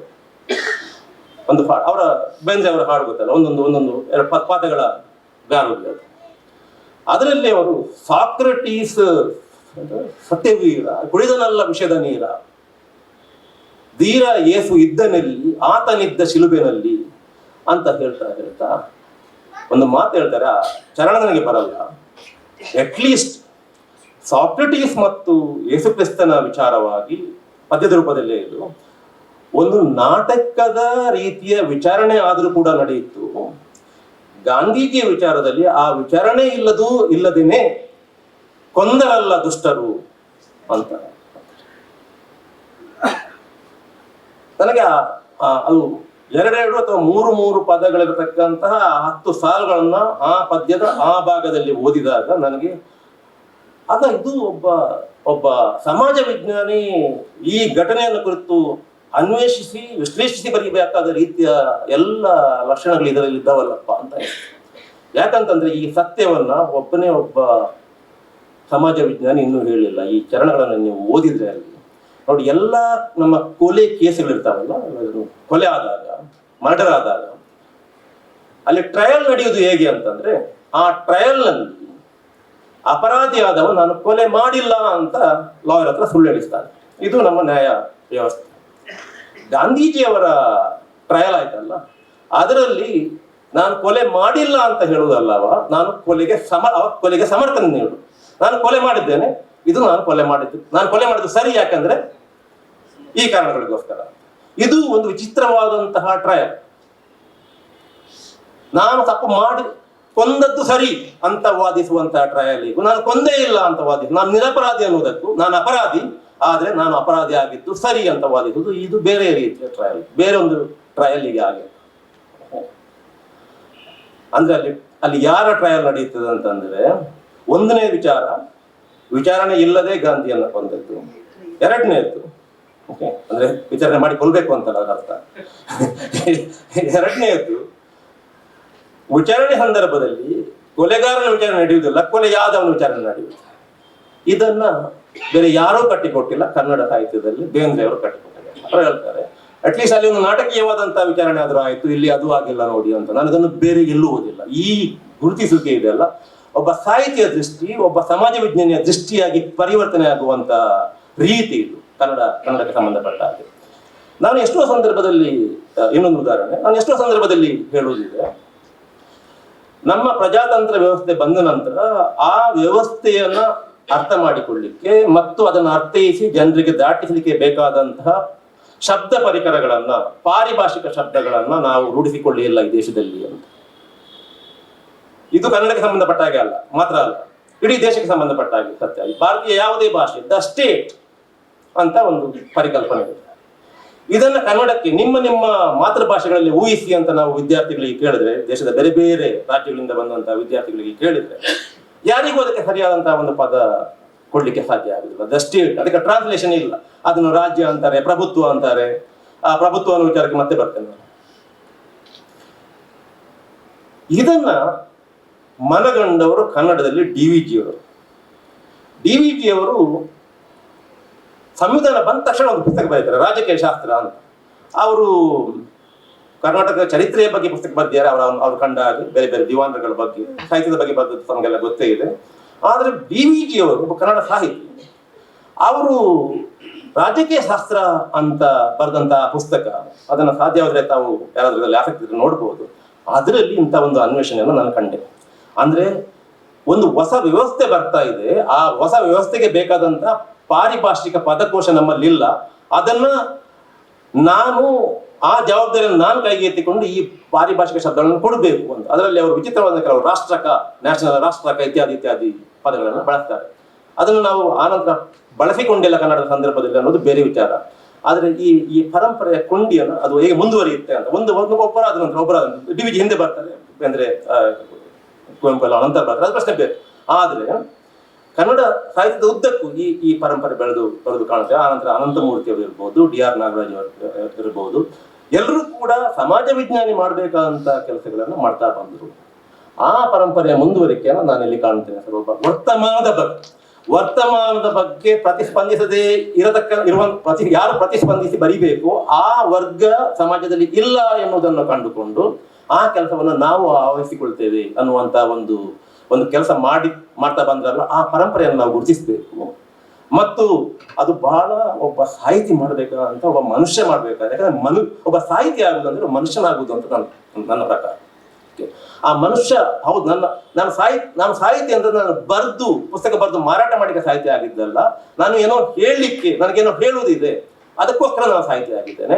ನನಗೆ ಏನೋ ಹೇಳಲಿಕ್ಕೆ ಇದೆ ಅಂದಾಗ ಈ ಸಮಾಜಕ್ಕೆ ಏನು ಹೇಳಬೇಕು ಅದನ್ನು ಯಾರು ಹೇಳ್ತಾ ಇಲ್ಲ, ಅದನ್ನು ಹೇಳ್ತೇನೆ ಅಂತ ಹೊರಡುವುದಿದೆಯಲ್ಲ, ಅದೊಬ್ಬ ಸಾಹಿತ್ಯ ಕೆಲಸ. ಆ ಸಾಹಿತ್ಯದ ಕೆಲಸವನ್ನು, ಸಮಾಜ ವಿಜ್ಞಾನದ ಕೆಲಸವನ್ನು ಏಕಕಾಲದಲ್ಲಿ ಮಾಡತಕ್ಕಂತ ಒಂದು ಪರಂಪರೆ ಮುಂದುವರಿಕೆ ಪುಸ್ತಕ. ಇದು ಒಂದನೇ ವಿಚಾರ ನಾನು ಹೇಳೋದು. ಎರಡನೇ ವಿಚಾರ, ಮತ್ತೆ ನಾನು ಬರುವುದು ಅಲ್ಲಿಗೆ. ನಾನು ವರ್ತಮಾನ ಅನ್ನುವಂತ ಶಬ್ದ ಸುತ್ತ ಮಾತ್ರ ಗರಿಕೆ ಹೊಡಿತೇನೆ. ಇನ್ನೊಂದು, ನಮ್ಮ ಇಡೀ ಭಾರತದ ಚರಿತ್ರೆಯನ್ನು ನೋಡಿದಾಗ ನನಗಲ್ಲೊಂದು ಸಂಘರ್ಷ ಕಾಣುತ್ತೆ. ಈ ಸಂಘರ್ಷದ ವಿಚಾರವಾಗಿ ಮಾನ್ಯ ರಾಮಕೃಷ್ಣ ಅವರು ಕೂಡ ಇಷ್ಟೊತ್ತು ಮಾತಾಡಿದರು. ಎರಡು ಪ್ರವೃತ್ತಿಗಳ ಮಧ್ಯೆ ಇರತಕ್ಕಂತಹ ಸಂಘರ್ಷ. ಅದರಲ್ಲಿ ಒಂದು ಪ್ರವೃತ್ತಿ ಏನು ಅಂತಂದ್ರೆ, ವರ್ತಮಾನದ ಕಟ್ಟು ಸತ್ಯಗಳಿಂದ ವಿಮುಖರಾಗಿ ಚರಿತ್ರೆಯತ್ತ ಹೊರಡುವುದು. ಇನ್ನೊಂದು ಪ್ರವೃತ್ತಿ ಏನು ಅಂತಂದ್ರೆ, ಚರಿತ್ರೆಯನ್ನ ಎಲ್ಲಿಡ್ಬೇಕು ಅಲ್ಲಿಟ್ಟು ಚರಿತ್ರೆಯಲ್ಲಿ ಇರತಕ್ಕಂತಹ ಲಹರಿಗಳನ್ನ ಗುರುತಿಸಿ ವರ್ತಮಾನದ ಕಟು ಸತ್ಯಗಳಿಗೆ ಮುಖಾಮುಖಿಯಾಗುವುದು. ಇದು ಎರಡು ಪ್ರವೃತ್ತಿ. ನಮ್ಮ ಇಡೀ ಆಧುನಿಕ ಭಾರತದ ಚರಿತ್ರೆಯಲ್ಲಿ ನಾನು ಈ ಎರಡು ಪ್ರವೃತ್ತಿಗಳ ಮುಖಾಮುಖಿಯನ್ನು ಕಾಣ್ತೇನೆ. ಈ ಪುಸ್ತಕ ಯಾಕೆ ನನಗೆ ಬಹಳ ಪ್ರಮುಖವಾಗಿದ್ದು, ಅವರಿಗೆ ಒಂದು ಧನ್ಯವಾದ, ಈ ದೇಶದ ಪ್ರಜೆಯಾಗಿದ್ದುಕೊಂಡು ನಾನು ಅವರಿಗೆ ಧನ್ಯವಾದ ಹೇಳಿ ನನ್ನ ಮಾತು ಪ್ರಾರಂಭಿಸಿದ್ದು ಈ ಕಾರಣಕ್ಕೆ. ಯಾವ ಕಾರಣಕ್ಕೆ ಅಂತಂದ್ರೆ, ಈ ಎರಡು ಪ್ರವೃತ್ತಿಗಳ ಮುಖಾಮುಖಿಯೇ ನಡೀತಾ ಇದೆ. ಆ ಮುಖಾಮುಖಿನಲ್ಲಿ ವರ್ತಮಾನಕ್ಕೆ ವಿಮುಖರಾಗಿದ್ದು ಬಿಟ್ಟು ಚರಿತ್ರೆಯಲ್ಲಿ ಏನೋ ಭವ್ಯವಾದದ್ದಿದೆ, ನಮ್ಮ ಗುರಿ ಏನಿದ್ರು ಕೂಡ ಭವಿಷ್ಯ ಅಲ್ಲ ಚರಿತ್ರೆ ಅನ್ನುವಂತ ಒಂದು ಪ್ರವೃತ್ತಿ ಇದೆ ಅಲ್ಲ, ಆ ಪ್ರವೃತ್ತಿಯನ್ನ ಪ್ರೋತ್ಸಾಹಿಸತಕ್ಕಂತಹ ಬೆಳೆಸತಕ್ಕಂತಹ ಶಕ್ತಿಗಳು ಮೇಲುಗೈ ಪಡೆದಂತಹ ಒಂದು ಕಾಲಘಟ್ಟದಲ್ಲಿ ಈ ಪುಸ್ತಕ ನೀವು ಬರೆದ್ರಲ್ಲ, ಅದಕ್ಕೆ ಈ ದೇಶದ ಪ್ರಜೆಯಾಗಿ ನನಗೆ ಏನು ಆ ಪ್ರವೃತ್ತಿ ಅಂತಂದ್ರೆ, ನೋಡಿ, ನಮ್ಮಲ್ಲಿ ಪ್ರಜಾರಾಜ್ಯ ಇದೆ, ಆದ್ರೂ ನಾವು ಪ್ರಜಾರಾಜ್ಯವನ್ನ ಸಂಭ್ರಮಿಸುವುದಿಲ್ಲ. ನಮಗೆ ಪ್ರಜಾರಾಜ್ಯದ ಬಗ್ಗೆ ಯಾವ ಪುಳಕನೂ ಇಲ್ಲ, ಅದು ಬಂದಿದೆ. ಮತ್ತೆ ಕೇವಲ 75 ವರ್ಷ, ಅದು ಇನ್ನೂ ಕೂಡ ಅದು ಚೈಲ್ಡ್ಹುಡ್ ಅಲ್ಲೇ ಇದೆ. ಮುಘಲ್ ಸಾಮ್ರಾಜ್ಯ ಸುಮಾರು 200-300 ವರ್ಷ ಈ ದೇಶದಲ್ಲಿ ಇತ್ತು, ಇತ್ತೀಚೆಗೆ ಆಗಿತ್ತು, ನಾನು ಬಹಳ ಹಿಂದೆ ಹೋಗುತ್ತೇನೆ. ಬ್ರಿಟಿಷ್ ಸಾಮ್ರಾಜ್ಯ ಈ ದೇಶವನ್ನ 200 ವರ್ಷಗಳ ಕಾಲ ನಡೆಸಿದೆ. ಈ ಪ್ರಜಾತಂತ್ರ ವ್ಯವಸ್ಥೆ 1950ರಲ್ಲಿ ನಾವು ಏನು ರೂಪಿಸಿದೆವು, ಅದಕ್ಕೆ ಕೇವಲ 75 ವರ್ಷ ಆಗಿತ್ತು. ವ್ಯಕ್ತಿಯ ಜೀವನದಲ್ಲಿ 75 ವರ್ಷ ಬಹಳ ಸುದೀರ್ಘವಾಗಿರ್ಬೋದು, ಆದರೆ ಒಂದು ವ್ಯವಸ್ಥೆಯ, ಒಂದು ಸಾಮ್ರಾಜ್ಯದ, ಒಂದು ರಾಜ್ಯದ, ಒಂದು ರಾಜ್ಯ ವ್ಯವಸ್ಥೆಯ ದೃಷ್ಟಿನಲ್ಲಿ ಇದು ಬಹಳ ಇನ್ನೂ ಕೂಡ ಅವಸ್ಥೆಯಲ್ಲಿದೆ. ಆದ ಕಾರಣ ನಾವು ಅದನ್ನ ಒಂದು ಮಗುವನ್ನು ಹೇಗೆ ಸಂಭ್ರಮಿಸ್ತೇವೆ, ಒಂದು ಹೊಸ ಆಗಮನವನ್ನು ಹೇಗೆ ಸಂಭ್ರಮಿಸ್ತೇವೆ, ನಾವು ಅದನ್ನು ಸಂಭ್ರಮಿಸ್ಬೇಕು. ಈ ದೇಶ ಅದನ್ನು ಸಂಭ್ರಮಿಸುವುದಿಲ್ಲ. ನೋಡಿ, ನಾವು ಪ್ರಜಾರಾಜ್ಯ ಅನ್ನೋದನ್ನ ಮರೆತು ಆ ಪ್ರಜಾ ಅನ್ನುವಲ್ಲಿ ಯಾವುದೋ ಒಂದು ಚರಿತ್ರೆಯ ಒಂದು ಪಾತ್ರವನ್ನ, ನನ್ನ ಹೆಸರು ಹೇಳೋದಿಲ್ಲ, ಓಕೆ, ಒಂದು ಚರಿತ್ರೆಯ ಪಾತ್ರವನ್ನು ಇಟ್ಕೊಂಡು ಆ ರಾಜ್ಯ, ನಮ್ಮ ಗುರಿ ಏನಿದ್ರು ಕೂಡ ಆ ರಾಜ್ಯ ಹೇಳಿದ್ರಲ್ಲ 8 ಗಂಟೆ ಹೊತ್ತಿಗೆ ಏನಾಗುತ್ತೆ, ಆ ರಾಜ್ಯದತ್ತ ನಮ್ದೇನಿದ್ರು ಕೂಡ ಆ ಪುರಾಣ ಪಾತ್ರದ ರಾಜ್ಯ ನಾವು ಕಲ್ಪಿಸ್ತೇವೆ ಹೊರತು ಈ ಪ್ರಜಾ ರಾಜ್ಯ ಬಂದಿದೆ ಅನ್ನುವಂತ ಸಂಭ್ರಮ ಈ 75 ವರ್ಷಗಳಲ್ಲಿ ಕೂಡ ನಮ್ಮಲ್ಲಿ ಆಗಿಲ್ಲ. ಅಂದ್ರೆ ನಾವು ವರ್ತಮಾನಕ್ಕೆ ವಿಮುಖರಾಗಿದ್ದೇವೆ. ಚರಿತ್ರೆನೂ ಅಲ್ಲ, ಚರಿತ್ರೆ ಅಲ್ಲದನ್ನ ಚರಿತ್ರೆ ಅಂತ ಭಾವಿಸಿ, ಏನ್ ಇರ್ಲಿಲ್ಲೋ ಅದು ಇತ್ತು ಅಂತ ಭಾವಿಸಿ, ಓಕೆ, ಇದು ಲಹರಿಲಿ ಆಗುದು, ಏನಿಲ್ಲೋ ಅದು ಇತ್ತು ಅಂತ ಆಗುದು ಲಹರಿ. ಅದಕ್ಕೆ ನಾನು ಹೇಳಿದೆ ಹಿಂದೆ ನೋಡುದಿದೆಲ್ಲ ಒಂದು ನೋಸ್ಟಾಲ್ಜಿ ಅದು ನಮ್ಮಲ್ಲಿ ಬಹಳ ಜೀವಂತವಾಗಿದೆ. ಸ್ವಾತಂತ್ರ್ಯ ಸಂಗ್ರಾಮದ ವಿಚಾರಕ್ಕೆ ಬಂದರೆ ಅಲ್ಲಿ ಒಂದು ದೊಡ್ಡ ಪ್ರಶ್ನೆ ಕಾಡುತ್ತೆ. ಸ್ವಾತಂತ್ರ್ಯ ಸಂಗ್ರಾಮದಲ್ಲಿ ತೊಡಗಿದವರಿಗೆ ಬ್ರಿಟಿಷ್ ಅಥವಾ ಇಂಗ್ಲೆಂಡ್ ಏನಿದೆ ಅದು ನಮ್ಮ ಕರ್ನಾಟಕದಷ್ಟು ದೊಡ್ಡ ಅದಕ್ಕಿಂತಲೂ ಒಂದು ಜನಸಂಖ್ಯೆ ದೃಷ್ಟಿಯಿಂದ ಇಲ್ಲಿ ನಾವು ಒಂದು 5-6 ಕೋಟಿ ಇದ್ದೇವೆ, ಅಲ್ಲೇ ಕೂಡ ಒಂದು 5-6 ಕೋಟಿ. ಆ ಕಾಲ ಕೂಡ ಅದೇ ಪ್ರಮಾಣದಲ್ಲಿ ಇಲ್ಲಿ ಒಂದು 5-6 ಅಂದ್ರೆ ಬಹಳ ಒಂದು ಸಣ್ಣ ಜನಸಂಖ್ಯೆಯ ಜನ ಇರತಕ್ಕಂತಹ ಒಂದು ಸಣ್ಣ ದ್ವೀಪ ಇಂತಹ ಬೃಹತ್ತಾದಂತಹ ಒಂದು ಭೂಖಂಡವನ್ನ, ದೇಶ ಅಂತ ಹೇಳಲ್ಲ ನಾನು, ಭೂಖಂಡವನ್ನ ಯಾವ ರೀತಿ ಕಬಳಿಸಿಬಿಟ್ಟಿದ್ದು, ಅದು ಹೇಗೆ ಸಾಧ್ಯ ಆಯಿತು ಅವರಿಗೆ ಅಂತ ಒಂದು ಪ್ರಶ್ನೆ ಒಂದು ಹಂತದಲ್ಲಿ ನಮ್ಮ ರಾಷ್ಟ್ರೀಯವಾದಿಗಳನ್ನು ಅಥವಾ ಸ್ವಾತಂತ್ರ್ಯ ಚಳವಳಿಗಾರರನ್ನ ಕಾಡ್ಲಿಕ್ಕೆ ಪ್ರಾರಂಭಿಸುತ್ತೆ. ಅದಕ್ಕೆ ಅವರು ಮೊದಲು ಕಂಡುಕೊಂಡ ಉತ್ತರ ಚಾರಿತ್ರಿಕವಾಗಿತ್ತು. ಏನು ಅಂತಂದ್ರೆ ಇದು ವಿಧಿ ಅಂತ, ಇದು ವಿಧಿ ಅಂತ, ಈ ದೇಶ ಹೀಗೆ ಆಗ್ಬೇಕು ಅಂತ ಇದು ವಿಧಿ ಸಂಕಲ್ಪ ಹಾಗೆ. ಯಾಕಂದ್ರೆ ಈ ವಿಧಿ ಸಂಕಲ್ಪದಲ್ಲಿ ಕೆಲವರು ಗೆಲ್ಲುವುದು, ಕೆಲವು ಯುದ್ಧದಲ್ಲಿ ಕೆಲವರು ಗೆಲ್ಲುವುದು, ಸೋಲುವುದು ಅಂತ ಇತ್ತು. 2ನೇ ಪಾಣಿಪತ ಯುದ್ಧದಲ್ಲಿ ನವೆಂಬರ್ 5, 1556 2ನೇ ಪಾಣಿಪತ ಯುದ್ಧ ಆದಾಗ, ಅದು ನಾವು ಚರಿತ್ರೆಯಲ್ಲಿ ಓದಿದ್ದೇವಲ್ಲ, ಇನ್ನೇನು ಹೇಮುಗು ಗೆಲ್ಲುವುದು ಅಂತ ಇತ್ತು. ಅಷ್ಟೊತ್ತಿಗೆ ಆನೆಯ ಮೇಲೆ ಕುಳಿತುಕೊಂಡಿದ್ದಂತ ಅವನ ಕಣ್ಣಿಗೆ ಒಂದು ಬಾಣ ಬಂದು ತಾಗಿ ಅವ ಬೀಳ್ತಾನೆ. ಅವನ ಮೇಲೆ ಆನೆ ತುಳಿಯುತ್ತೆ. ರಾಜ ಸತ್ತೋದ ಕೂಡಲೇ ಮತ್ತೆ ಸೈನಿಕರಲ್ಲಿ ದಿಕ್ಕಾಪಾಲಾಗಿ ಓಡ್ತಾರೆ. ಆದ ಕಾರಣ ಚರಿತ್ರೆ ಅಂದ್ರೆ ಅವನ ಸೋಲು ಏನಿತ್ತು ಆ ಸೋಲು ಆಕಸ್ಮಿಕ, ಮತ್ತೆ ಇವನ ಗೆಲುವು ಏನಿತ್ತು ಅದು ಪ್ರೊವಿಡೆನ್ಷಿಯಲ್, ಅದು ವಿಧಿ. ಹೀಗೆ ಚರಿತ್ರೆಯಲ್ಲಿ ಆದದ್ದು. ಮತ್ತೆ ಮತ್ತೆ ಬರ್ತಾ ಇವರಿಗೆ ಅನಿಸ್ತು, ಇಲ್ಲ ಇದು ಪ್ರತಿ ಸಾರಿ ಕೂಡ ವಿಧಿ ನಮ್ಮ ವಿರುದ್ಧ ಯಾಕೆ ಇರುತ್ತೆ ಅನ್ನೋ ಪ್ರಶ್ನೆ ಬಂದಾಗ ಅಲ್ಲಿ ವರ್ತಮಾನಕ್ಕೆ ಹೊರಡುತ್ತೆ. ಅಲ್ಲಿ ವರ್ತಮಾನದಲ್ಲಿ ಈ ಸಮಸ್ಯೆಗೆ ಪರಿಹಾರ ಕಂಡುಕೊಳ್ಳ ಅಥವಾ ಅದಕ್ಕೆ ಏನು ಕಾರಣ ಅಂತ ಕಂಡುಹಿಡ್ಕೊಂಡಾಗ ಅಲ್ಲಿ 2 ಕಾರಣ ಕಾಣುತ್ತೆ ಅವರಿಗೆ. ಒಂದು, ಬ್ರಿಟಿಷರಿಗೆ ನಮ್ಮನ್ನ ಮೀರಿಸಿದಂತಹ ಅವರ ಕೈನಲ್ಲಿ ಭಾರತದೆಲ್ಲ ಆಗಿದ್ದ ರಾಜರು, ಅವರು ಆಗ ಬ್ರಿಟಿಷರ ವಿರುದ್ಧ ಯಾರು ಹೋರಾಡ್ತಿದ್ರು ಅವರಲ್ಲಿ ಇರುವುದಕ್ಕಿಂತ ಹೆಚ್ಚಿನ ಪ್ರಮಾಣದ ಮತ್ತು ಹೆಚ್ಚು ಸೊಫಿಸ್ಟಿಕೇಟೆಡ್ ಆದಂತಹ ಆಧುನಿಕವಾದಂತಹ ಶಸ್ತ್ರಾಸ್ತ್ರಗಳಿದ್ವು. ಆದ ಕಾರಣ ನಾವು ಮತ್ತೆ ಮತ್ತೆ ಸೋತುವು ಅಂತ. ಆ ಗ್ರಹಿಕೆ ಯಾವಾಗ ಬದಲಾಗುತ್ತೆ ಅಂತಂದ್ರೆ ಅದಕ್ಕೆ ಕರ್ನಾಟಕ ಕಾರಣ. 1799ರಲ್ಲಿ ಯಾವತ್ತು ಟಿಪ್ಪು ಸುಲ್ತಾನ್ರ ಅಂತ್ಯ ಆಗುತ್ತೋ ಆಗ ಅಂದುಕೊಳ್ಳುವಿಕೆ ಅಥವಾ ಆ ಗ್ರಹಿಕೆ ಕೂಡ ತಪ್ಪು ಅಂತ ಅನಿಸುತ್ತೆ. ಯಾಕೆ ಅಂತಂದ್ರೆ ಟಿಪ್ಪು ಸುಲ್ತಾನ್ರು ಬ್ರಿಟಿಷರಿಗಿಂತ ಹೆಚ್ಚು ಸೊಫಿಸ್ಟಿಕೇಟೆಡ್ ಆದ ಆಧುನಿಕವಾದ ಅವರಿಗಿಂತ ಹೆಚ್ಚು ಪ್ರಮಾಣದ ಶಸ್ತ್ರಾಸ್ತ್ರಗಳನ್ನು ಸಂಗ್ರಹಿಸಿದ್ರು ಫ್ರೆಂಚರ ಜೊತೆ ಸೇರಿಬಿಟ್ಟು. ಆದ್ರೂ ಹೇಗೆ ಸೋಲಾಯಿತು ಅನ್ನುವಂತ ವಿಚಾರ ಬಂದಾಗ ಆಗ ಆ ನಂತರದ ಆ ಗ್ರಹಿಕೆ ಮುಂದುವರೆದು ಹಾಗಾದ್ರೆ ಏನು ಅಂತ ಅಂದಾಗ ರಾಷ್ಟ್ರೀಯತೆ ಪ್ರಶ್ನೆಗಳು. ರಾಷ್ಟ್ರೀಯತೆ ಪ್ರಶ್ನೆ ಅಂದ್ರೆ ನಾವು ಬ್ರಿಟಿಷರು ನಮ್ಮಲ್ಲಿ ಬರುವುದು ಅವರೊಂದು ರಾಷ್ಟ್ರವಾಗಿ, ಅಂದ್ರೆ ನಾವೆಲ್ಲ ಬ್ರಿಟಿಷರು, ನಾವೆಲ್ಲ ಒಂದು, ಈ ರಾಷ್ಟ್ರಕ್ಕೆ ನಾವು ಸೇರಿದವರು, ನಾವು ನಮ್ಮ ಸಾಮ್ರಾಜ್ಯವನ್ನು ವಿಸ್ತರಿಸಬೇಕು. ನಾವು ಇಲ್ಲಿ ಬಂದಾಗ ನಮಗೊಂದು ರಾಷ್ಟ್ರೀಯತೆಯ ಕಲ್ಪನೆ ಇಲ್ಲ, ನಾವು ಒಂದು ದೇಶಕ್ಕೆ ಸೇರಿದವರು ಅಂತ ಇಲ್ಲ, ನಾವು ಬೇರೆ ಆಗಿದ್ದೇವೆ. ಒಂದು ಬ್ರಿಟಿಷರು ಟಿಪ್ಪು ಸುಲ್ತಾನ್ನ ಸೋಲಿಸಿದಾಗ ಅವತ್ತು ಯಾರು ಕೂಡ ಭಾರತ ಬ್ರಿಟಿಷರ ಎದುರು ಸೋತಿತ್ತು ಅಂತ ಹೇಳ್ಬಿಟ್ಟು ಅಳ್ಳಿಲ್ಲ. ಯಾಕೆ ಅಳ್ಳಿಲ್ಲ ಅಂದ್ರೆ ಟಿಪ್ಪು ಸುಲ್ತಾನ್ ಮೈಸೂರಿಗೆ ಸಂಬಂಧಪಟ್ಟದ್ದು, ನಮಗೂ ಸಂಬಂಧ ಇಲ್ಲ. ಸೊ ಈ ರೀತಿ ಈ ರಾಷ್ಟ್ರೀಯತೆಯ ಉಗಮ ಆಗುವುದು ಅಂದ್ರೆ ನಾವು ಈ ದೇಶಕ್ಕೆ ಸೇರಿದವರು, ನಾವು ಒಂದು ದೇಶಕ್ಕೆ ಸೇರಿದವರು, ನಾವೆಲ್ಲ ನಾವು ಒಂದಾಗಿ ಹೋರಾಡಬೇಕು ಅನ್ನೋದು. ಸೊ ಚರಿತ್ರೆ ಸ್ವಾತಂತ್ರ್ಯ ಸಂಗ್ರಾಮದ ಚರಿತ್ರೆ ಅದು ಚರಿತ್ರೆಯಿಂದ ವರ್ತಮಾನಕ್ಕೆ ಹೊರಳುವಂತಹ ಕಾಲಘಟ್ಟ.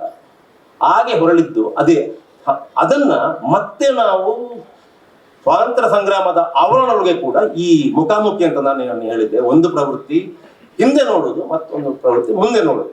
ಗಾಂಧೀಜಿ ಈ ಒಂದು ಅರ್ಥದಲ್ಲಿ ಗಾಂಧೀಜಿಯವರು ಈ ವರ್ತಮಾನಕ್ಕೆ ಮುಖಾಮುಖಿ ಆಗುವಂತಹ ಪ್ರವೃತ್ತಿಯನ್ನು ಮುಂದುವರಿಸ್ತಾ ಈ ರಾಷ್ಟ್ರೀಯತೆಯನ್ನು ಇನ್ನೂ ಬಲವಾಗಿ ಕಟ್ಟುವಲ್ಲಿ ಮತ್ತೆ ಚರಿತ್ರೆಗೆ ಹೊರಡ್ತಾರೆ. ಮತ್ತೆ ಅವರು ಈ ದೇಶದ ಪುರಾಣಗಳ ಈ ದೇಶಕ್ಕೆ ಒಂದು ಭವ್ಯ ಪರಂಪರೆ ಇತ್ತು ಅನ್ನುವಂತ ವಿಚಾರವನ್ನು ಉದ್ದೀಪಿಸ್ತಾ ಜನರನ್ನ ಒಂದು ಮಾಡಲಿಕ್ಕೆ ಹೋಗ್ತಾರೆ. ಅಲ್ಲಿ ಮತ್ತೆ ಬಹಳ ಸ್ಟಾರ್ಕ್ ಆಗಿ ಬಹಳ ಸ್ಪಷ್ಟವಾಗಿ ವರ್ತಮಾನದ ಜೊತೆಗೆ ಮುಖಾಮುಖಿಯಾಗಿ ವರ್ತಮಾನವನ್ನು ಅನುಭವಿಸಿ ಬರೆಯುವುದು, ವರ್ತಮಾನವನ್ನು ಅನುಭವಿಸಿ ದೇಶದ ಮುಂದೆ ಇರತಕ್ಕಂತಹ ಸವಾಲಿಗೆ ಉತ್ತರವನ್ನು ಕಂಡುಕೊಳ್ಳುವಂತಹ ಕೆಲಸ ಮಾಡಿದ್ದು ಅಂಬೇಡ್ಕರ್. ಇಡೀ ನಮ್ಮ ಸಂವಿಧಾನ ಇದೆ ಅಲ್ಲ, ಸಂವಿಧಾನ ವರ್ತಮಾನದಲ್ಲಿ ಈ ದೇಶವನ್ನ ಕಂಡು ಚರಿತ್ರೆಗೆ ಹೊರಡದು.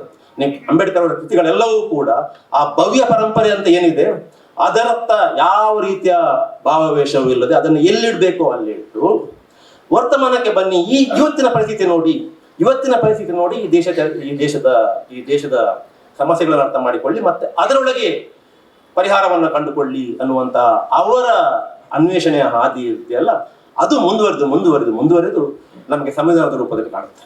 ಸಂವಿಧಾನದ ರೂಪದಲ್ಲಿ ಬಂದಿದ್ದು ಅದು ವರ್ತಮಾನದ ಜೊತೆಗೆ ಕಾರಣ. ಆದ್ರೆ ಅಲ್ಲಿ ಒಂದು ದುರಂತ ನೋಡಿ, ಇದನ್ನು ಮೊನ್ನೆ ಯಾರು ಹೇಳಿದ್ರು, ಆ ಕಡೆಯವರು ಚರಿತ್ರೆಗೆ ಮುಖ ಆಗಿದ್ದವರು, ಸಂವಿಧಾನವನ್ನು ಅಂಬೇಡ್ಕರ್ ಬರೆದಾಗ ಆ ಸಂವಿಧಾನದ ಮೂಲ ಪ್ರತಿ ಇದೆ ಅಲ್ಲ, ಆ ಮೂಲ ಪ್ರತಿಯ ಆವರಣದಲ್ಲಿ ಯಾರ ಚಿತ್ರ ಇದೆ ಹೇಳಿ? ಯಾರ ಚಿತ್ರ ಇದೆ ಅಂತ ಹೇಳಿದ್ರೆ ಅಲ್ಲೊಂದು ಪುರಾಣ ರಾಮಾಯಣದ ಚಿತ್ರ ಇದೆ ಅಂದ್ರೆ ಅದರ ಬೈಂಡ್ ಇದೆ ಅಲ್ಲ. ನಾನಲ್ಲಿ ರಾಮಾಯಣದ ಚಿತ್ರ ಇರಬಾರ್ದು ಅಂತ ಹೇಳುವ ಅಲ್ಲ, ಅದು ಕೂಡ ಈ ದೇಶದ ಉಳಿದ ಗ್ರಂಥಗಳಾಗಿ ಅದು ಒಂದು ಗ್ರಂಥ, ಆದ ಕಾರಣ ಅದಲ್ಲಿ ಇರಬಾರ್ದು ಅಂತ ಹೇಳುವುದಲ್ಲ. ಆದ್ರೆ ನಾನು ಸ್ಪಷ್ಟವಾಗಿ ಹೇಳುವುದೇನು ಅಂತಂದ್ರೆ, ಅಲ್ಲಿ ಅದರ ಆವರಣದಲ್ಲಿ ಅದನ್ನು ಯಾರು ಆ ಕಾಲಕ್ಕೆ ಯಾಕಾಯ್ತೋ ಗೊತ್ತಿಲ್ಲ ನಂಗೆ, ಅಲ್ಲಿ ಇದ್ದಿರ್ಬೇಕಾದ್ದು ರಾಮಾಯಣ ಚಿತ್ರಗಳಲ್ಲ, ಅಲ್ಲಿದ್ದಿರ್ಬೇಕಾಗಿದ್ದು ಸ್ವಾತಂತ್ರ್ಯ ಸಂಗ್ರಾಮದ ಚಿತ್ರಗಳು. ಅಷ್ಟೂ ಯಾಕಂದ್ರೆ ಸ್ವಾತಂತ್ರ್ಯ ಸಂಗ್ರಾಮದ ಚಿತ್ರಗಳು ಅಲ್ಲಿ ಇದ್ದಿದ್ರೆ ಈ ಸಂವಿಧಾನ ವರ್ತಮಾನಕ್ಕೆ ಮುಖಾಮುಖಿಯಾಗಿ ವರ್ತಮಾನವನ್ನ ಹೀರಿ ವರ್ತಮಾನದ ಸತ್ಯಗಳನ್ನು ಹೀರಿ ಭವಿಷ್ಯಕ್ಕೆ ಈ ದೇಶವನ್ನ ಕಟ್ಟುವಂತ ಪ್ರಯತ್ನವಾಗಿ ಏನು ಅಂಬೇಡ್ಕರ್ ಮಾಡಿದ್ರು ಅದು ಸಂಪೂರ್ಣ ಆಗ್ತಿತ್ತು. ಆದ್ರೆ ಅಲ್ಲಿ ಕಾಂಗ್ರೆಸ್ನೊಳಗೆ ಬೇರೆ ಬೇರೆ ರೀತಿ, ಯಾಕಂದ್ರೆ ಕಾಂಗ್ರೆಸ್ ಒಂದು ಅಂಬ್ರಲ್ಲ ಅದು ಆ ಕಾಲ, ರೈಟ್? ಆದ್ರೆ ಎಲ್ಲಾ ರೀತಿಯ ಶಕ್ತಿಗಳು ಅದರೊಳಗೆ, ಬೇರೆ ಯಾವ ಪಾರ್ಟಿಯಲ್ಲಿ ಇರ್ಲಿಲ್ಲ ಯಾಕಂತಂದ್ರೆ ಅಲ್ಲಿ ಇವತ್ತು ಬೇರೆ ಬೇರೆ ಯಾವ ಪಾರ್ಟಿಗಳಿದ್ದಾವೆ ಅವೆಲ್ಲವೂ ಕೂಡ ಕಾಂಗ್ರೆಸ್ನೊಳಗೆ ಇದ್ವು ಅವತ್ತು. ಅವರ ಮಧ್ಯೆ ಒಂಥರ ಏನು ಒಂದು ಪವರ್ ಸ್ಟ್ರಗಲ್ ನಡೀತಿತ್ತು. ಅಲ್ಲಿ ಒಮ್ಮೆ ಚರಿತ್ರೆಯನ್ನ ಆರಾಧಿಸುವವರ ಕೈ ಮೇಲಾಗ್ತಿತ್ತು, ಒಮ್ಮೆ ವರ್ತಮಾನದ ಜೊತೆಗೆ ಸೆಣಸಾಡುವವರ ಕೈ ಮೇಲಾಗ್ತಿತ್ತು. ಸೊ ಸಂವಿಧಾನ ಬರೆಯುವತ್ತಿಗೆ ವರ್ತಮಾನಕ್ಕೆ ಮುಖಾಮುಖಿಯಾಗಿದ್ದವರ ಕೈ ಒಮ್ಮೆ ಮೇಲಾಗಿದ್ದು ಆ ಸಂವಿಧಾನದ ಪುಸ್ತಕವನ್ನ ಯಾವ ರೀತಿಯಲ್ಲಿ ಮುಂದಿನ ಜನಾಂಗಕ್ಕೆ ಉಳಿಸಿ ಹೋಗ್ಬೇಕು ಅನ್ನುವಂತ ಪ್ರಶ್ನೆ ಬಂದಾಗ ಅಲ್ಲಿ ಮತ್ತೆ ಇದೊಂದು ಪ್ರವೇಶಿಸ್ತೇವೆ ನೋಡಿ ರಾಮಾಯಣ. ಮತ್ತೆ ಹೇಳ್ತಾರೆ ನಾವು ರಾಮಾಯಣದಲ್ಲಿ ಇದೆ ಅನ್ನೋದನ್ನ ಆಕ್ಷೇಪ ಅಲ್ಲ, ಆದ್ರೆ ಹೆಚ್ಚು ಸೂಕ್ತವಾಗಿ ಅಲ್ಲಿ ಇರ್ಬೇಕಾಗಿರೋದು ಸ್ವಾತಂತ್ರ್ಯ ಸಂಗ್ರಾಮ. ಯಾಕಂದ್ರೆ ನಾವು ಸ್ವಾತಂತ್ರ್ಯ ಸಂಗ್ರಾಮವನ್ನ ಮರೆತಿರುವುದಿದೆಲ್ಲ, ಸ್ವಾತಂತ್ರ್ಯ ಸಂಗ್ರಾಮದಲ್ಲಿ ಇರತಕ್ಕಂತಹ ವೈಭವ ಏನಿದೆ, ಅಲ್ಲಿರತಕ್ಕಂಥ ಪಾಠಗಳೇನಿದ್ದಾವೆ, ಅಲ್ಲಿರತಕ್ಕಂಥ ಆದರ್ಶಗಳೇನಿದ್ದಾವೆ, ಅಲ್ಲಿರತಕ್ಕಂಥ ಪರಿಹಾರಗಳೇನಿದ್ದಾವೆ, ಇವು ಈ ದೇಶದಲ್ಲಿ ಈ ದೇಶ ಅಲ್ಲಿ ತನಕ ಕಂಡ, ಅಂದ್ರೆ ಸ್ವಾತಂತ್ರ್ಯ ಸಂಗ್ರಾಮ ಪ್ರಾರಂಭ ಆಗೋ ತನಕ ಕಂಡ ಆ ತನಕ ಬಂದಿರತಕ್ಕಂಥ ಎಲ್ಲ ಗ್ರಂಥಗಳಲ್ಲಿ ಏನಿದೆ ಅಂತ ನಾವು ಭಾವಿಸಿದ್ದೇವೋ ಅದಕ್ಕಿಂತ ಎಲ್ಲವನ್ನು ಮೀರಿತ್ತು, ಅವೆಲ್ಲದಕ್ಕಿಂತಲೂ ಮೀರಿತ್ತು. ನಾವು ನಮ್ಮ ಮಕ್ಕಳಿಗೆ ಮತ್ತೆ ಸಂವಿಧಾನ ಬಂದ ನಂತರ ಈ ಸಂವಿಧಾನ ಮತ್ತು ಆ ಸಂವಿಧಾನದ ಹಿಂದೆ ಆ ಸಂವಿಧಾನವಾಗಿ ಸೃಷ್ಟಿಸಿದಂತಹ ಭವ್ಯವಾದಂತಹ ಸ್ವಾತಂತ್ರ್ಯ ಸಂಗ್ರಾಮದ ಪರಂಪರೆಯನ್ನು ಹೇಳುವುದನ್ನು ಬಿಟ್ಟು ಮತ್ತೆ ನಾವು ಅದೇ ಹಳೆಯ ಆ ಗ್ರಂಥದಲ್ಲಿ ಅಂತ ಆದರ್ಶವಿದೆ, ಈ ಗೀತೆಯಲ್ಲಿ ಇಂಥ ಆದರ್ಶವಿದೆ ಅಂತ, ಆ ಪುರಾಣದಲ್ಲಿ ಆ ಆದರ್ಶ ಇದೆ ಅಂತ ಹೇಳ್ತಾ ಇದನ್ನು ಹೇಳದೆ ಅದನ್ನು ಹೇಳಿದ್ದಿದೆ ಅಲ್ಲ. ಇವತ್ತಿನ ವರ್ತಮಾನದ ಭಾರತವನ್ನು ನೀವು ಹೇಗೆ ಕಟ್ಟಿಕೊಟ್ಟರು ಜಿ ರಾಮಕೃಷ್ಣ ಅವರೇ, ಅದಕ್ಕೆ ಕಾರಣ ಇದು. ಮತ್ತೆ ಅಲ್ಲಿ ವರ್ತಮಾನಕ್ಕೆ ಮುಖಾಮುಖಿ ಆಗಿದೆ. ಸಂವಿಧಾನ ಬಂದ ನಂತರ 1956ರಲ್ಲಿ ಅಂಬೇಡ್ಕರ್ನ ಕಳ್ಕೊಳ್ತೇವೆ ನಾವು, 1964ರಲ್ಲಿ ನೆಹರುವನ್ನ ಕಳ್ಕೊಳ್ತೇವೆ. ಆ ನಂತರ ಆ ನಂತರ ಮತ್ತೆ ಚರಿತ್ರೆಯತ್ತ ನೋಡುವಂತಹ ಪ್ರವೃತ್ತಿ ಈ ದೇಶದಲ್ಲಿ ಹೆಚ್ಚಾಯಿತೆ ಹೊರತು ವರ್ತಮಾನ, ನನಗೆ ವರ್ತಮಾನ ಅಂತಂದ್ರೆ ಈ ಕ್ಷಣ ಅಲ್ಲ, ಸ್ವಾತಂತ್ರ್ಯ, ಅದಕ್ಕೆ ನಾನು 75 ವರ್ಷ ಏನೂ ಅಲ್ಲ ಅಂತ ಹೇಳಿದ್ದು ನಾನು. ವರ್ತಮಾನ ಅಂದ್ರೆ ನನಗೆ ಈ 75 ವರ್ಷ ಚರಿತ್ರೆ. ವರ್ತಮಾನ ಅಂದ್ರೆ ನನಗೆ ಅದು ಈ ಸ್ವಾತಂತ್ರ್ಯ ಸಂಗ್ರಾಮದ ಚರಿತ್ರೆ. ವರ್ತಮಾನ ಅಂತಂದ್ರೆ ಯಾವತ್ತು ಭಾರತ ಚರಿತ್ರೆಯತ್ತ ಮುಖ ಮಾಡುವುದನ್ನ ಬಿಟ್ಟು ವರ್ತಮಾನದತ್ತ ಹೊರಡಿತೋ ಆ ಸಂದರ್ಭದ ನಂತರ ಬಂದದೆಲ್ಲವೂ ನನಗೆ ವರ್ತಮಾನ. ಆ ವರ್ತಮಾನದ ಕಥೆಗಳನ್ನು ನಾವು ಹೇಳುವುದನ್ನ ಬಿಟ್ಟು ಯಾವುದು ಚರಿತ್ರೆಯ ಕಥೆಯನ್ನು ಹೇಳ್ತಾ ಬಂದು ಚರಿತ್ರೆಯೂ ಅಲ್ಲದ ಚರಿತ್ರೆಯನ್ನ ವರ್ತಮಾನದ ಶ್ರದ್ಧಾಂಜಲಿ ನಾವು ಚರಿತ್ರೆಯಲ್ಲಿ ಕಾಣುವುದು. ಈ ಶ್ರದ್ಧಾಂಜಲಿ ಬರೆಯುವಾಗ ಹೇಗೆ ಬರೀತೇವೆ ಅಂತಂದ್ರೆ ಸ್ವಲ್ಪ ವೈಭವಿಸಿ ಬರೀತೇವೆ. ನಮ್ಮ ಪ್ರವೃತ್ತಿನೇ ಅದು. ಇವತ್ತಿಗೆ ಕೂಡ ಅದು ಮುಂದುವರೆದಿದೆ. ನಾವು ಯಾರು ಜೀವಂತವಾಗಿದ್ದಾಗ ಯಾರ ಒಳ್ಳೆಯ ಗುಣಗಳನ್ನು ಹೇಳೋದಿಲ್ಲ, ಸತ್ತಾಗ ಅವ್ರಿಗಿಲ್ಲದಂತಹ ಒಳ್ಳೆಯ ಗುಣಗಳನ್ನು ಆಪಾದಿಸಿ ಬರೀತೇವೆ. ಚರಿತ್ರೆ ಬರೆದದ್ದು ಕೂಡ ಹಾಗೆ ನಾವು. ಓಕೆ, ಅಂತಹ ಚರಿತ್ರೆಯನ್ನ ಪುರಾಣಗಳೇ ಚರಿತ್ರೆ ಅಂತ ಹೇಳಿ, ಪುರಾಣ ಪಾತ್ರಗಳನ್ನ ಚಾರಿತ್ರಿಕ ಪುರುಷರು ಅಂತ ಹೇಳಿ, ಈ ರೀತಿಯ ಅಭಿಮಾನವನ್ನ, ಈ ರೀತಿಯ ದೇಶ ಪ್ರೇಮವನ್ನ, ಈ ರೀತಿಯ ಧರ್ಮ ಪ್ರೇಮವನ್ನ ನಾವು ಬೆಳೆಸಿದ ಕಾರಣ ಇವತ್ತು ಈ ಹಂತಕ್ಕೆ ಬಂದು ನಿಂತಿದ್ದೇವೆ. ಮತ್ತೆ ಇವತ್ತು ನಾನು ಕಂಡುಕೊಳ್ಳುವ ಮಟ್ಟಿಗೆ ಚರಿತ್ರೆಯತ್ತ ಹೊರಡುವವರ ಪ್ರವೃತ್ತಿ ಏನಿದೆ, ಆ ಪ್ರವೃತ್ತಿಗೆ ಒಂದು ದೊಡ್ಡ ಲೆಜಿಟಿಮೆಸಿ, ಒಂದು ಸ್ವೀಕಾರಾರ್ಹತೆ ಇದೆ ಈ ದೇಶದಲ್ಲಿ. ಅದನ್ನ ಎಷ್ಟು ಬೆಳಿಗ್ಗೆ ಬಿಟ್ಟದ್ದು ನಮ್ಮ ತಪ್ಪು. ಅದಕ್ಕೆ ಯಾವ ರೀತಿಯಲ್ಲಿ ಈ ಕಾಲಕ್ಕೆ ಏನ್ ಮಾಡಬೇಕು, ಆಯ್ತು ಏನ್ ಮಾಡುದು ಅಂತಂದಾಗ ಅದಕ್ಕೆ ಉತ್ತರವಾಗಿ ನಾನು ಇಂಥ ಪುಸ್ತಕಗಳನ್ನ ಕಾಣ್ತೇನೆ. ಏನು ಮಾಡದಿರುವ ಕಾಲಕ್ಕೆ ಏನು ಅಂತಂದ್ರೆ ಬರೆಯುವುದು. ಎಲ್ಲವೂ ಕೂಡ ಯಾವುದೇ ಮನುಷ್ಯ ಸೃಷ್ಟಿಸಿದಂತ ಮನುಷ್ಯನ ಎಲ್ಲ ಸೃಷ್ಟಿ ಕೂಡ 2 ಚರಿತ್ರೆಗಳಿರ್ತವೆ. ಒಂದು ಆಕ್ಷನ್, ಫಿಸಿಕಲ್, ಅದರ ಫಿಸಿಕಲ್ ಎಕ್ಸ್ಪ್ರೆಷನ್. ಮತ್ತೊಂದು idea, expression in terms of idea. ಮೊದಲು ಅದು ಬರುವುದು ಐಡಿಯಾದಲ್ಲಿ, ಆನಂತರ ಅದು ಬರುವುದು ಆಕ್ಷನ್ ಅಲ್ಲಿ ಅಥವಾ ಭೌತಿಕ ಸ್ವರೂಪದಲ್ಲಿ. ಒಂದು ಐಡಿಯಾ, ಈ ಕಾಲಕ್ಕೆ ನಾವು ಏನು ಮಾಡಬೇಕು ಅನ್ನುವಂಥ ಐಡಿಯಾ ನಮ್ಗೆ ಎಲ್ಲಿಂದ ಪ್ರಾರಂಭ ಆಗುತ್ತೆ? ಒಂದು ಎಚ್ಚರದಿಂದ. ಆ ಎಚ್ಚರವನ್ನ, ವರ್ತಮಾನದ ಕುರಿತಾದಂಥ ಒಂದು ಎಚ್ಚರವನ್ನ ಇಲ್ಲಿರತಕ್ಕಂಥ 21 ಪ್ರಬಂಧಗಳು ಕೂಡ ಒಳಗೊಂಡಿವೆ. ಮತ್ತು ನಮ್ಮನ್ನು ಎಚ್ಚರಿಸುವ ಉದ್ದೇಶಕ್ಕೋಸ್ಕರನೇ ಅದನ್ನ ಪುರುಷೋತ್ತಮ ಬಿಳಿಮಲೆ ಅವರು ಒಂದು ನಿರ್ಣಾಯಕ ಚುನಾವಣೆ ಘೋಷಣೆಯಾದ ಮರುದಿನನೇ ಅದು ಬಿಡುಗಡೆ ಆಗುವ ರೀತಿಯಲ್ಲಿ ಅದು ಒಂಥರ ಯೋಗ ಅನ್ನುವ ರೀತಿಯಲ್ಲಿ ಮಾಡಿದ್ದಾರೆ ಅಂತ ಹೇಳ್ತಾ ನಾನು ಮತ್ತೊಮ್ಮೆ ಹೇಳ್ತೇನೆ. ನಾನು ಪುಸ್ತಕದ ಸುತ್ತ ಪ್ರದರ್ಶನ ಹಾಕಿದ್ದು, ಪುಸ್ತಕದ ಬಗ್ಗೆ ಏನು ಹೇಳಲಿಲ್ಲ. ಮತ್ತೆ ನಾನು ಒಬ್ಬ ವಿದ್ಯಾರ್ಥಿಯಾಗಿ ಮಾತಾಡಿದ್ದು, ಆದ ಕಾರಣ ಇದು ಹೆಚ್ಚಾಗಿದ್ರೆ ಕಡಿಮೆ ಆಗಿದ್ರೆ ಒಪ್ಪುದಪ್ಪುಗಳಿದ್ರೆ ಕ್ಷಮಿಸಿ ಅಂತ ಕೇಳ್ತಾ ಇಷ್ಟೊತ್ತು ಕೇಳೋದಕ್ಕೆ ಮತ್ತೆ ನನಗೆ ಅವಕಾಶವನ್ನು ಕೊಟ್ಟದಕ್ಕೆ ಧನ್ಯವಾದಗಳನ್ನು ಅರ್ಪಿಸ್ತಾ ನನ್ನ ಮಾತುಗಳನ್ನು. ಅಧ್ಯಕ್ಷರು, ನಮ್ಮ ಮಾರ್ಗದರ್ಶಕರು ಆಗಿರುವ ವಿಜಯಮ್ಮ ಅವರೇ, ಈಗಲ್ಲ 40 ವರ್ಷದಿಂದ 50 ವರ್ಷದಿಂದ ನಾವೆಲ್ಲ ಹಿಂಗೆ ಕಣ್ಣು ಬಿಟ್ಟು ನೋಡಿದಾಗಲೇ ಹಿಂಗೆ ಮಾಡಬೇಕು ಅಂತ ಹೇಳ್ತಾ ಇದ್ದವರು. ಆಮೇಲೆ ರಾಮಕೃಷ್ಣ ಅಷ್ಟೇ, ನಾವೆಲ್ಲ ಕೆಲವು ಸರ್ತಿ ಭಾಷೆಯನ್ನು ಹೆಂಗೆ ಬಳಸಬೇಕು ಅಂತ ಗೊತ್ತಿಲ್ಲ. ನಾವು ಬೆಳಿಲಿಕ್ಕೆ ಕಾರಣರಾದ್ರೆ ಯಾರು ಕೇಳ್ಬೋದು, ನೀವು ಎಲ್ಲಿ ಬೆಳೆದಿದ್ದೀವಿ ಅಂತ. ಆದರೆ ಮಾರ್ಗದರ್ಶನ ಮಾಡುವ ಬಹಳ ದೊಡ್ಡ ಜವಾಬ್ದಾರಿಯನ್ನ GR ಮಾಡ್ತಾ ಬಂದಿದ್ದಾರೆ, GR ಅವರೇ. ಮತ್ತು ನಾರಾಯಣ್ ಭಾಷಣ ಮಾಡ್ತಾ ಇದ್ದಾಗ ನಾನು ಇವರು ವಿದ್ಯಾರ್ಥಿ ಆಗಬಾರ್ದಿತ್ತೆ ಅಂತ ಹಪಹಪಿಸ್ತಾ ಇದ್ದೇನೆ. ಎಷ್ಟು ಚೆನ್ನಾಗಿ ಒಂದು ವಾಸ್ತವವನ್ನ, ಇತಿಹಾಸವನ್ನ, ವರ್ತಮಾನವನ್ನ ಕಟ್ಟಿಕೊಡ್ತಾರೆ. ನನಗೆ ಒಂದು ವಯಸ್ಸಾದ ಮೇಲೆ, ಒಂದು 3-4 ಗಂಟೆ ಆದ ಮೇಲೆ ನಿದ್ದೆ ಬರಲ್ಲ. ಅದು ಏನ್ ಮಾಡಕ್ಕಾಗಲ್ಲ ವಯಸ್ಸು. ಆಗ ಸುಮ್ಮನೆ ಪ್ರಜಾವಾಣಿ ನೋಡೋದು. ಮತ್ತೆ ಇದು 3-4 ಗಂಟೆಗೆ ಹೋಗುವಾಗ ನಾರಾಯಣದು ಸಿಗ್ತದೆ ಕಾಲಮ್, ಅದನ್ನೆಲ್ಲ ಓದಿ ಆಮೇಲೆ ನಾನು ಡೌನ್ಲೋಡ್ ಮಾಡಿ ಫೇಸ್ಬುಕ್ಕಲ್ಲಿ ಓದಿರೋಂಥ ಹಾಕಿ ಅಷ್ಟು 4:15 ಅಷ್ಟೊತ್ತಿಗೆ ಒಬ್ಬರು ನನಗೆ ಮೆಸೇಜ್ ಮಾಡ್ತಾರೆ, ನೀವು ನಿದ್ದೆ ಮಾಡೋದಿಲ್ವಾ ಅಂತ. ಆಗ ನಾನು ಹಾಗಾದ್ರೆ ನೀವು ನಿದ್ದೆ ಮಾಡಲಿಲ್ಲಲ್ವ ಅಂತ ನಾರಾಯಣ ನಾಡನ್ನ ತಮ್ಮ ಬಹಳ ಪ್ರಖರವಾದ ಚಿಂತನೆ ಮತ್ತು ಅದನ್ನು ಅಷ್ಟೇ ಸರಳವಾಗಿ ನಮಗೆ ಕಮ್ಯುನಿಕೇಟ್ ಮಾಡಬಲ್ಲಂತ ಒಂದು ಅದ್ಭುತವಾದ ಕನ್ನಡವನ್ನು ಕೂಡ ಬೆಳೆಸ್ಕೊಂಡಿದ್ದಾರೆ. DR ನಾಗರಾಜ್ ಮೊದಲಾದವರೆಲ್ಲ ಅಂತ ಕನ್ನಡವನ್ನು ನಮಗೆ ಕೊಟ್ಟಿದ್ರು. ಹಾಗಾಗಿ ಅವರಿಗೆಲ್ಲರಿಗೂ ಕೂಡ ನಾನು ನಿಜವಾಗ್ಲೂ ಕೃತಜ್ಞನಾಗಿದ್ದೇನೆ. ಮತ್ತೆ ನನ್ನ ಸುಮಾರು 30 ಪುಸ್ತಕ ಪ್ರಿಂಟ್ ಆಗಿದೆ. ಈ ಪರಮೇಶ್ವರ ಕೆಲಸ ಮಾಡಿದಾಗ ಯಾರು ಮಾಡಲಿಲ್ಲ, ಹಿಂದಿನವ್ರು ಬೈಕೊಳ್ಬಾರ್ದು ನನಗೆ. ಆದ್ರೆ ಪ್ರತಿ ಹಂತದಲ್ಲಿ ಕೂಡ ನನ್ನನ್ನು ಕಾಂಟ್ಯಾಕ್ಟ್ ಮಾಡಿ, ಸರ್ ಇದು ಸರಿಯಾ, ಈ ಪುಸ್ತಕ ಹಿಂಗ ಒಂದು ಲೇಖಕನಿಗೆ ನಾವು ದುಡ್ಡು ಗಿಡ್ಡು ಬೇಡ, ನಮಗೆ ದುಡ್ಡು ಏನು ಬೇಡ, ಪುಸ್ತಕ ಮಾಡಿ ದುಡ್ಡು ಮಾಡ್ತೀವಿ ಅಂತ ನಾವು ಯಾರು ಕನಸು ಕಂಡಿಲ್ಲ. ಕಂಡ್ರೆ ನಮ್ಮ ಕನಸು ಕಂಡವ್ರಿಗೂ ತಪ್ಪೋದು, ಪ್ರಕಾಶಕರ ತಪ್ಪಲ್ಲ. ಆದ್ರೆ ಒಂದು 6 ತಿಂಗಳು ಕುಳಿತು ಒಂದು 20 ಲೇಖನ ಬರೆದು ಕೊಟ್ಟಾಗ ಅದ್ರ ಹಿಂದೆ ಒಂದು ಶ್ರಮ ಇರ್ತದೆ. ಆಮೇಲೆ ನಾನು ಡೆಲ್ಲಿಯಲ್ಲಿ ಇರೋದ್ರಿಂದ ನಾನೇ ಟೈಪ್ ಮಾಡ್ಬೇಕು, ಅಲ್ಲಿ ಕನ್ನಡ ಟೈಪಿಸ್ಟ್ಗಳು ಸಿಗೋಲ್ಲ. ನಾವೇ ಟೈಪ್ ಮಾಡಿ ಸಾಯಂಕಾಲ ಆಗೋಗಿ ಬರಡುಗಳೆಲ್ಲ ಬಗ್ಗಲ್ಲ, ಇಷ್ಟು ಕಷ್ಟ ಬರ್ತೀವಿ ನಾವು. ಅದಕ್ಕೆ ಒಂದು ಗೌರವ ಕೊಟ್ಟು ಆ ಪುಸ್ತಕವನ್ನ ಪ್ರಕಟ ಮಾಡಿದ್ದಾರೆ. ಪರಮೇಶ್ವರಿಗೆ ನಿಜವಾದ ಕೃತಜ್ಞತೆಗಳು. ಮತ್ತು ನಿಮ್ಮಲ್ಲಿ ಮತ್ತೆ 99% ನಂಗೆ ಗೊತ್ತು. ನೀವೆಲ್ಲರೂ ಇಲ್ಲಿ ಅಲ್ಲಿ ನಾವು ಭೇಟಿ ಮಾಡಿದವ್ರೆ, ದೂರದಿಂದೆಲ್ಲ ಬಂದಿದ್ದೀರಿ. ನಿಮಗೆಲ್ಲರಿಗೂ ಕೂಡ ಕೃತಜ್ಞತೆಗಳು.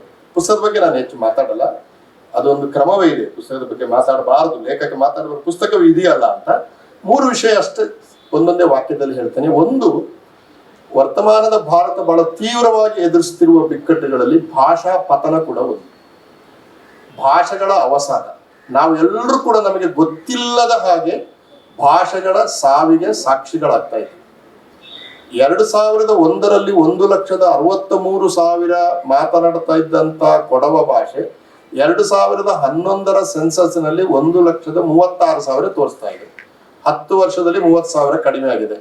1882ರಲ್ಲಿ 55,000 ಜನ ಮಾತನಾಡುತ್ತಿದ್ದಂಥ ಕೊರಗ ಭಾಷೆ 2011ರಲ್ಲಿ ಕೇವಲ 2,000 ಮಾತಾಡುಗಾರರನ್ನು ತೋರಿಸ್ತದೆ. ಸೆನ್ಸಸ್ನಲ್ಲಿ 2021-31 ಬರ್ಬೇಕಷ್ಟೇ. ಅಂಡಮಾನ್ನಲ್ಲಿ ಒಂದು ಭಾಷೆ 2020ರಲ್ಲಿ ಕೊರೋನಾದಲ್ಲಿ ಸತ್ತೇ ಹೋಯ್ತು.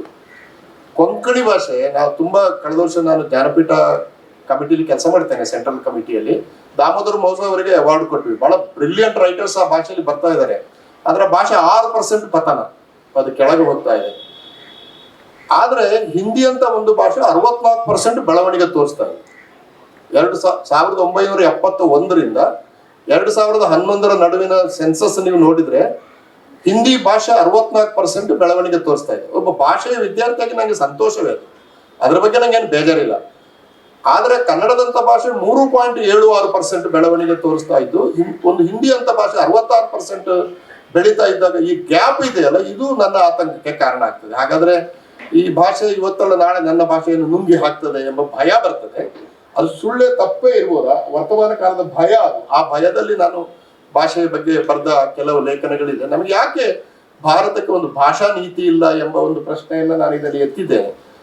ಇಷ್ಟು 2011ರ ಸೆನ್ಸಸ್ ಅಲ್ಲಿ 19,569 ಮಾತೃಭಾಷೆಗಳಿವೆ ಅಂತ ಹೇಳ್ತಾರೆ. ಮದರ್ ಟಂಗ್, ಸ್ವತಂತ್ರ ಭಾಷೆಗಳಲ್ಲ, ಮದರ್ ಟಂಗ್ಸ್ ಅಷ್ಟಿದೆ ಅಂತ. ನಂದೇ ಒಂದು ಮದರ್ ಟಂಗ್ ಸುಳ್ಳೆ ಕಡೆ ದೊರೆ ಭಾಷೆ ಅಂತ ನಾವು ಅದನ್ನು ಮಾತಾಡ್ತೇವೆ. ಸಂಖ್ಯೆ ಕಡಿಮೆ ಆಗ್ತಾ ಇದೆ. ಇಷ್ಟೆಲ್ಲ ಭಾಷೆಗಳಿದ್ದಾಗಲೂ ಕೂಡ ನಮ್ದೊಂದು ಭಾಷಾ ನೀತಿ ಯಾಕೆ ಇಲ್ಲ? ಅಥವಾ ಕರ್ನಾಟಕಕ್ಕೆ ಒಂದು ಭಾಷಾ ನೀತಿ ಯಾಕೆ ಇಲ್ಲ? ಇಲ್ಲಿ ಎಷ್ಟು ಭಾಷೆಗಳಿವೆ? ಕನ್ನಡ ಪ್ರಧಾನ ಭಾಷೆ, ರಾಜ್ಯ ಭಾಷೆ, ನನಗೆ ಅನ್ನ ಕೊಟ್ಟ ಭಾಷೆ, ಅದೆಲ್ಲ ಆಯ್ತಲ್ಲ. ಈ ಪುಸ್ತಕ ನಾನು ಅದರಲ್ಲೇ ಬರೆದಿದ್ದು. ಅದರ ಜೊತೆಗೆ ಇನ್ನೂ ಅನೇಕ ಭಾಷೆಗಳಿದೆಯಲ್ಲ. ಒಂದು ನನ್ನ ಹತ್ರ ಇರುವ ಲಿಸ್ಟ್ ಪ್ರಕಾರ 76 ಭಾಷೆ ಇದೆ ಕರ್ನಾಟಕದಲ್ಲಿ.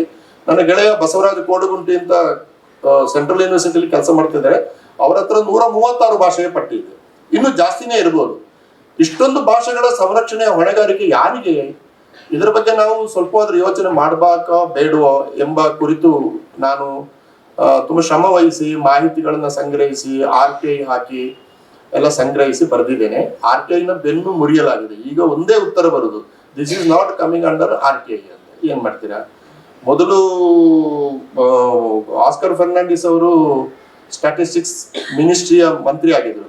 ಆಫೀಸ್ಗೆ ಒಂದು ಫೋನ್ ಮಾಡಿದ್ರೆ ನಮಗೆ 2 ದಿವಸದಲ್ಲಿ ಮಾಹಿತಿ ಬರ್ತಾ ಇತ್ತು. ಈಗ ಯಾವ್ದು ಕೇಳಿದ್ರು ಇಟ್ಸ್ ನಾಟ್ ಕಮಿಂಗ್ ಅಂಡರ್ ಅಂತ. ನನಗೆ ಒಂದ್ಸರಿ ಸಿಟ್ಟು ಬಂದು ಬರ್ತದೆ, ಯಾವ್ದು ನಿಮ್ಮ ಕಮಿಂಗ್ ಅಂಡರ್ ಬರ್ತದೆ ಅದ್ರಲ್ಲಿ ಲಿಸ್ಟ್ ಕೊಡಿ ನನಗೆ ಅಂತ ಹೇಳಿ. ನಾನು ಬೇಕಾದ್ರೆ ಮಾತ್ರ ಕೇಳ್ತೀನಿ, ಯಾವ್ದು ಸಿಗೋಲ್ಲ ಈಗ. ಆಮೇಲೆ 3 ಬಗೆಯ ಮಾಹಿತಿಗಳನ್ನ ನಮ್ಮ ಮುಂದೆ ಇಡ್ತಾ ಇದ್ದಾರೆ. ಒಂದು ಅಂದ್ರೆ ನನ್ನಂತ ಒಬ್ಬ ಓದುಗನ ಅಥವಾ ಒಬ್ಬ ಅಧ್ಯಾಪಕನ ಮುಂದೆ ಒಂದು ಇಂಟರ್ನ್ಯಾಷನಲ್ ಮಾಹಿತಿಗಳು. ಕೊರೋನಾದಲ್ಲಿ 45 ಲಕ್ಷ ಜನ ಸತ್ರು ಅಂತ ಇಂಟರ್ನ್ಯಾಷನಲ್ ಸಂಘಟನೆಗಳು ಹೇಳಿದ್ವು. ನಮ್ಮ ಸರ್ಕಾರ 15 ಲಕ್ಷ ಜನ ಅಂತ ಹೇಳಿತ್ತು. NGOಗಳು ಇಲ್ಲೆಲ್ಲ ಕೆಲಸ ಮಾಡ್ತಾ ಇದ್ದಾರೆ, ಅವರೊಂದು 22 ಲಕ್ಷ ಅಂತ ಹೇಳಿತ್ತು. ಈಗ ಒಬ್ಬ ಸಂಶೋಧಕನಾಗಿ, ಒಬ್ಬ ಲೇಖಕನಾಗಿ ಯಾವ್ದನ್ನು ನಂಬಬೇಕು ನಾನು? ಬಹಳ ಜನ ಸರ್ಕಾರ ಹೇಳಿದ್ದನ್ನು ನಂಬುತ್ತಾರೆ, ಆದ್ರೆ ಉಳಿದ 2 ಯಾಕೆ ನಂಬಬಾರದು?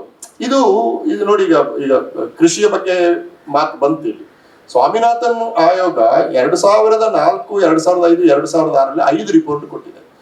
ಆ 5 ರಿಪೋರ್ಟ್ ಅಲ್ಲಿ ನೀರಿನ ಸಂರಕ್ಷಣೆ, ಒಣಭೂಮಿಯ ಸಂರಕ್ಷಣೆ, ಆಮೇಲೆ ಕೃಷಿಕರ ಆಧುನಿಕತೆ, ಕೃಷಿಯನ್ನ ಆಧುನಿಕ ಮಾಡುವುದು ಇತ್ಯಾದಿಗಳ ಬಗ್ಗೆ ತುಂಬಾ ಒಳ್ಳೆಯ ರೆಕಮೆಂಡೇಶನ್ಸ್ ಇದೆ. ಅದರಲ್ಲಿ ಎಲ್ಲ ಬೇಕು ಅಂತಿಲ್ಲ. ನಾನು ಮೊನ್ನೆ ಇದೇ ಲೇಖನದಲ್ಲಿ ಬರ್ತಿದ್ದೇನೆ. ಸುಮಾರು 70% ರೆಕಮೆಂಡೇಶನ್ಸ್ ಅನ್ನ ನಾವು ಅನುಷ್ಠಾನಕ್ಕೆ ತರಬಹುದು. ಆದ್ರೆ 2006ರಲ್ಲಿ ಸಬ್ಮಿಟ್ ಮಾಡಿದ ಮೇಲೆ UPA ಸರ್ಕಾರ ಅದರ ಬಗ್ಗೆ ಯೋಚನೆ ಮಾಡಿಲ್ಲ. ಅದು ಯಾಕೆ ಬೇಡ ಅಂತಲೂ ಹೇಳಿಲ್ಲ. ನಮಗೆ ನಮ್ಮ ಟ್ಯಾಕ್ಸ್ ಹಣದಲ್ಲಿ ಒಂದು ಕಮಿಟಿ ಮಾಡಿ, ಆ ಕಮಿಟಿ ನಮಗೆ ಒಂದು ವರದಿ ಕೊಟ್ಟಿದೆ. ಆ ವರದಿಯಲ್ಲಿ ಏನಿದೆ ಎಂಬುದನ್ನು ನಾವು RTI ಹಾಕಿ ತಗೋಬೇಕು. ಅದು ಕೊಡುವುದಿಲ್ಲ, ಕಟ್ ಮಾಡಿ ಕೊಡ್ತಾರೆ, ಏನೇನೋ ಮಾಡ್ತಾರೆ. ಅದು ಸಂಸತ್ತಿಗೂ ಹೋಗ್ಲಿಲ್ಲ, ಲೋಕಸಭೆಗೂ ಹೋಗ್ಲಿಲ್ಲ, ಚರ್ಚೆನೂ ಆಗ್ಲಿಲ್ಲ, ನಮಗೆ ಅದು ಏನು ಗೊತ್ತಿಲ್ಲ. ಯಾಕೆ ಬೇಡ ಅಂತ ಕೂಡ ಹೇಳಿಲ್ಲ ಸರ್ಕಾರ. ಮತ್ತೆ ಕಮಿಟಿ ಮಾಡಿದ್ದು ಯಾಕೆ ಅದು ಹೇಳಲಿಲ್ಲ. ಆಮೇಲೆ ಪ್ರಧಾನಿ ಮೋದಿಯವರು ಬಂದ ಮೇಲೆ ಅವರದೇ ಒಂದು ಹೊಸ 3 ಕಾನೂನು ತಂದು ಹಿಂದೆ ಕೊಟ್ಟ ಶಿಫಾರಸುಗಳು ಯಾಕೆ ಬೇಡ ಎಂಬುದನ್ನು ಹೇಳಿ ಇದು ಸರಿ ಇಲ್ಲ, ನಾವು ಹೊಸ್ತು ಮಾಡ್ತೇವೆ ಅಂತ ಹೇಳ್ಬೋದಲ್ಲ.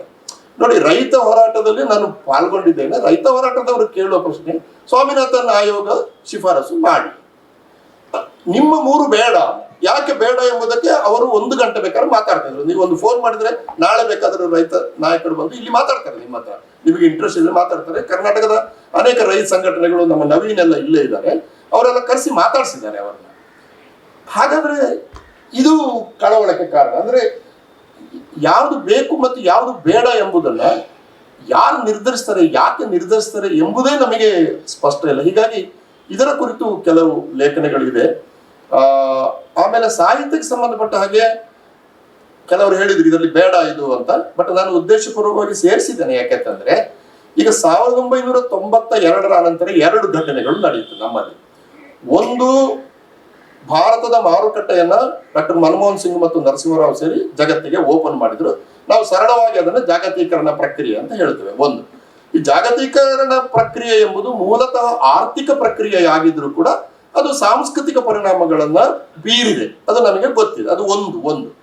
ಎರಡನೇದು, ಅದ್ವಾನಿ ಅವರ ನೇತೃತ್ವದಲ್ಲಿ ನಡೆದಂತ ಇಟ್ಟಿಗೆ ಯಾತ್ರೆ ಆದ ಮೇಲೆ ಅಯೋಧ್ಯ ಪ್ರಕರಣ, ಅದು ಇತ್ತೀಚಿನವರೆಗೆ ಈಗಲೂ ಮುಂದುವರಿತಾ ಇದೆ. ಅದು ನಮ್ಮ ಮನೆಗೆ ಅಯೋಧ್ಯೆಯಲ್ಲಿ ಮಾಡುವ ಪೂಜೆ ನಮ್ಮ ಮನೆಗೆ ಬೆಳಿಗ್ಗೆ ಬೇಕಾದ್ರೆ ಟಿವಿಯಲ್ಲಿ ಬರುವ ಅದು ಕಂಟಿನ್ಯೂ ಆಗ್ತಾ ಇದೆ.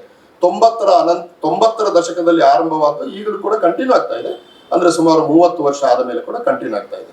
ನಮ್ಮ ಪ್ರಶ್ನೆ ಏನು ಅಂದ್ರೆ, ಈ 2 ಘಟನೆಗಳು ನಮ್ಮ ಸಮಾಜದಲ್ಲಿ ಉಂಟು ಮಾಡಿದ ತಲ್ಲಣಗಳ ಬಗ್ಗೆ, ಬದಲಾವಣೆಗಳ ಬಗ್ಗೆ, ಸಾಂಸ್ಕೃತಿಕ ಬಿಕ್ಕಟ್ಟುಗಳ ಬಗೆಗೆ ಕನ್ನಡ ಸಾಹಿತಿಗಳು ಎಷ್ಟು ಗಂಭೀರವಾದ ಸಾಹಿತ್ಯ ರಚನೆ ಮಾಡಿದ್ದಾರೆ ಅಂತ ಒಂದು ಪ್ರಶ್ನೆ ಕೇಳಿದಾಗ ನನಗೆ ಉತ್ತರ ಸಿಗಲಿಲ್ಲ.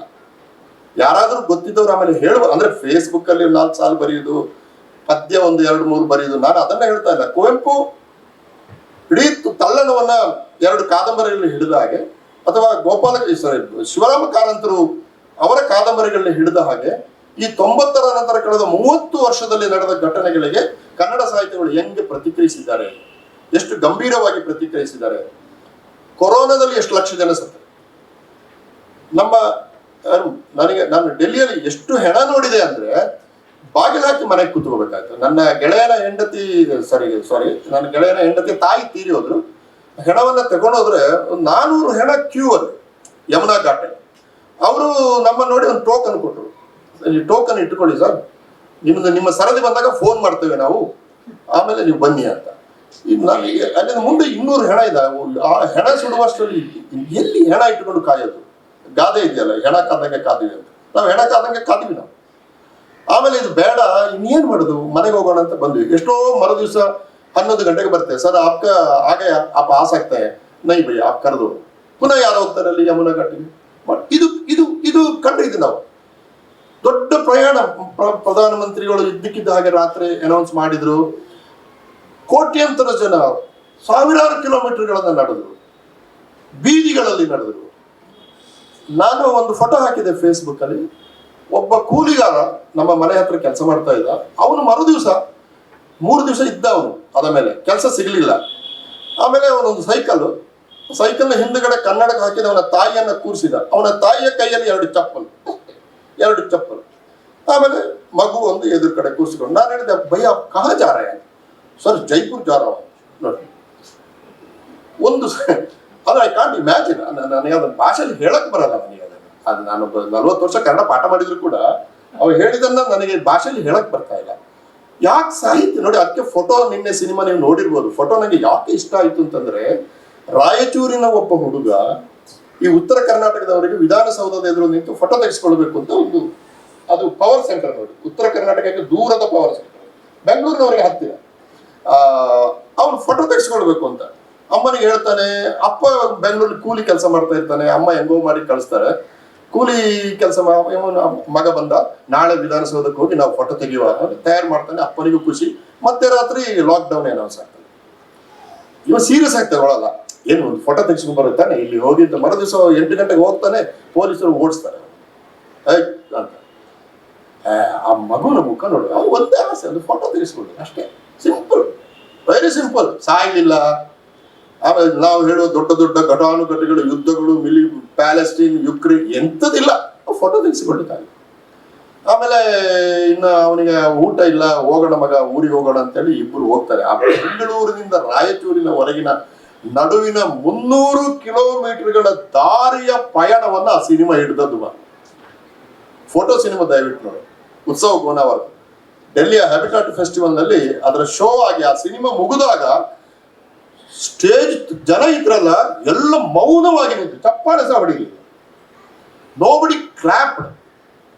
ಥಾಮು, ನನ್ನ ಪ್ರಶ್ನೆ ಏನಂದ್ರೆ, ಒಬ್ಬ ಸಿನಿಮಾ ಮಾಡಿದವನಿಗೆ ಇಷ್ಟು ಘನತೆ, ಒಂದು ಗಂಭೀರವಾಗಿ ಜನಗಳ ಎದೆಯನ್ನು ಮುಟ್ಟುವಂತ, ನಮ್ಮ ಹೃದಯವನ್ನು ಆರ್ದ್ರಗೊಳಿಸುವಂತ ಒಂದು ಸಿನಿಮಾ ಒಬ್ಬನಿಗೆ ಮಾಡ್ಲಿಕ್ಕೆ ಸಾಧ್ಯ ಆದ್ರೆ, ಸಾವಿರಾರು ಸಂಖ್ಯೆಯಲ್ಲಿರುವಂತ ಕನ್ನಡ ಸಾಹಿತಿಗಳಿಗೆ ಅಂತ ಒಂದು ಕೃತಿಯನ್ನು ಯಾಕೆ ಬರೀಲಿಕ್ಕಾಗ ಗೊತ್ತಿಲ್ಲ.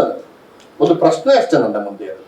ಅದಕ್ಕೆ ಇದರಲ್ಲಿ ನಾನು ಕೆಲವು ಲೇಖನಗಳನ್ನು ಹಾಕಿದೆ. 2 ಲೇಖನಗಳನ್ನು ಉದ್ದೇಶಪೂರ್ವಕವಾಗಿ, ಗಾಯತ್ರಿ ಅವರು ಇಲ್ಲೆಲ್ಲೋ ಇದ್ದಾರೆ, ಗಾಯತ್ರಿ ಮೇಡಮ್ ಅಲ್ಲಿ. ಗಾಯತ್ರಿ ಮೇಡಮ್ ಏನು ಮಾಡಿದ್ರು ಅಂದ್ರೆ, ಗೀತಾ ಹರಿಹರ್ ಅನ್ನೋದು ಒಂದು ಕಾದಂಬರಿಯನ್ನ ಕನ್ನಡಕ್ಕೆ ಅನುವಾದ ಮಾಡಿ ನೋಡಿ. ಆ ಕಾದಂಬರಿ ಕಲಬುರ್ಗಿಯವರ ಸಾವು, ವೇಮುಲನ ಸಾವಿನ, ಗೌರಿಯ ಸಾವಿನ ಸುತ್ತ ಇದೆ. ಆ 3 ಸಾವುಗಳಲ್ಲಿ 2 ಸಾವು ಸತ್ತದ್ದು ನಮ್ಮ ರಾಜ್ಯದಲ್ಲಿ. ಕಲಬುರಗಿ ಸಾವು ಸತ್ತದ್ದು ನಮ್ಮ ರಾಜ್ಯದಲ್ಲಿ, ಗೌರಿ ಸಾವು ಸತ್ತದ್ದು ನಮ್ಮ ರಾಜ್ಯದಲ್ಲಿ. ಆ ಲೇಖನಗಳು, ಪ್ರತಿಭಟನಾ ಲೇಖನಗಳು ಬಂತು. ನಾನು ಕೇಳುವುದು ಪ್ರಶ್ನೆ ಅದಲ್ಲ, ಗೀತಾ ಹರಿಹರನು ಇಂಗ್ಲಿಷ್ನಲ್ಲಿ ಬರೆದು ಅಂತಾರಾಷ್ಟ್ರೀಯ ಖ್ಯಾತಿಯನ್ನು ಪಡೆದಂತ ಒಂದು ಕಾದಂಬರಿ ನಮ್ಮ ನಾಡಿನಲ್ಲೇ ಆ ಘಟನೆ ನಡೆದಾಗ ಕನ್ನಡ ಸಾಹಿತಿಗಳಿಗೆ ಯಾಕೆ ಬರೀಲಿಕ್ಕಾಗಲಿಲ್ಲ? ಇದು ಪ್ರಶ್ನೆ ಸರ್, ಅಂತ ಉತ್ತರ ಇಲ್ಲ. ಅಥವಾ ನೀವು ಕೇಳುವ ಪ್ರಶ್ನೆ ಸರಿ ಇಲ್ಲ ಅಂದ್ರೆ ಕ್ಷಮಿಸಿ, ನನಗೆ ಅಂತ ಪ್ರಶ್ನೆ ನನ್ನ ಹೃದಯದಲ್ಲಿ ಬಂದಿದೆ ಅಂತ ಹೇಳಿಕೊಳ್ಳುವ ಸ್ವಾತಂತ್ರ್ಯ ನನಗೆ ಉಂಟಲ್ಲ, ಅಷ್ಟೇ. ಅದಕ್ಕೋಸ್ಕರ ನಾನು ಅಂತ ಲೇಖನಗಳನ್ನು ಹಾಕಿದ್ದೇನೆ. 2-3 ಲೇಖನ ಬೇಕು ಅಂತಲೇ ಹಾಕಿದ್ದು. LGBTQ ನಮ್ಮಲ್ಲಿ ಅದರ ಬಗ್ಗೆ ಪಬ್ಲಿಕ್ ಆಗಿ ಮಾತಾಡೋದಿಲ್ಲ, ಅದಾಯ್ತು. ಆಮೇಲೆ ಆದ್ರೆ ಕಾನೂನುಗಳು ಕೂಡ ಅದರ ಬಗ್ಗೆ ತಿರ್ಗಾ ಮುರುಗ, ಒಮ್ಮೆ ಸರಿ ಅಂತದೆ, ಒಮ್ಮೆ ತಪ್ಪು ಅಂತದೆ. ಜುಡಿಷಿಯರಿಗೆ ಕೂಡ ಅದರ ಬಗ್ಗೆ ಕ್ಲಿಯರ್ ಇಲ್ಲ. ಆದ್ರೆ ನಮ್ಮ ನಡುವೆ ಏನೋ ಅನೇಕ ಬಗೆಯ LGBTQ ಇದ್ದಾರೆ ನಮ್ಮ ಜನಗಳಿಗೆ. ಅದು ಮುಖ್ಯವಾಗಿ ನಮ್ಮ ಊರಿನಲ್ಲಿ ಇರುವ ಯಕ್ಷಗಾನದಲ್ಲಿ ತುಂಬಾ ಇದೆ. ಯಾಕಂದ್ರೆ ಈ ಯಕ್ಷಗಾನದವರು ಹೇಳಿದ್ರೆ ನಾಳೆ ಕಾಂಟ್ರವರ್ಸಿ ಆಗುತ್ತೆ, ನಾನು ದಯವಿಟ್ಟು ಕ್ಷಮಿಸಿ. ಆದ್ರೆ ಇದು ನನ್ನ ಅನುಭವ ಇದೆ, ಅಂದ್ರೆ ನನಗೆ ಗೊತ್ತಿದೆ ಇದು. ನನಗೆ ಈ ಮೇಳ ಕಟ್ಟಿಕೊಂಡು ಹೋಗ್ತಾರಲ್ಲ, ಮೇಳ ಕಟ್ಟಿಕೊಂಡು 6 ತಿಂಗಳು ಸುತ್ತುತ್ತಾರೆ. ಈಗಾದ್ರೆ ಕಾರಲ್ಲಿ ಹೋಗ್ತಾರೆ, ವೇಷ ಮಾಡ್ತಾರೆ, ಮದುವೆ ಮನೆಗೆ ಬರ್ತಾರೆ. ಈಗ ಪರಿಸ್ಥಿತಿ ಚೇಂಜ್ ಆಗಿದೆ. ಒಂದು 30-40 ವರ್ಷದ ಹಿಂದೆ ನಾವೆಲ್ಲ ಚಿಕ್ಕದ ಯಕ್ಷಗಾನ ನೋಡ್ತಿದ್ದಾಗ ಟೆಂಟ್ ಹಾಕೊಂಡು ಹೋಗುದವರು. ಟೆಂಟ್ 6 ತಿಂಗಳು ಗಂಡಸರು ಟೆಂಟ್ ಹಾಕಿಕೊಂಡು ಊರೂರು ತಿರುಗುವಾಗ ಅವರ ಕಾಮವನ್ನ ಅವರು ಹೆಂಗೆ ಹಿಡಿದಿಡಬೇಕು, ಅದರ ಅಭಿವ್ಯಕ್ತಿ ಕ್ರಮಗಳು ಯಾವುದು? ಇದು ಮನುಷ್ಯ ಸಹಜವಾದಂತ ಪ್ರಶ್ನೆ. ಎಷ್ಟೋ ಬಾರಿ ಅಂತ ಕಡೆ ಸಲಿಂಗರತಿ ಅದೆಲ್ಲ ಡೆವಲಪ್ ಆಗ್ತಾರೆ, ಸಹಜವಾಗಿ ಡೆವಲಪ್ ಆಗ್ತಾರೆ. ಹಾಸ್ಟೆಲ್ಗಳಲ್ಲಿ ನನ್ನ ಗೆಳೆಯ ಮೊನ್ನೆ ಹೇಳ್ತಿದ್ದ, ನಿಮಗೆ ಗೊತ್ತಿಲ್ಲ ಸರ್, ಹೈಸ್ಕೂಲ್ ನಲ್ಲಿ ಇರುವಷ್ಟು ಸಲಿಂಗರತಿ ಸಮಸ್ಯೆಗಳು ಬೇರೆ ಎಲ್ಲಿ ಇಲ್ಲ ಅಂತ. ಬರೆಯುವಂಗಿಲ್ಲ, ಹೇಳುವಂಗಿಲ್ಲ, ಇವೆಲ್ಲ ಇದೆ. ಅಂದ್ರೆ ನಮ್ಮ ಸಮಾಜದಲ್ಲಿ ಇದೆ, ನಮ್ಮ ನಡುವೆ ಇದೆ, ನಮಗೆ ಗೊತ್ತಿದೆ. ಆದ್ರೆ ಬರೀಲಿಕ್ಕೆ ನಾವು ಧೈರ್ಯ ಮಾಡಲ್ಲ, ಸಂಕೋಚ. ಅದಕ್ಕೋಸ್ಕರ ನಾನು ಆ ತರದ ಪುಸ್ತಕಗಳು ಬಂದದನ್ನು ಇಲ್ಲಿ ಹಾಕಿದ್ದೆ. ಒಂದು 4-5 ಲೇಖನ ಉದ್ದೇಶಪೂರ್ವಕವಾಗಿ ಹಾಕಿದ್ದು. ಕೊನೆಯ ಮಾತಂದ್ರೆ, ನಮ್ಮ ಸಂಸ್ಕೃತಿಯನ್ನು ನಾವು ಹೆಂಗೆ ಡಿಫೈನ್ ಮಾಡಬೇಕು ಅಂತ. ಈಗ ನಾನು ಪ್ರಾಧಿಕಾರದ್ದು ನೀವು ಹೇಳಿದ್ರೆ, ನಾನು ಇನ್ನೂ ಚಾರ್ಜ್ ತಗೊಂಡಿಲ್ಲ, ಹಾಗಾಗಿ ಅದನ್ನು ಬದಿಗಿಟ್ಟಿದ್ದೆ ನಾನು. ನಾಳೆ ನಾನು ಹೋದಾಗ ಅಲ್ಲಿ ನನ್ನ ಅಧಿಕಾರ ಇರುತ್ತೆ ನಂಗೇನು ಗ್ಯಾರಂಟಿ ಇಲ್ಲ, ಹಂಗಾಗಿ ಅದು ತೆಕ್ಕೊಂಡ ಮೇಲೆ ಮತ್ತೆ ಮಾತಾಡ. ಆದ್ರೆ ಒಂದು ಏನಂದ್ರೆ, ಸಂಸ್ಕೃತಿ, ಕರ್ನಾಟಕ ಸಂಸ್ಕೃತಿ ಅಂದ್ರೆ ಏನು, ಭಾರತೀಯ ಸಂಸ್ಕೃತಿ ಅಂದ್ರೆ ಏನು? ನಾರಾಯಣ ಅದನ್ನ ತುಂಬಾ ಚೆನ್ನಾಗಿ ಒಂದು ಚೌಕಟ್ಟಲ್ಲಿ ಹೇಳಿದ್ರು, ಸಾಹೇಬ್ರು GR ಕೂಡ ಹೇಳಿದ್ರು. ಬಟ್ ನೋಡಿ, ನಮ್ಮಲ್ಲಿ ವ್ಯಾಸ ಬರೆದ ಒಂದು ಪಠ್ಯ ಸೂಕ್ತಂಕರ್ ಅವರು ಅದನ್ನು ಕಲೆಕ್ಟ್ ಮಾಡಿದಾಗ, ಭಂಡಾರ್ಕಾರ್ಸ್ ಓರಿಯೆಂಟಲ್ ರಿಸರ್ಚ್ ಇನ್ಸ್ಟಿಟ್ಯೂಟ್ ಪುಣೆಯಲ್ಲಿರುವ ಒಟ್ಟು ಪಾಠಗಳ ಸಂಖ್ಯೆ 1128 ಪಠ್ಯಗಳು. ಎಲ್ಲವೂ ವ್ಯಾಸ ಪ್ರಣೀತವೇ, ಎಲ್ಲರೂ ವ್ಯಾಸನೇ ಬರೆದದ್ದು ಅಂತ. ಆದ್ರೆ ವ್ಯಾಸ ಬರೆದದ್ದು ಒಂದು. ಇಲ್ಲಿ ಒಂದು ಕಾವ್ಯವನ್ನು ಬರೆದರೆ, ಒಬ್ಬ ಕವಿ ಬರೆದರೆ ಇಡೀ ದೇಶ ಮತ್ತೆ ಬರೀತದೆ. ಕಮ್ಯುನಿಟಿಗಳು ತಮಗೆ ಬೇಕಾದಾಗ ಬರ್ಕೊಳ್ತವೆ. ಕಾಲ ತನಗೆ ಬೇಕಾದಾಗೆ ಪಂಪ ಬರೆದ ಹಾಗೆ ಕುಮಾರವ್ಯಾಸ ಬರೆಯಲ್ಲ, ಕುಮಾರವ್ಯಾಸ ಬರೆದ ಹಾಗೆ ಕುವೆಂಪು ಬರೆಯಲ್ಲ. ಚೇಂಜ್ ಕಾಲ ಬದಲಾದಾಗೆ ಅವು ಬದಲಾಗ್ತವೆ. ಪ್ರದೇಶಗಳು ಬದಲಾಗಿ, ನಾರ್ತ್ ಈಸ್ಟ್ನ ಕತೆ ಬೇರೆ, ಸೆಂಟ್ರಲ್ ಇಂಡಿಯಾದ ಕತೆ ಬೇರೆ, ಸೌತ್ ಇಂಡಿಯಾದ ಕತೆ ಬೇರೆ. ಸೌತ್ ಇಂಡಿಯಾದ ನೋಡಿ, ತಮಿಳುನಾಡಿನಲ್ಲಿ ನಾನು ಹಿಂದೆ ಎಲ್ಲೂ ಹೇಳಿದೆ ಅದನ್ನು, ತಮಿಳುನಾಡಿನಲ್ಲಿ ವ್ಯಾಸ ಭಾರತದ ದ್ರೌಪದಿ, ತಮಿಳುನಾಡಿನಲ್ಲಿ ದ್ರೌಪದಿ ಅಮ್ಮನ್ ದೇವರಾಗ್ಬಿಟ್ರು ಅವಳು. ನಿಮ್ಗೆ ತಮಿಳುನಾಡಿನವರಿದ್ರೆ ಗೊತ್ತಿದೆ. ಅಲ್ಲಿ ಬೆಳಿಗ್ಗೆ ತಮಿಳುನಾಡಿಗೆ ಅಮ್ಮನಿಗೆ ಹೋಗಿ ಕೈ ಮುಗಿದು ಆ ಅಮ್ಮನಿಗೆ ಎಷ್ಟು ಶಕ್ತಿ ಇದೆ ಅಂದ್ರೆ ಮಕ್ಕಳಾಗದವರಿಗೆ ಮಕ್ಕಳು ಕೊಡ್ತಾಳೆ, ಎಲ್ಲ ಕೊಡ್ತಾಳೆ. ತೆರುಕೊತ್ತಿನಲ್ಲಿ ಆ ದುಶ್ಯಾಸನ ಪಾತ್ರ ಮಾಡುವ ಇದ್ದಾನಲ್ಲ, ಅವ ಬೆಳಿಗ್ಗೆ ಹೋಗಿ ದ್ರೌಪದಿ ಅಮ್ಮನಿಗೆ ಕೈ ಮುಗಿದು ಬಂದಿರ್ತಾನೆ. ನೋಡಿ, ಒಂದು ಕಾವ್ಯದ ಪಾತ್ರ ದೈವವಾಗಿ ನಮ್ಮ ನಡುವೆ ಇದೆ, ಭೂಮಿಯಲ್ಲಿ ನೆಲೆ ಕಾಣ್ತಾ ಇದ್ದಾರೆ. ಅವ ಹೋಗಿ ಕೈ ಮುಗಿತಾನೆ. ಇವತ್ತು ನಂದು ತೆರುಕೊತ್ತು ಉಂಟು, ನಂದು ದುಶ್ಯಾಸನ ಪಾತ್ರ, ಅಮ್ಮ ತಾಯಿ ನೀನ್ ನನಗೆ ಆಶೀರ್ವಾದ ಮಾಡಬೇಕು ಅಂತೆಲ್ಲ ಮಾಡಿ ಬಂದಿರ್ತಾನೆ. ವೇದಿಕೆಗೆ ಸಾಯಂಕಾಲ ಬಂದ ಮೇಲೆ ಕೌರವ ಹೇಳ್ತಾನೆ, ಲೇ ಇವಳ ಸೀರೆ ಎಳಿ ಅಂತ. ಅವಳು ಹಿಂಗೆ ನಿಂತಿದ್ದಾಳೆ. ಇವ ಬೆಳಿಗ್ಗೆ ಅದೇ ದ್ರೌಪದಿಗೆ ಕೈ ಮುಗಿದು ಬಂದಿದ್ದಾನೆ. ಈಗ ಹೆಂಗೆ ಸೀರೆ ಎಳಿಯೋದು?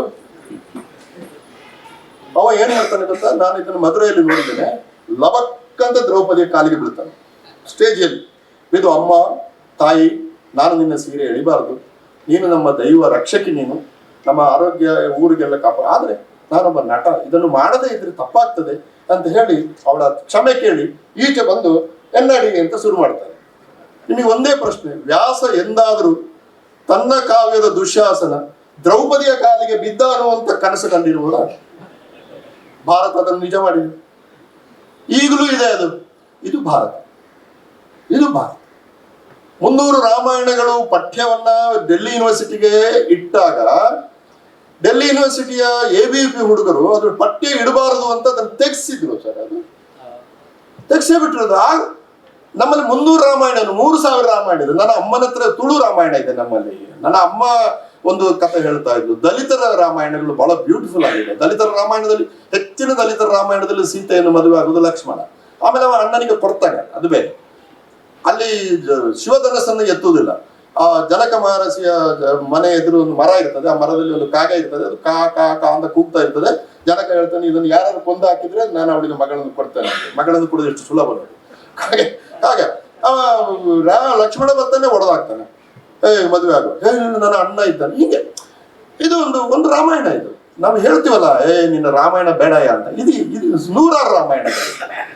It's a beauty of it. ಈಗ ಇದನ್ನೆಲ್ಲ ತೆಗೆದು ಒಂದು ಇಸ್ತ್ರಿ ಹಾಕಿದ ಅಂಗಿ ಹಾಗೆ ಮಾಡಿ, ಇದು ಒಂದು ಪಠ್ಯ, ಇದು ಶಿಷ್ಟ ಪಠ್ಯ, ಇವೆಲ್ಲ ನಮಗೆ ಬೇಡ. 300 ರಾಮಾಯಣ ಬೇಡ, ಅದು ಬೇಡ, ಇದು ಬೇಡ, ಅದು ಬೇಡ. ಮತ್ತೆ ಏನು ಬೇಕು ನಮಗೆ? ನೀರುಳ್ಳಿ ಕಥೆ ಇದು. ನೀರುಳ್ಳಿ ಅನೇಕ ಇದಿರ್ತದೆ. ಇದು ಬೇಡ, ಇದು ಬೇಡ, ಇದು ಬೇಡ, ಇದು ಬೇಡ, ನೀವೆಲ್ಲ ಇದು ಬೇಡ ಅಂತ ತೆಗೆದ್ರೆ ಕೊನೆಗೆ ಅಲ್ಲಿ ಏನು ಇರೋದೇ ಅಲ್ಲ. ಇವರು ಕೊನೆಗೆ ಇಂಡಿಯಾ ಭಾರತವನ್ನು ಇಲ್ಲವಾಗಿಸುವ ಜನಗಳ ನಡುವೆ ನಾವು ಕೆಲಸ ಮಾಡ್ತಾ ಇದ್ದೀವಿ. ಆದ್ದರಿಂದ ಭಾರತವನ್ನು ಇಲ್ಲವಾಗಿಸುವ, ಭಾರತದ ಸಂಸ್ಕೃತಿಯನ್ನು ನಾಶ ಮಾಡುತ್ತಿರುವ ಶಕ್ತಿಗಳ ನಡುವೆ ನಾವು ಸಕ್ರಿಯರಾಗಿ ಕೆಲಸ ಮಾಡದೆ ಹೋದರೆ ನಮ್ಮ ಮುಂದಿನ ತಲೆಮಾರು ನಮ್ಮನ್ನು ಕ್ಷಮಿಸಲ್ಲ. ಈ ಒತ್ತಡದಿಂದ ಈ ಪುಸ್ತಕವನ್ನು ಬರೆದಿದ್ದೇನೆ. ಇಷ್ಟೇ. ನಮಸ್ಕಾರ.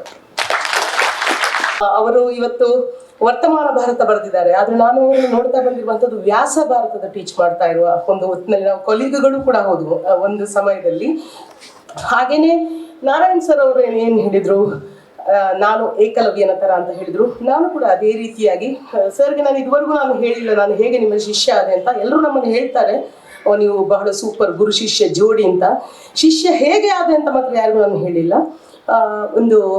ನನಗೊಂದು 20 ವರ್ಷದ ಒಂದು ಹದಿಹರೆಯದ ಆ ಟೈಮ್ನಲ್ಲಿ 18-19 ಇಯರ್ಸ್ ಇರುವಾಗ್ಲೇನೆ ಡಾಕ್ಟರ್ ಅಬ್ರಹಾಂ ಕೋವೂರ್ ಅವರ ದೇವರು ದೆವ್ವ ಮತ್ತು ವಿಜ್ಞಾನ ಅನ್ನುವಂತಹ ಒಂದು ಪುಸ್ತಕವನ್ನ ಅನುವಾದ ಮಾಡಿದವರು ಡಾಕ್ಟರ್ ಬಿಳಿಮಲೆ ಸರ್. ಆ ಪುಸ್ತಕ ನನ್ನೊಳಗೆ ಮೂಡ್ತಾ ಇರುವಂತಹ ಅನೇಕ ಚಿಂತನೆಗಳು, ಅನೇಕ ಪ್ರಶ್ನೆಗಳು ಮತ್ತು ನಾನು ಹೊರಗಿನ ಯಾವೊಬ್ಬ ಜೀವಿಯ ಬಳಿಯೂ ಒಂದು ನಂಬಿಕೆಯಿಂದ ಕೇಳಿಕೊಳ್ಳಲಾಗದೇ ಇರುವಂತಹ ಪ್ರಶ್ನೆಗಳು. ಆ ಪ್ರಶ್ನೆಗಳು ಯಾವತ್ತೂ ಕೇಳಲಿಕ್ಕೆ ನನ್ನ ಜೀವಕ್ಕೆ ಡೇಂಜರ್ ಆಗ್ಬೋದಂತಹ ಪ್ರಶ್ನೆಗಳಿತ್ತು, ನನ್ನೊಳಗೆ ಕಾಡ್ತಾ ಇತ್ತು. ಅದಕ್ಕೆ ಪರಿಹಾರ ಕೊಟ್ಟದ್ದು ಈ ಗುರು ಆ ಪುಸ್ತಕದ ರೂಪದಲ್ಲಿ. ನನಗೆ ಗೊತ್ತಿರಲಿಲ್ಲ, ಮಾತ್ರ ಅವರ ಪರಿಚಯ ಇರಲಿಲ್ಲ. ಆಮೇಲೆ ಗೊತ್ತಾಗಿದ್ದು, ಅವತ್ತು ನನ್ನನ್ನು ಅಷ್ಟೊಂದು ಪ್ರಭಾವಿಸಿದ ಪುಸ್ತಕವನ್ನು ಬರೆದವರು ಬಿಳಿಮಲೆ ಸರ್ ಅಂತ. ಅವಾಗ ಬರಹಗಾರನ ಹೆಸರು ನೆನ್ಪಿಟ್ಕೊಂಡು, ಅನುವಾದ ಮಾಡಿದವರು ಯಾರಂತ ನೆನ್ಪಿಟ್ಕೊಳ್ಳುವಂತಹ ಬುದ್ಧಿ ಆವಾಗ ಇರಲಿಲ್ಲ. ಸೊ ಹಾಗಾಗಿ ಸರ್ ನಿಮಗೆ ಅಭಿನಂದನೆಗಳನ್ನ ತಿಳಿಸ್ತೀನಿ. ಹೇಗೆ ಒಂದು TN ಶೇಷನ್ ಅವರು ಬಂದ ಮೇಲೆ ಒಂದು ಚುನಾವಣಾ ಆಯೋಗ ಅನ್ನುವಂಥದ್ದು ಇದೆ ಅಂತ ಲೋಕದ ಜನರಿಗೆ ಗೊತ್ತಾಯ್ತು. ಹಾಗೆಯೇ ಸಂತೋಷ್ ಹೆಗ್ಡೆ ಅವರು ಬಂದ ಮೇಲೆ ಲೋಕಾಯುಕ್ತ ಅನ್ನೋದು ಇದೆ ಅಂತ ಒಂದು ಗೊತ್ತಾಯ್ತು. ಅದೇ ರೀತಿಯಾಗಿ ಕನ್ನಡ ಅಭಿವೃದ್ಧಿ ಪ್ರಾಧಿಕಾರ ಅನ್ನುವಂಥದ್ದು ಹೀಗೆ ಇದೆ, ಇದರ ಸಾಧ್ಯತೆಗಳು ಹೀಗೆ ಇದೆ, ಕನ್ನಡವನ್ನ ಹೀಗೂ ದುಡಿಸಬಹುದಾಗಿತ್ತು, ಹೀಗೂ ಕನ್ನಡವನ್ನ ಮತ್ತೆ ಎತ್ತಿ ಹಿಡಿಯಬಹುದಾಗಿತ್ತು ಅಂತ ಅದೆಲ್ಲ ಸಾಧ್ಯತೆಗಳನ್ನ ಎತ್ತಿ ಹಿಡಿಯುವ ಒಂದು ಶಕ್ತಿ ನಿಮ್ಗೆ ದೊರಕಲಿ, ನೀವು ಅದನ್ನ ಮಾಡೇ ಮಾಡ್ತೀರ ಅನ್ನುವಂಥ ಒಂದು ನಂಬಿಕೆಯಿಂದ ನಾನು ನಿಮ್ಗೆ ಅಭಿನಂದನೆಗಳನ್ನು ತಿಳಿಸ್ತೀನಿ. ಹಾಗೇನೆ ನಾನು ಬಹಳ ಅನೌಪಚಾರಿಕವಾಗಿ ವರ್ತಿಸಿದೇನೋ ಗೊತ್ತಿಲ್ಲ, ಬಟ್ ನಿಮ್ಗೆ ಒಂದು ಸ್ವಲ್ಪ ಸ್ವೀಟ್ ತಂದಿದ್ದೀನಿ, ಇವಾಗ ಕೊಡ್ಬೇಕು ಪ್ರೀತಿಯಿಂದ ಅಂತ. ಒಂದು ನಿಮಿಷ, ಓಕೆ?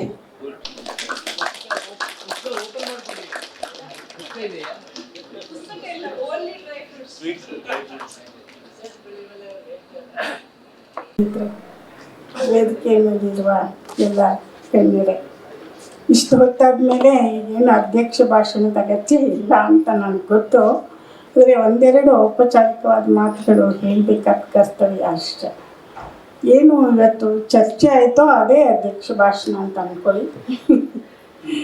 ಈ ಪುಸ್ತಕ ವರ್ತಮಾನ ಭಾರತ ತುಂಬ ಚೆನ್ನಾಗಿ ಅಚ್ಚುಕಟ್ಟಾಗಿ ಮುದ್ರಿತವಾಗಿದೆ. ಇದಕ್ಕಾಗಿ ಈ ಪ್ರಕಾಶಕರಿಗೆ, ಮುದ್ರಕರಿಗೆ ನಾವು ಅಭಿನಂದನೆಗಳನ್ನು ಹೇಳಿ, ನನಗೆ ಈ ಬಿಳಿಮಲೆ ಸುಮಾರು 70ರ ದಶಕ ನಾವು ಉದಯವಾಣಿಯಲ್ಲಿ ಕೆಲಸ ಮಾಡ್ತಾಯಿದ್ದೆ.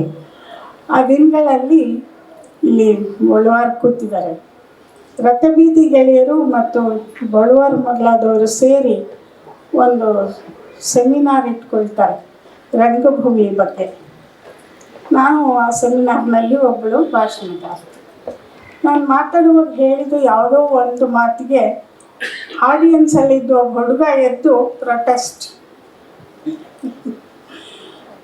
ಯಾರಪ್ಪ ಇವರು ಅಂತ ನೋಡಿದ್ರೆ ಈ ಹುಡುಗ ಅವತ್ತು ಅಷ್ಟಿದ್ದ ಹುಡುಗ, ಅವತ್ತಿನ್ನೂ ಸ್ಟೂಡೆಂಟು, ಇವತ್ತು ಇಷ್ಟು ದೊಡ್ಡದಾಗಿ ಬೆಳೆದಿದ್ದಾನೆ, ಅಷ್ಟು ಕೆಲಸ ಮಾಡಿದ್ದಾನೆ, ಮಾತಾಡ್ತಾನೆ.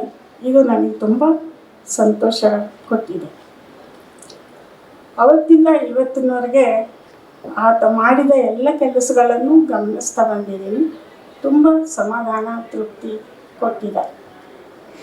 ಈ ವರ್ತಮಾನ ಭಾರತದಲ್ಲಿ ತುಂಬ ವಿಷಯಗಳನ್ನು ಅವರು ಚರ್ಚೆ ಮಾಡ್ತಾರೆ. ಭಾಷೆ ಬಗ್ಗೆ ಅವರೇ ಆ ಪುಸ್ತಕದ ಬಗ್ಗೆ ಹೇಳಿದ್ದಾರೆ ಭಾಳಷ್ಟು ಮಾತುಗಳನ್ನು. ಮತ್ತು GR ಅವರು ಹೇಳಿದ ಮಾತು, ನಾರಾಯಣ ಅವರು ಹೇಳಿದ ಮಾತು ಎಲ್ಲವೂ ಚರ್ಚೆಯಲ್ಲಿ ಬಂದಿದೆ. ಆದ್ದರಿಂದ ನಾನು ಅದನ್ನು ಪುನಃ ಸಂಗ್ರಹ ಮಾಡುವ ಅಗತ್ಯ ಇಲ್ಲ. ಈ ವರ್ತಮಾನ ಭಾರತದಲ್ಲಿ ಅವರು ಭಾಷೆ ಬಗ್ಗೆ ಎತ್ತಿರುವ ಪ್ರಶ್ನೆಗಳಿದೆಯಲ್ಲ, ಅದು ಬಹಳ ಗಂಭೀರವಾದ ಪ್ರಶ್ನೆಗಳು. ಆ ಮಾತನ್ನು ನಾನು ನಿನ್ನೆ ತಾನೇ ಯೋಚನೆ ಮಾಡ್ತಾ ಇರುವ ಹೊತ್ತಲ್ಲಿ ನನಗೊಂದು ಮೆಸೇಜ್ ಬಂತು. ಅದರಲ್ಲಿ ಬಿಳಿಮಲೆ ಅವರು ಭಾರತ ಇದರ ಒಂದು ಪ್ರಾಧಿಕಾರದ ಅಧ್ಯಕ್ಷರಾಗಿದ್ದಾರೆ. ಇದುವರೆಗೆ ಅನೇಕರು ಅಧ್ಯಕ್ಷರಾಗಿ ಅನೇಕ ಕೆಲಸಗಳನ್ನು ಮಾಡಿದ್ದಾರೆ. ಅವರವ್ರು ಮಾಡಿರೋ ಕೆಲಸಗಳ ಬಗ್ಗೆ ನಾನು ಯಾವುದೇ ಪ್ರಸ್ತಾಪ ಮಾಡದೆ ಹೇಳೋದಾದರೆ, ಬಿಳಿಮಲೆ ಅವರು ಏನಾದರೂ ಕೆಲಸ ಮಾಡ್ತಾರೆ ಎನ್ನುವ ನಂಬಿಕೆ ನನಗಂತೂ ಇದೆ. ಏಕೆಂದರೆ ಅವರು ಇದುವರೆಗೆ ಮಾಡಿರುವ ಕೆಲಸಗಳಿದೆಯಲ್ಲ, ಅವು ಎಲ್ಲಿಯೂ ಅವ್ರು ಸೋತಿಲ್ಲ. ಅದು ದೆಹಲಿಯ ಕರ್ನಾಟಕ ಸಂಘ ಇರಬಹುದು, ಅವರ JNU ಕೆಲಸಗಳಿರಬಹುದು, ಅಲ್ಲಿ ಹೋಗಿ ಕನ್ನಡ ಪೀಠ ಸ್ಥಾಪನೆ ಮಾಡಿದ್ದು. ಅದೇ ಒಂದು ಮಹತ್ತರ. ನಾನು ದಯಾನಂದ ಅವರ ಒಂದು ಸನ್ಮಾನ ಸಮಾರಂಭ ನಡೆದಾಗ ಆ ವಿಷಯ ಪ್ರಸ್ತಾಪ ಮಾಡಿದ್ದೆ. ಹೇಗೆ JNU ಸ್ಥಾಪನೆ ಆಯಿತು, ಹೇಗೆ ಅದಕ್ಕೆ ಎಲ್ಲಿ ಈ ಕೆಲಸ ಮಾಡುವ ಜನ ಆಫೀಸರ್ಸ್ಗೂ ಆ ಎಚ್ಚರ ಇರಬೇಕು, ಕೆಲಸ ಮಾಡೋರಿಗೂ ಆ ದರ್ದಿರಬೇಕು. ಆ ಎಲ್ಲವೂ ಕೂಡಿದಾಗ ನಿಜವಾಗ್ಲೂ ದೊಡ್ಡ ಕೆಲಸ ಆಗಬೇಕು. ಅಂಥ ಕೆಲಸ JNUನಲ್ಲಿ ಆಗೋಕ್ಕೆ ಸಾಧ್ಯ ಮಾಡಿದ್ದು ಒಬ್ಬರು ದಯಾನಂದ, ಒಬ್ಬರು ಬಿಳಿಮಲೆ. ಇಂಥ ಅನೇಕ ಕೆಲಸಗಳನ್ನು ಮಾಡಿದ್ದಾರೆ, ಗೆದ್ದಿದ್ದಾರೆ. ನಾನು ಹೇಳಿದೆ ನಿಮಗೆ, ಏನೋ ಒಂದು ಪ್ರಶ್ನೆ ಕೇಳಿದ್ರು, ನನ್ನ ದಬಾಯಿಸಿದ್ರು ಅಂತ. ಆಮೇಲೆ ಅಂಥ ಸಂಸ್ಥೆಯಲ್ಲೇ ಅವ್ರು ಹೋಗಿ ಕೆಲಸ ಮಾಡಿದರು, ಅದು ಬೇರೆ ಪ್ರಶ್ನೆ. ಅಲ್ಲಿಯೂ ಅವರು ಸಾಧನೆಯನ್ನು ಮಾಡಿದರು. ಅದು ನನಗೆ ಬಹಳ ಸಂತೋಷ ಕೊಡೋದು. ಅಂದರೆ ನಾನು ಎಲ್ಲಿ ಹೋಗ್ತೀನೋ, ಎಲ್ಲಿ ಕೂತ್ಕೊಳ್ತೀನೋ, ಎಲ್ಲಿ ಮಾತಾಡ್ತೀನೋ, ಅಲ್ಲಿ ನಾನು ಏನಾದರೂ ಒಂದನ್ನು ಕಟ್ಟಕ್ಕೆ ಸಾಧ್ಯ ಆದರೆ ಅದಕ್ಕಿಂತ ದೊಡ್ಡದು ಯಾವ ಸೇವೆ, ಅದನ್ನು ಅವರು ಮಾಡಿದ್ದಾರೆ. ಆ ದೃಷ್ಟಿಯಿಂದ ಇಷ್ಟು ಸಾರ್ಥಕವಾದ ಕೆಲಸ ಮಾಡಿರೋರಿಗೆ ಕನ್ನಡ ಅಭಿವೃದ್ಧಿ ಪ್ರಾಧಿಕಾರವನ್ನು ಬೆಳೆಸೋದು ಕಷ್ಟ ಆಗಲಿಕ್ಕಿಲ್ಲ. ಆ ಪ್ರಾಧಿಕಾರದ ಕೆಲವು ಕೆಲಸಗಳ ಹಿನ್ನೆಲೆಯಲ್ಲಿ ನಾನು ಗಮನಿಸಿದ ಹಾಗೆ, ನೀವು ನಾಳೆ ತಗೊಳ್ತೀನೋ ಇಲ್ವೋ ನಾನು ಅಂತ ಹೇಳ್ತಾ ಇದ್ದೀರಿ, ಹಾಗೇನಿಲ್ಲ. ನನ್ನ ಪ್ರಕಾರ ಸಿದ್ದರಾಮಯ್ಯನವ್ರ ಸರ್ಕಾರದಲ್ಲಿ ತೀರಾ ಅಷ್ಟು ಮೋಸ ಆಗಲ್ಲ, ಸ್ವಲ್ಪ ಮೋಸ ಆಗ್ತಾ ಇದೆ ಈ ನಡುವೆ. ಆದರೆ ಅದು ನಾವು ಟೀಕೆ ಟಿಪ್ಪಣಿಗೆ ಇಟ್ಕೊಳ್ಳೋಣ. ಆದರೆ ಬಿಳಿಮಲೆ ಅವರನ್ನು ಆ ಸ್ಥಾನದಲ್ಲಿ ಕೂರಿಸದೇ ಇರುವಷ್ಟು ಕ್ರೂರಿ ಅಂತೂ ಖಂಡಿತ ಅಲ್ಲ ಕಾಂಗ್ರೆಸ್ ಸರ್ಕಾರ. ಇವರು ನಾಳೆ ಅಧಿಕಾರ ಸ್ವೀಕಾರ ಮಾಡಿದರೂ ಕೂಡ ನಾನು ಒಂದೇ ಒಂದು ನಾನು ಕಾಡ್ತಾ ಇರುವಂಥದ್ದು ಮಾತ್ರ ಹೇಳ್ತೀನಿ, ಅದೆಷ್ಟು ಈ ಸಭೆಗೆ ಯೋಗ್ಯವೋ ಅಲ್ವೋ ನನಗೆ ಗೊತ್ತಿಲ್ಲ. ಗಡಿನಾಡಿನಲ್ಲಿ ಇರುವಂಥ ಕನ್ನಡ ಶಾಲೆಗಳು, ನಾನು ತುಂಬ ಕಡೆಗಳಲ್ಲಿ ಹೀಗೆ ಬೇರೆ ಬೇರೆ ಕಾರ್ಯಕ್ರಮಗಳಿಗೆ ಹೋದ ಸಂದರ್ಭದಲ್ಲಿ ಕಂಡಿರುವಂಥದ್ದು, ಗಡಿನಾಡಿನಲ್ಲಿ ಇರುವಂಥ ಕನ್ನಡ ಶಾಲೆಗಳನ್ನು ರಾಜ್ಯ ಸರ್ಕಾರ ಸರಿಯಾಗಿ ಗಮನಿಸ್ತಾ ಇಲ್ಲ. ಈ ಹಿಂದೆ ಕೆಲವು ಅಭಿವೃದ್ಧಿ ಪ್ರಾಧಿಕಾರದ ಅಧ್ಯಕ್ಷರು ಆ ದಿಕ್ಕಿನಲ್ಲಿ ಕೆಲಸ ಮಾಡಿದ್ದಾರೆ. ನೀವು ಕೂಡ ಈ ಕೆಲಸವನ್ನು ಗಂಭೀರವಾಗಿ ಎತ್ಕೊಳ್ಳೋ ಮೂಲಕ ಅತ್ಲ ಕಡೆ ಆ ಗಡಿನಾಡಿನ ಆಚೆ ಇರೋ ಸರ್ಕಾರಗಳಿಗೆ ಅದು ಬೇಕಾಗಿಲ್ಲ, ಈ ಸರ್ಕಾರಗಳು ಏನೂ ಮಾಡಲ್ಲ. ಅದರಿಂದ ನೀವು ದಯಮಾಡಿ ಈ ಗಡಿನಾಡ ಶಾಲೆಗಳಲ್ಲಿರುವಂಥ ವಿದ್ಯಾರ್ಥಿಗಳಿಗೆ ಕನ್ನಡವನ್ನು ಸರಿಯಾಗಿ ಕಲಿಸೋ ಕೆಲಸ ಮಾಡಬೇಕು. ಅವ್ರಿಗೆ ಟೆಕ್ಸ್ಟ್ ಬುಕ್ಗಳು ಕೂಡ ಇರೋದಿಲ್ಲ. ಇಂಥ ಕೆಲವು ಅನೇಕ ಗಂಭೀರವಾದ ಕನ್ನಡದ ಕೆಲಸಗಳು ಬಾಕಿ ಇವೆ. ಅವನ್ನ ನೀವು ಆ ಅಧಿಕಾರದಲ್ಲಿ ಇರುವಾಗ ಮಾಡ್ತೀರಿ. ಆದರೆ ನನಗೆ ಗೊತ್ತು, ಸರ್ಕಾರ ಸಕಾಲಕ್ಕೆ ಅನುದಾನಗಳನ್ನು ಕೊಡದೆ ಹೋದರೆ ನೀವು ಕೈ ಆಡಿಸ್ಬೇಕಾಗತ್ತೆ. ಆ ದಿಕ್ಕಲ್ಲಿ ಎಲ್ಲರೂ ಪ್ರಯತ್ನ ಮಾಡೋಣ ಅನ್ನೋ ಮಾತನ್ನು ಹೇಳ್ತೀನಿ. ಮತ್ತು ಭಾಳಷ್ಟು ಚರ್ಚೆಗಳು ನಡೆದಿದ್ದರ ಹಿನ್ನೆಲೆಯಲ್ಲಿ ನನ್ನ ಮನಸ್ಸಿಗೆ ಅನಿಸಿದ ಒಂದು ಮಾತನ್ನು ಹೇಳ್ತೀನಿ. ನಾವು ಪ್ರತಿ ಸಭೆಗಳಲ್ಲೂ ಮತ್ತು ಅವ್ರು ಹೇಳ್ದಂಗೆ ಸೀನಿಯರ್ ಸಿಟಿಸನ್ಸ್, ನಾನು GR ಅಂತೂ ಮೋಸ್ಟ್ ಸೀನಿಯರ್ಸ್, ನಾವಿಬ್ಬರು ಇಲ್ಲಿ ಎಲ್ರಿಗಿಂತ ಜಾಸ್ತಿ ವಯಸ್ಸಾಗಿರೋರು.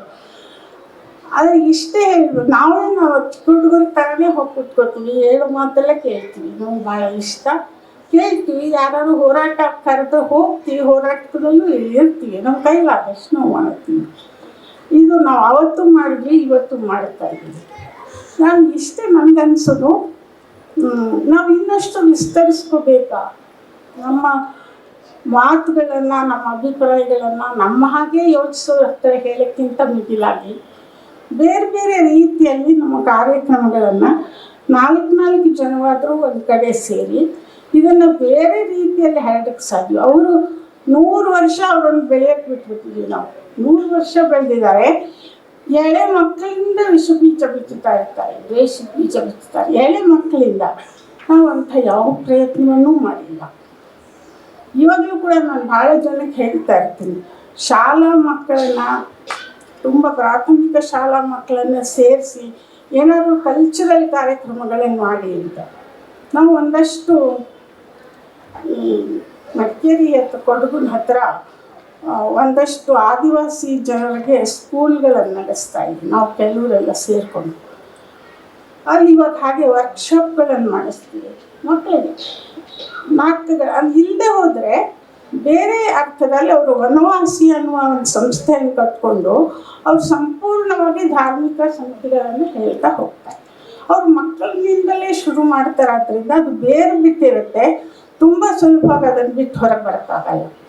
ಹೊರಗಡೆ ಬಂದವರು ಕೂಡ ಆಲೋಚನಾ ವಿಧಾನಗಳು ತುಂಬ ಸುಲಭವಾಗಿ ಬೇರೆ ಆಗಕ್ಕೆ ಸಾಧ್ಯ ಇಲ್ಲ.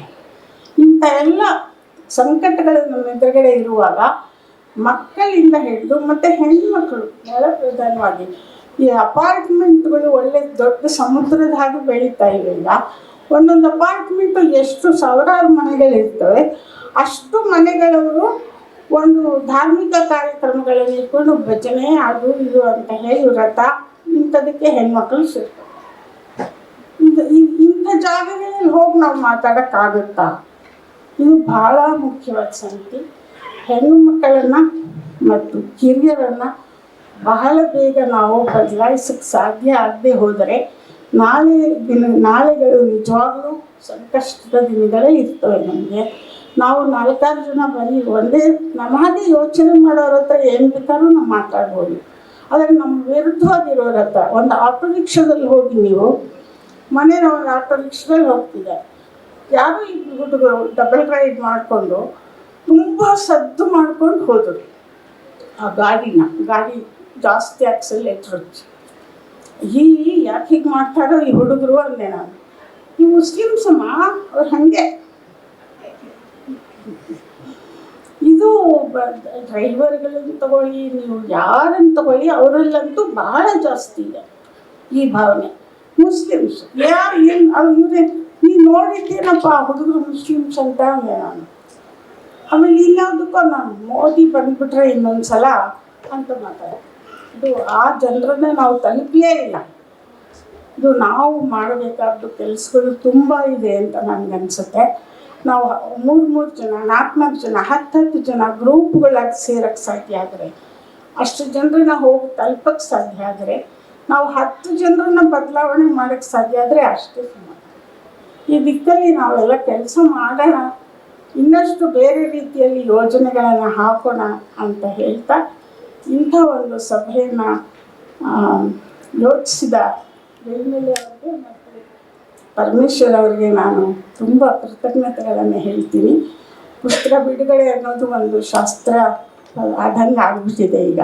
ಅದಕ್ಕಿಂತ ಭಿನ್ನವಾಗಿ ನಿಮ್ಮ ಮನಸ್ಸಿನಲ್ಲಿ ಇರುವಂಥ ಪ್ರಶ್ನೆಗಳನ್ನು, ಅಭಿಪ್ರಾಯಗಳನ್ನು ಕೇಳುವ ಅವಕಾಶ ನಮಗೆ ಸಿಕ್ಕಿದ್ದು ಕೂಡ ಅಷ್ಟೇ ವಿಶೇಷ. ಇಂಥ ಕಾರ್ಯಕ್ರಮಗಳು ಇನ್ನೂ ಹೆಚ್ಚು ಆಗಲಿ ಅಂತ ಅಪೇಕ್ಷಿಸ್ತಾ, ಬಿಳಿಮಿಲೆ ಅವರಿಗೆ ಇಂಥ ಒಂದು ಒಳ್ಳೆಯ ಪುಸ್ತಕ ಕೊಟ್ಟಿದ್ದಕ್ಕೆ ನಾಳೆಯ ಅವರ ಪದಾಧಿಕಾರಕ್ಕೆ ಮತ್ತು ಅವರ ಆಲೋಚನೆಗಳಿಗೆ ನಾನು ಅಭಿನಂದಿಸ್ತಾ ಮತ್ತೊಮ್ಮೆ ನಿಮ್ಮೆಲ್ಲರಿಗೂ ನಮಸ್ಕಾರ.